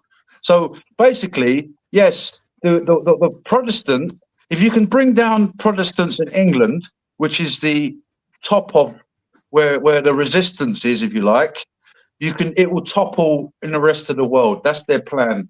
If we can topple the Protestants and in America and England, and it will fall around the world. And so basically, they're trying to destroy our cultures. They're trying to bring down. They don't want nations. Of course, Netanyahu is a Khazarian. I mean, he's Netanyahu's Polish. He's probably from Khazaria. You know, Khazar. For anybody that doesn't know, Khazaria was, I think, around the time that we had the Byzantium Empire. And then the Khazarians were given a choice by the Rus to change their ways, or I think something like that. And then they chose to convert to Judaism. So basically, these people who shout out all the time, anti-Semite are the biggest anti-Semites out there, because they're trying to take they're trying to take over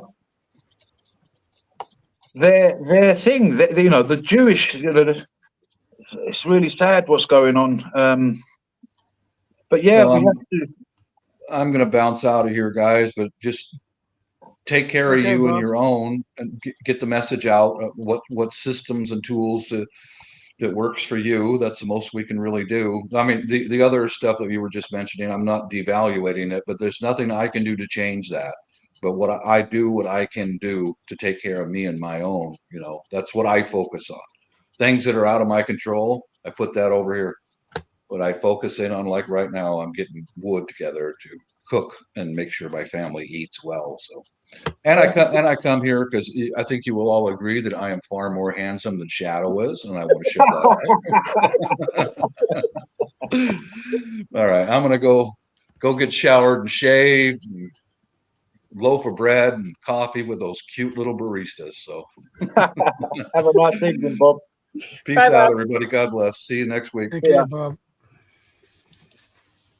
Yeah, of course, the Babylonians, as Vanessa Kitty's there, the Babylonian mystery religions, these people have joined forces, the Babylonians, Judaism, Catholicism, they're basically joined forces. None of them believe in God. They say they believe in God, but actually what they're doing is they're trying to be God. They want to be God. But no, you're not God. You're men. I definitely agree. If you look in Greece, you had the 12 gods. In Italy, the demigods. So these people trace themselves back to the fallen angels. Oh, what? King Charles boasts that he comes from the lineage of Vlad the Impaler.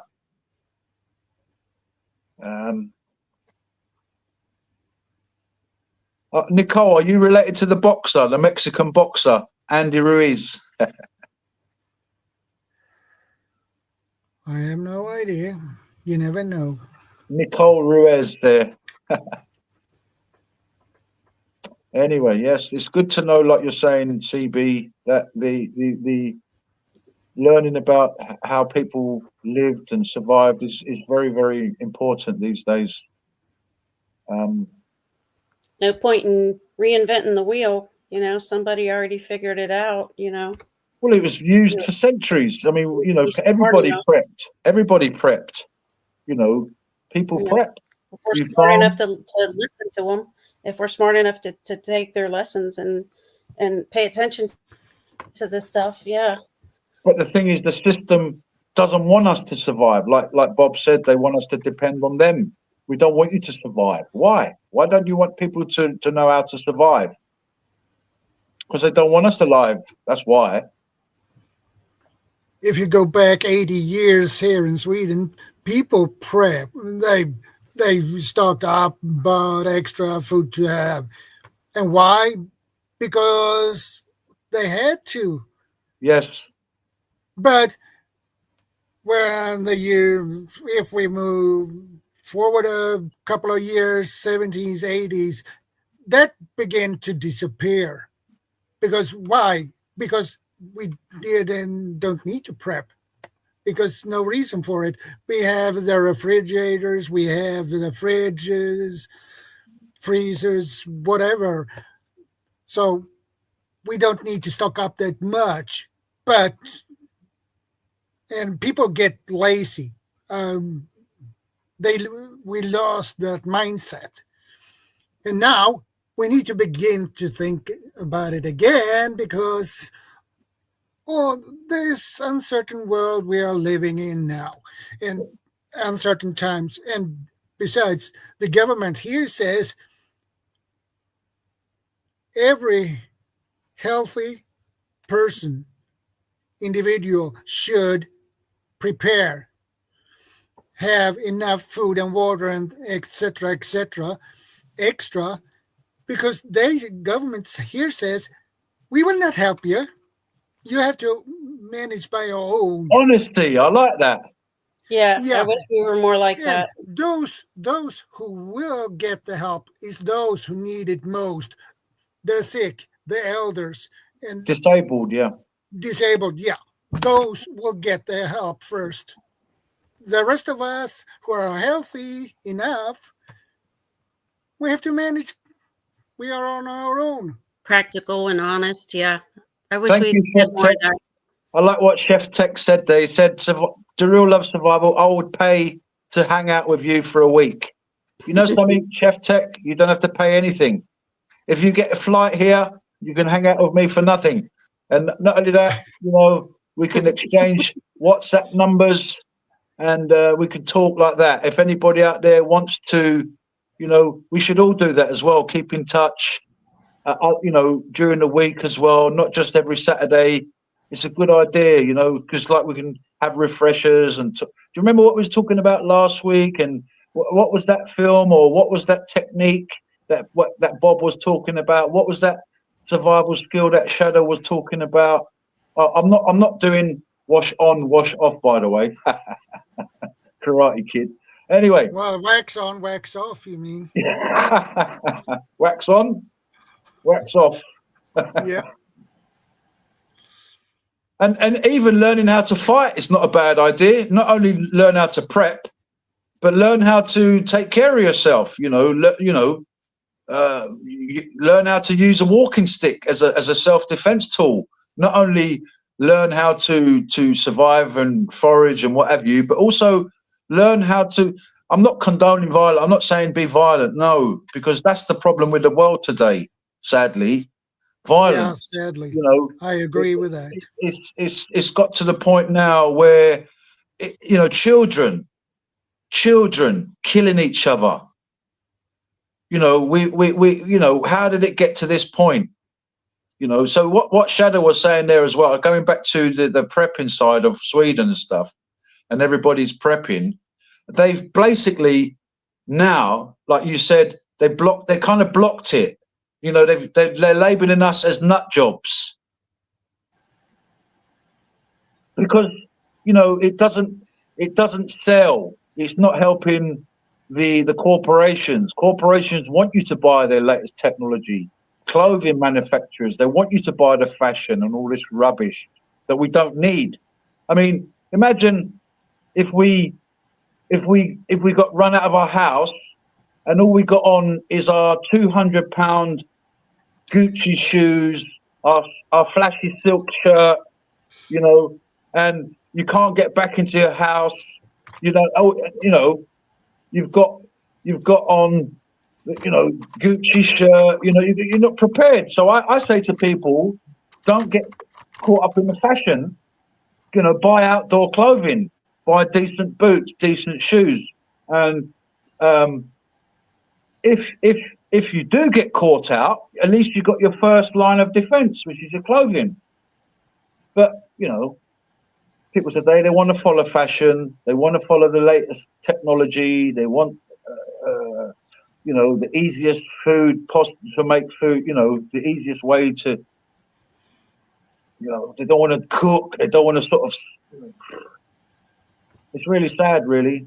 We'll have everything delivered. Yeah.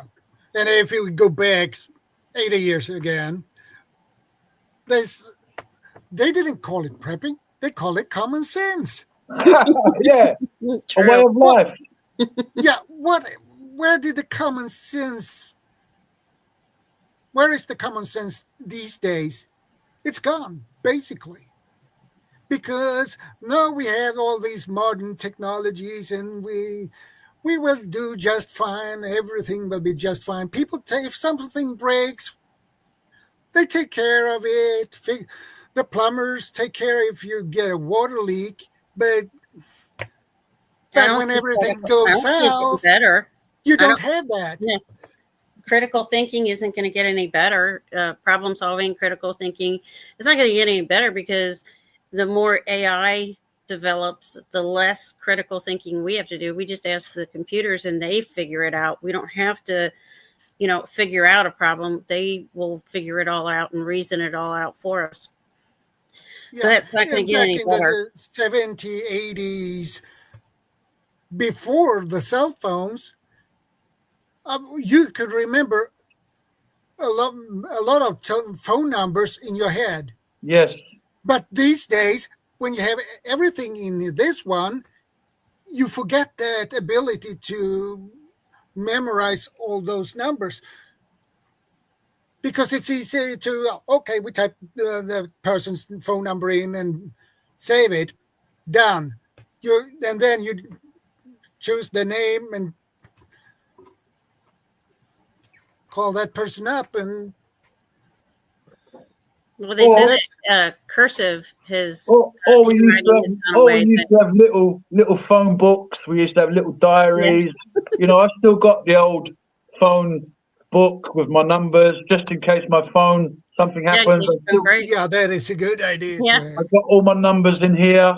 You know, so if I've got to bug out, I've got emergency numbers, friends' numbers, other details in this little book, and it's very small, very handy. You can put notes in it. There's like other things on the back you can put notes in and important information.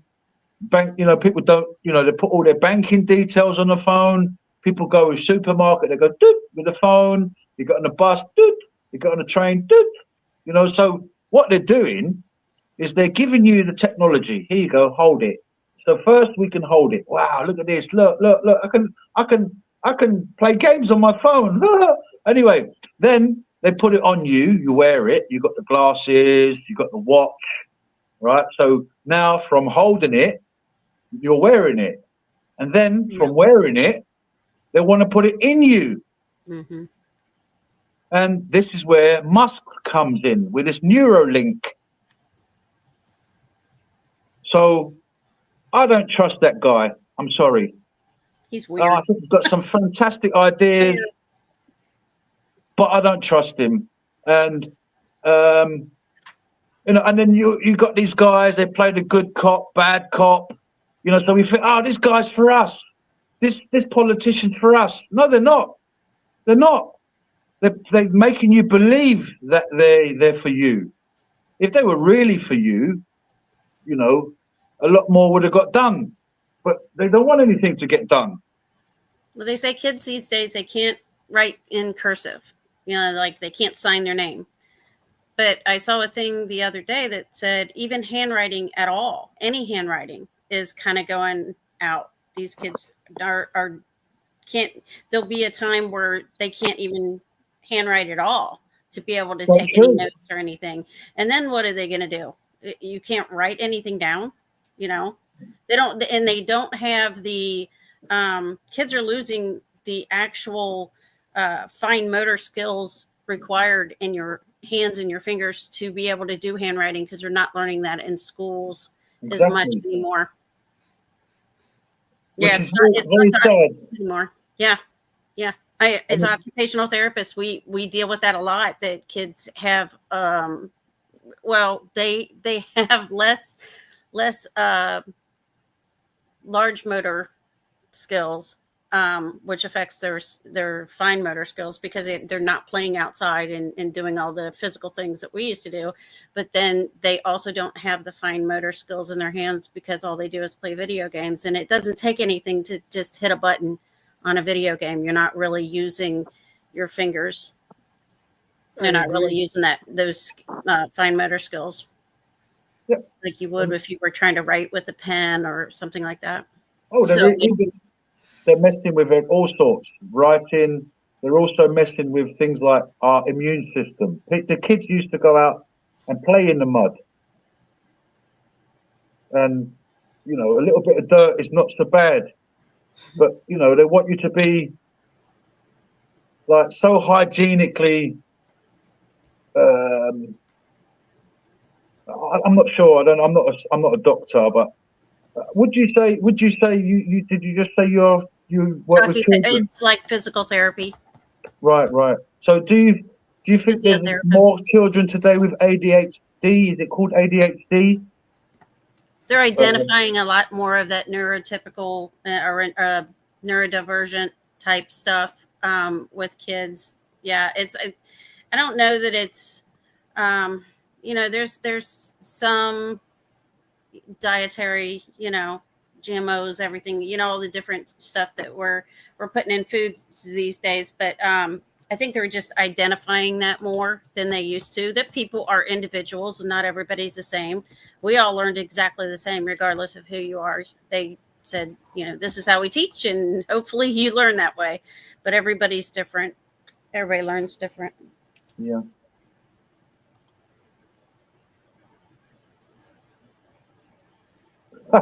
Mad chick. Anti-theft for my clock. I left the directions on how to drive a stick shift written in cursive. I love it. I love it. Well, we're not teaching that. We're not teaching the critical thinking. We're not teaching problem solving. Well, they don't want us to solve the problem. They want us dead. Yeah, we don't give them paper. We don't give them plain paper and crayons and say, here's go draw something. We don't. We give them something. A video game that's already got, click this and you get that, we don't tell them go outside and figure out a game to play like we did when we were kids, go outside and just figure it out, make up a game, as opposed to having everything already spelled out for you and the rules and parameters already determined for you. I'm going to show you this little wallet I've got here. Basically, it's like a little wallet, and in here I used to collect postcards from people, and basically I've got postcards from here, from all around the world, from South America to Europe to Cyprus and Greece, and the good old days where people used to put pen to paper, and all right, I haven't received a postcard for so many years, that this is becoming all dusty now. I don't remember the last time I received a letter handwritten. I used to love receiving a letter. I used to love writing to my father. How are you, Dad? How is it going where you are? People today, they just email, very simple, or, but yes, you're right. They've lost the ability to write, They're using the phone to spell, and then people are not even putting the full words when they're writing now. They're putting sort of shorthand. It's like, you know. You asked about like, well, they call it neurodivergent now, but like ADHD Right. and things like that. I think a lot of these kids are not getting outside and, you know, like go get muddy, go out, go climb a tree, go, and you know, you're running in Jump grass, in the you're river. running in mud and everything. You're actually exposing yourself to lots of different textures and things like that. So all these sensory type issues, I think it could be really helped with if we went back to go play in the water, go, you know, go try different things, go out in different temperatures, you know, and it rather than just constantly being inside in the perfectly temperature controlled area, you know, playing something that has, you know, set up parameters and rules and things like that, as opposed to go out there and just figure it out, you know, test it out. Go put your feet in sand and grass and mud and things like that. Go take your shoes off. When I was a kid, my mom sent me and my brother out a rainy day. And when my brother got back in, we looked like a mud golem. Yeah, well, now you got kids that are real sensitive. You know, they're sensitive to different textures, or they you know, they can't have tags in their clothes because they're so sensitive to different things. And it's like, well, how much did you expose them to? You know, expose them to more, expose them to different people, different ideas. Because some of these kids, they don't want to even talk to adults. You know, they would rather text. You know, go have them talk to a group of adults. Go have them talk to different people. You know, have them go up to the counter and ask for something at the store. You know, involve them in what you're doing. This is the trouble today, that people, again, going back to what I said earlier about people saying, I'm not going to let my children go through what I went through. I don't want my children to be farmers, is the great one. I want him to go off to uni. And that was the beginning of the end. Because now your son is going to go to uni, he's going to mix with party animals, they're going to be into the mod comms, the technology. And if the father says, son, you know, I'm getting to that age now, you know, I might have to give the farm to you. And the son's like, oh, I don't want to do farming. And like the farmer said, well, I don't want you to go through the hardship that I went through. Why not? Your forefathers did. Their fathers did. They went with you know, I think technology's been very damaging to the planet. Personally, I think that not all technology, but a lot of technology is just not necessary. And it's actually, like you said, it's stopped the people from sending their children out. Get out and play and get in the mud. I mean, and now any little thing makes people very, very sick. Whereas if you build up your immune system, right, get exposed to some stuff. Yeah, we have an expression here in Sweden. We usually say, this is a direct translation. A little bit of dirt cleans the stomach. So, wow, yeah. I mean, I saw someone once. They got their cut their hand. They just grabbed a load of soil and just went into their hand. So you see it in films where someone gets a slash and they're putting mud on themselves, you know. But then again, is the mud contaminated too nowadays? You know, so much stuff going into. You got depleted mercury. You got all sorts of, you know, Coca-Cola will go on to some little village in India somewhere and, you know, build a factory next to a river that this village down the road totally depends on. And they completely ruin the river, pollute the rivers. You got, what do you call it? Is it fracking? Is it called fracking? Mm-hmm. Yeah, a little dirt is good for us. I mean, Yeah, and some of my comrades from when I was a kid, their parents didn't allow their kids to get dirty or muddy. But my mom said allowed me and brother to get really dirty. So I think that it was a strange thing. Why can't you guys get dirty? That's not that it's easy to wash off. Right. Make a mess. Yeah. Make a big mess. No, Yeah, no, get out no. there and get dirty. Then they said, if you don't get dirty, you get sick. So they had everything so sterilized, clean that it's like a surgery room. Basically, they had so clean, and that is not good for your health. Well, yeah, because it doesn't help to build up your immune system. Right. You know, if your body's sort of dealing with dirt and what have you, it's building up the immune system, and if you sanitize it all, you know, too much, and then when you do get something, you're going to get very sick. Yeah. Gentlemen, my whole family carries around hand sanitizer from the chef Tech. They bathe in that crap. It's true, you know, and again, it goes back to the prepping, what we're talking about, getting out there in the mud, getting out there in the soil, going out there working, sweating, go fishing, get wet. You know, they thrived in these environments. People thrive. That's exactly what I need to do. I need to go shovel some snow. So I'm going to have to go work a little bit. So no problem. It snows where you are. Well, it's nice to see you, sister. All right. Thanks, guys. Bye. Bye. And the other thing I thought was really strange.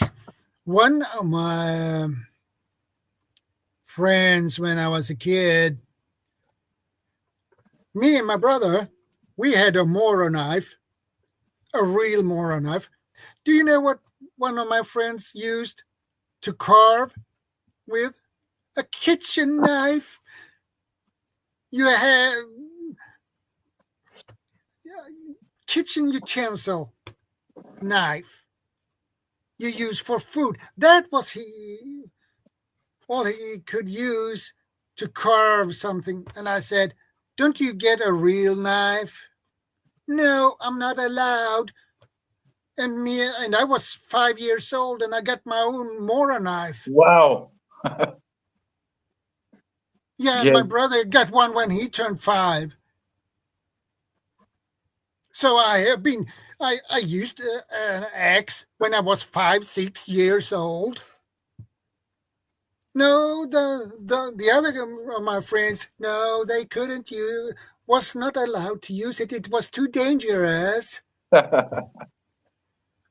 Oh boy, oh Lord. What does kids learn from that? Nothing. Exactly, yeah. They don't learn how to use an axe on a proper way. They don't learn how to use a Mora knife on a proper, safe ways. They don't, if they never are allowed to use it. It goes back to they don't want people to know how to survive anymore. It's obvious that they don't want people to know. They don't want us to survive. They want us gone. And you know that's the only reason I can see why they're stopping us, or they're stopping people in general to forget these. Like you said, it's not called prepping. It was what did you call it, Shadow? Way of life or common sense. Common sense, yeah. Common sense. Yeah, if you go back to 80, 90 years and ask a person who lived then, you were preppers, right? No, it's common sense. They didn't call it prepping. it common sense because they had to. If they didn't stock up on food over the winter, they would not make it to the next year.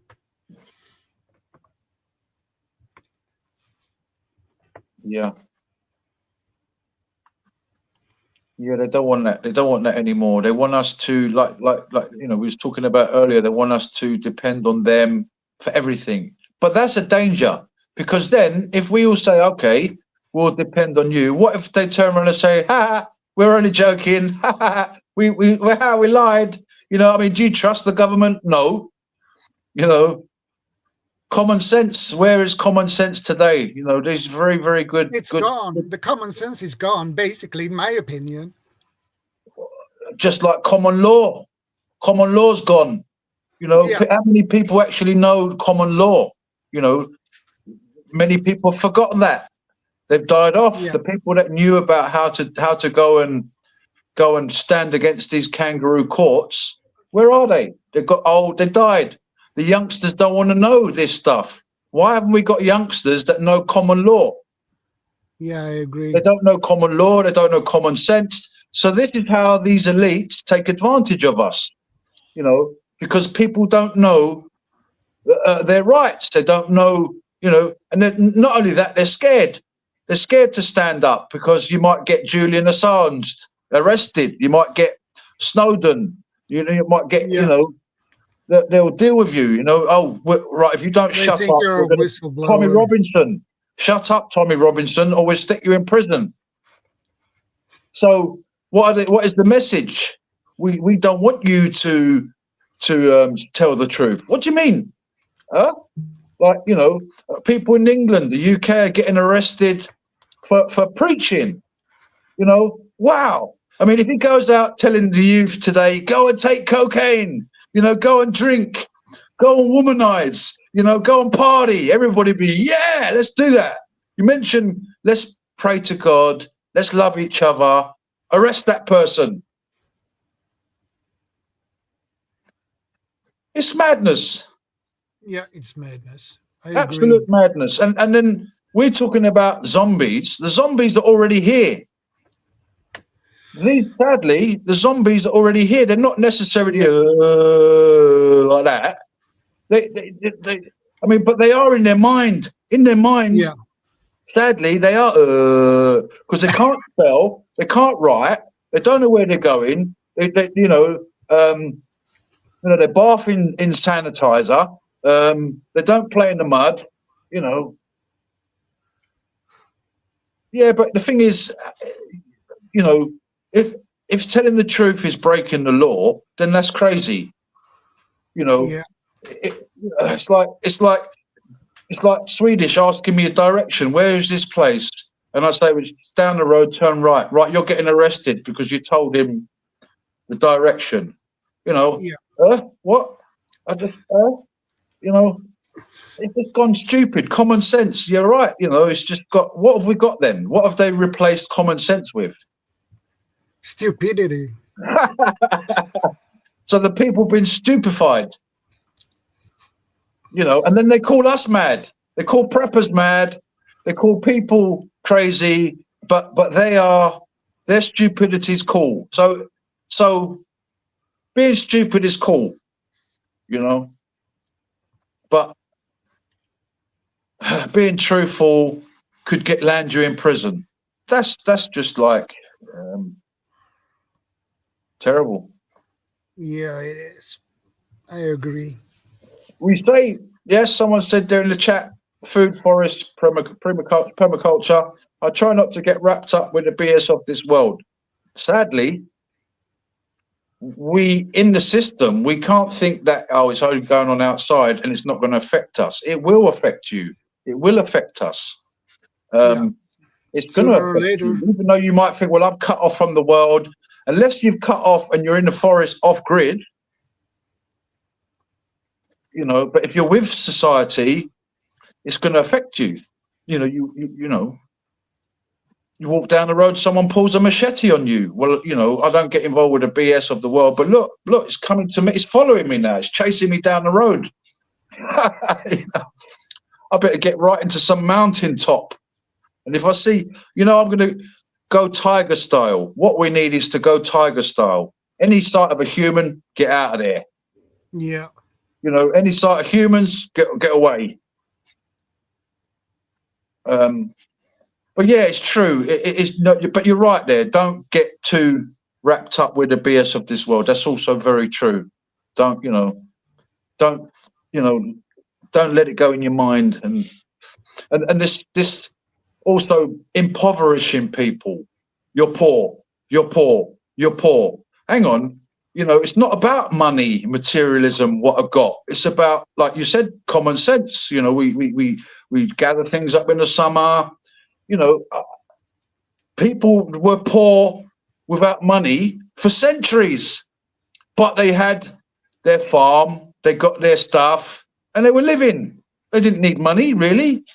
Money, the love of money, is not good. No, it is not good. I agree with that. Then the youth today, instead of like going through hardship, what their parents went with, yeah, CR's back, man. CR returns and empowers the crowd. Hey, CR, welcome back. Come on board, CR. Where are you? We need to hear that voice. We need Hi, wild. Yeah, it's true. Crimes happen everywhere. Yeah. Like someone's put there, crimes happen in the remote sections of Alaska. They happen when trying to walk to your job in New York City. Well, there you go. You could be just going along, minding your own business. Look at that poor woman on the train recently who got burnt to death. Yeah. Yeah, I like that. If you don't believe, well, of course, but this is it, we're still in the system. So, it's very difficult. It's very difficult. And a couple of days ago, it was a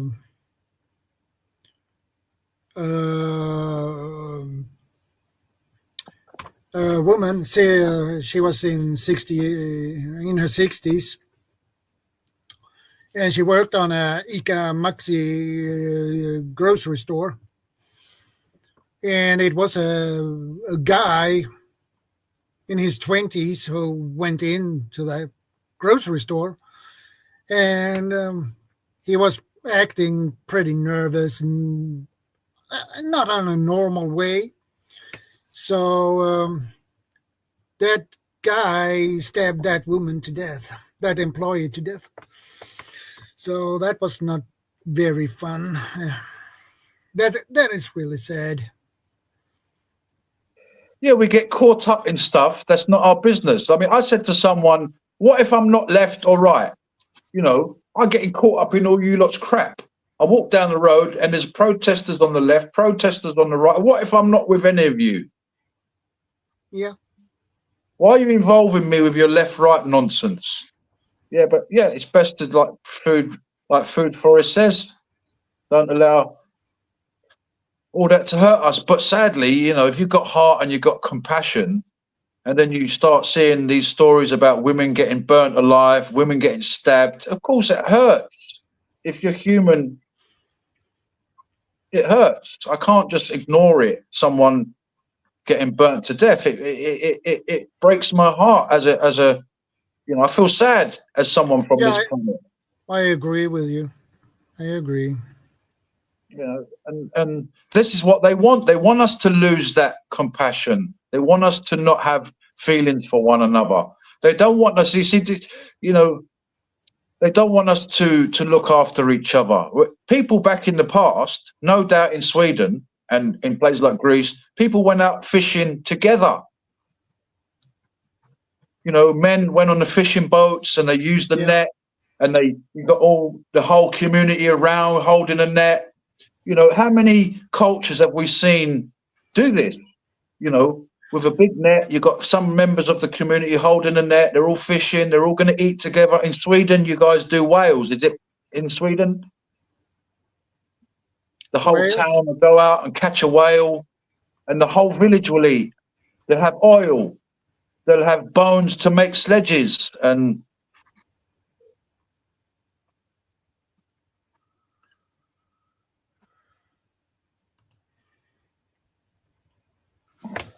where are you, CR?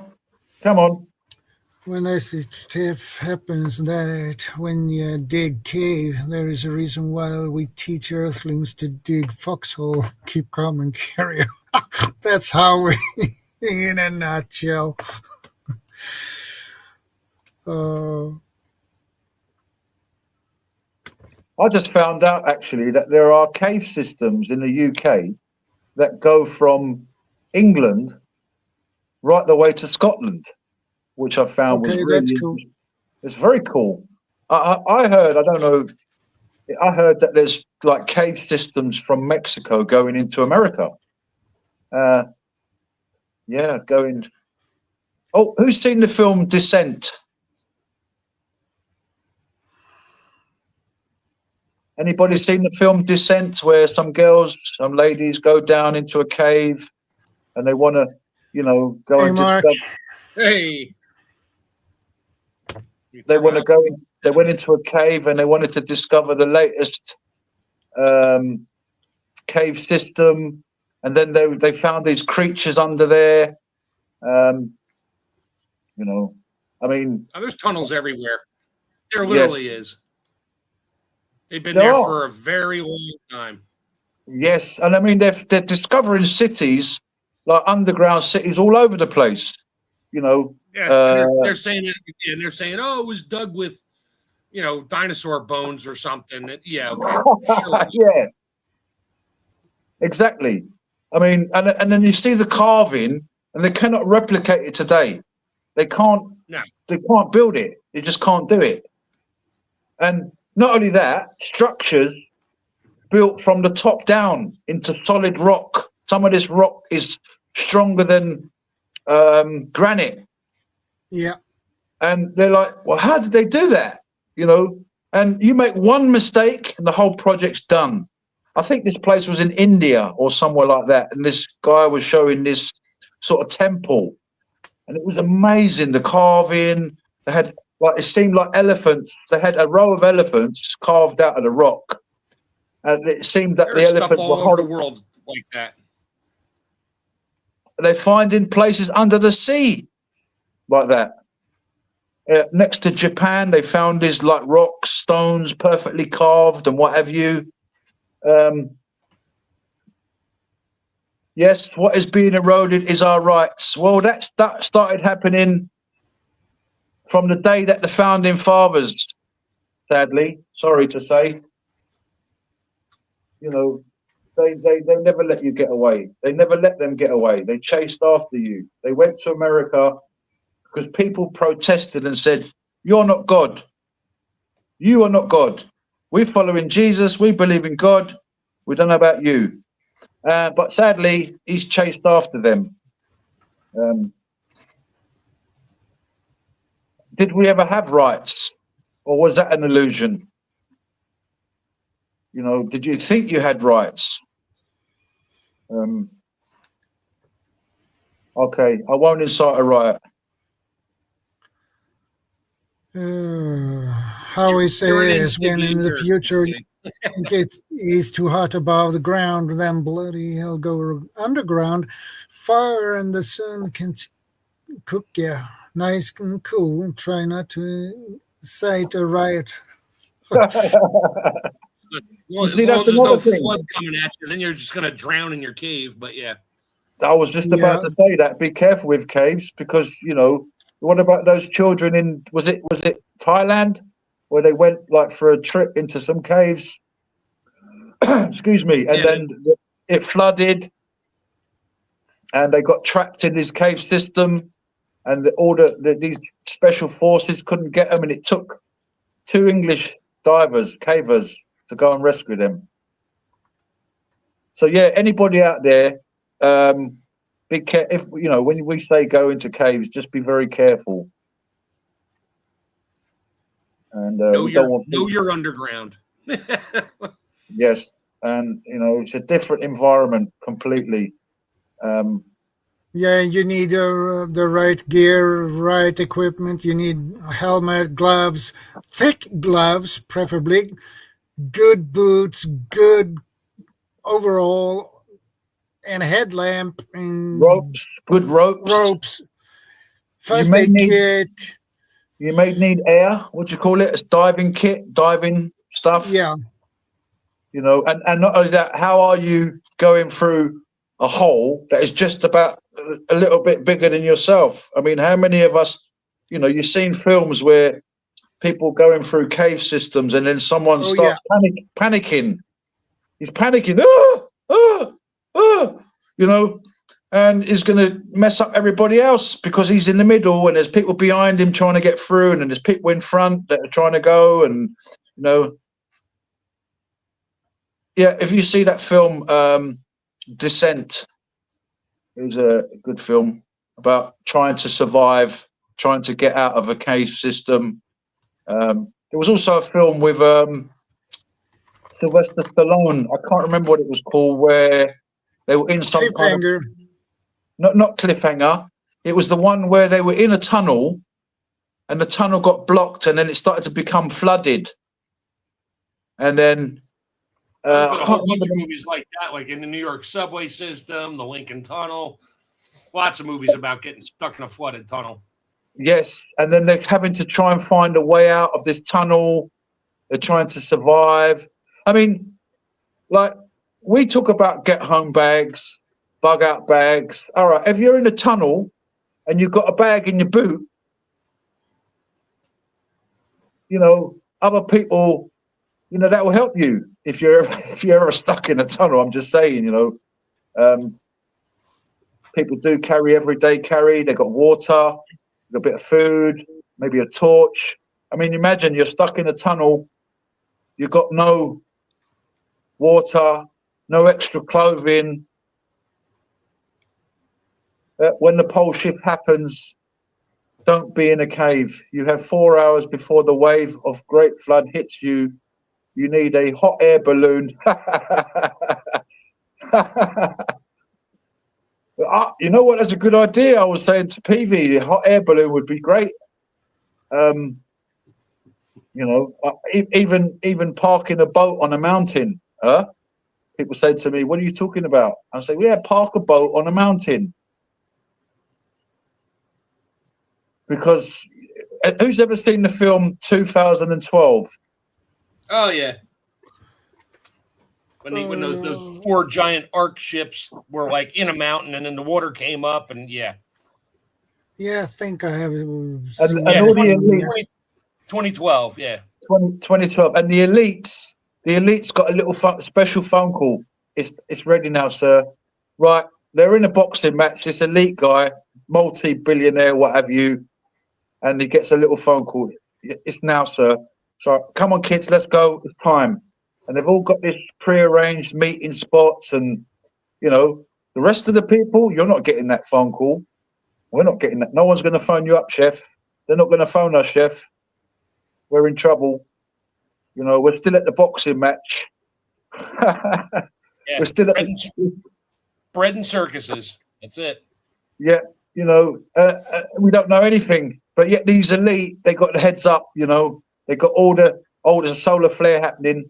Oh, this is happening. They've got all the heads up. We don't know nothing, and they say, well, if anything happens, the reason why we put the top people in the bunkers is because they will help the country to be run. Right. Yeah, you need to run a country when you got nobody to run the country, nobody in the country to run. the elites will just like serve themselves, I guess. Yeah. This is all a lie. It's all fantasy. It's all just, even those people are being lied to. You know, they think, oh, the elites love us. No, they don't. They hate you as well. Your want your money. Well, they just want you to work for them, betraying your own kind. Yeah, you know, so you've got all these politicians that are professional liars, and they smile at you. Yeah, we're going to change this, we're going to fix that, and they're completely lying. I remember my mum used to say, "Oh, the councillor came round." Yeah, because there's elections coming soon, Mum. That's why they're coming round, to make sure you vote. She's like, "Oh, the councillor's going to sort this out for me." Well, of course they're going to sort it. They're going to sort out everything, aren't they? Not.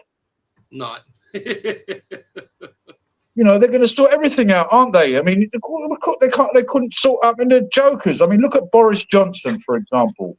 You know, he's literally the village idiot, like the village clown.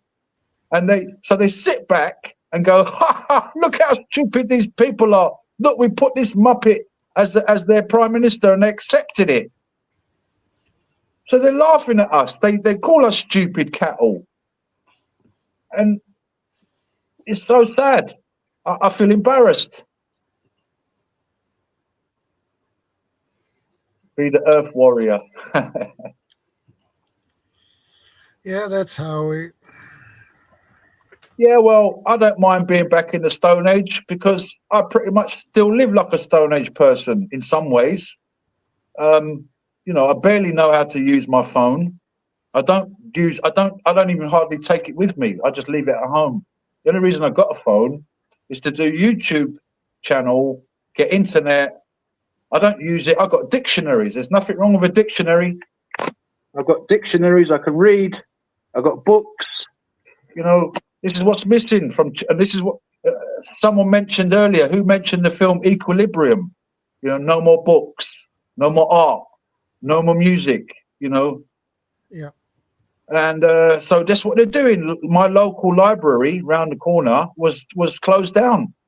It was a great place, meeting place. You went in there. But yeah, so coming back to the phone, I don't use my phone for banking, for anything else other than maybe to phone someone. I leave it at home. When I go out, I leave it at home. I don't want to be tracked. I don't want to be listened to.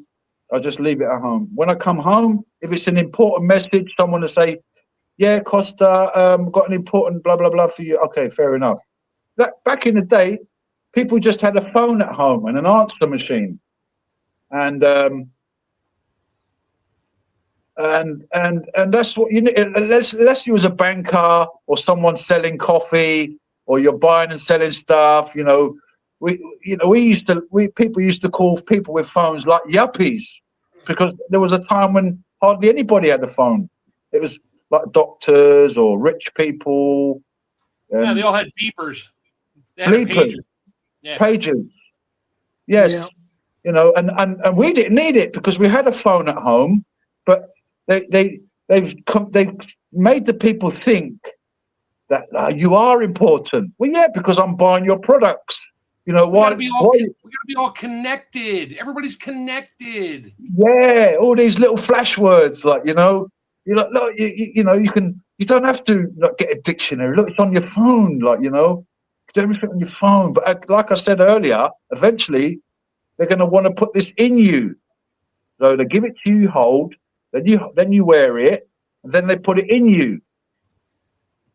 Total Recall, there was a scene where the guy had a phone in his hand. I don't know if you saw that. Yep. Hello, how you doing? You okay? You all right? Yeah. And then what? You know, people are going to be turned into like cyborgs, robots. Slaves. Now they're all... Slaves. Just say the word, slaves. That's it. Well, today they call it employee. Well, that too. Taxpayer, yeah. Taxpayer, yeah. But now they've built Take up care, their... Howie. Later, They've built up their... They've got everything. They don't need us anymore. Good luck.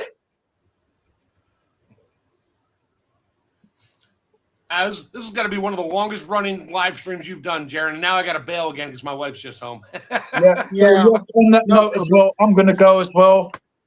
Yeah, I'm going to wrap things up anyway. So yeah, we'll let Swedish get to bed and get a nice cup of tea. Swedish, how can you be in a t-shirt and it's -9?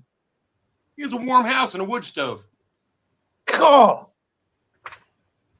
You got a wood stove. And it's 10 outside, so yeah. I don't have a wood stove in the apartment. Anyway, I'm going to say good night as well, guys and girls. Love you all. Stay safe out there. And remember to love your neighbor as yourself. Don't let them take that away from you. Now, CR, CR come on popped the up. last second. I'm out of here. You're fired, CR. Gotta go. Yeah, Bye, Chef. guys.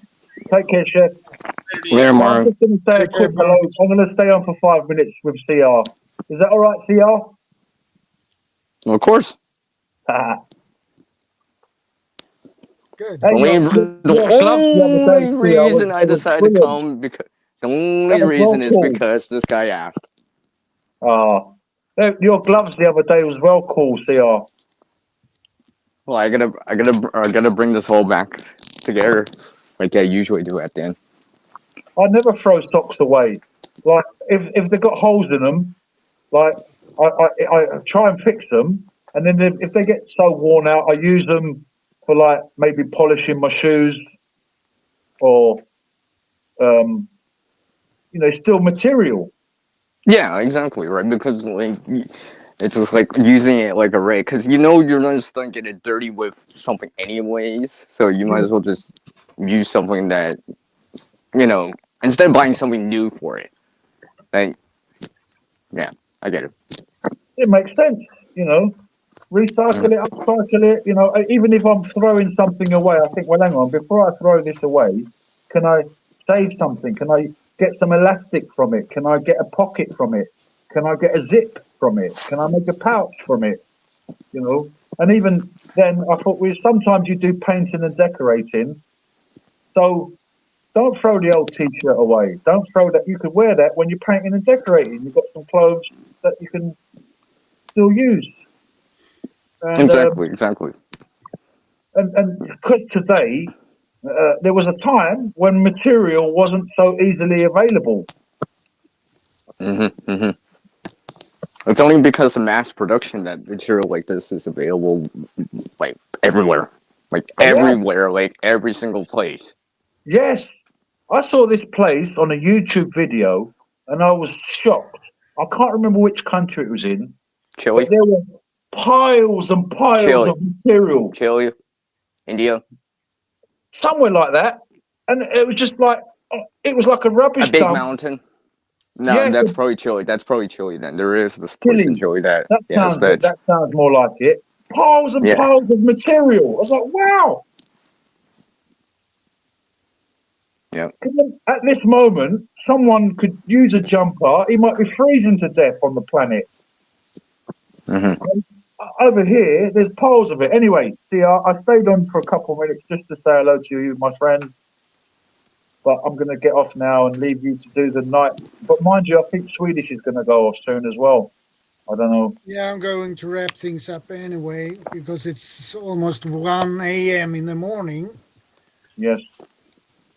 Well, good night from me, everyone, and I'll see you Take all. care, Costa. See you guys. Take care. Thanks for stopping by. God bless. Thanks for having me, Shadow. You're very welcome. I'll say to you in Greek, good night. And that's your first Greek lesson, guys. Gali nichta. Gali nichta. Good night. Good night. All right.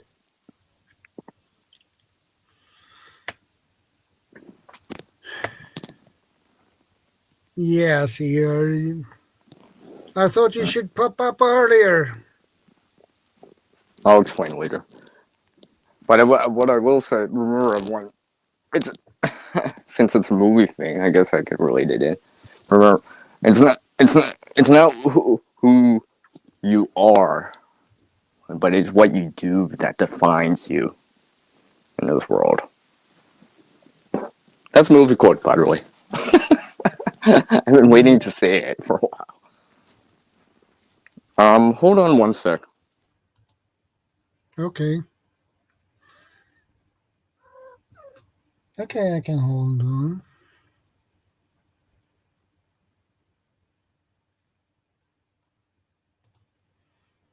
Tea to drink, Nicole. That's good.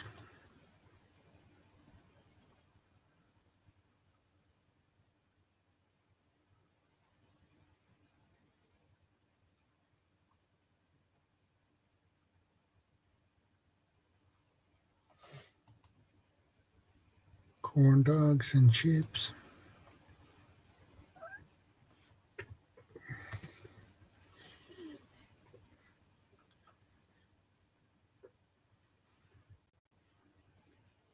Well, guys, I think it's time to wrap things up. Thank you guys for stopping by. I appreciate it. And I will see you next time, next week. Same time, same channel. And do something awesome out there. Yeah, and don't forget, be part of this. Be part of the solution, not the problem. Take care, stay safe, and God bless, guys. See you, everyone.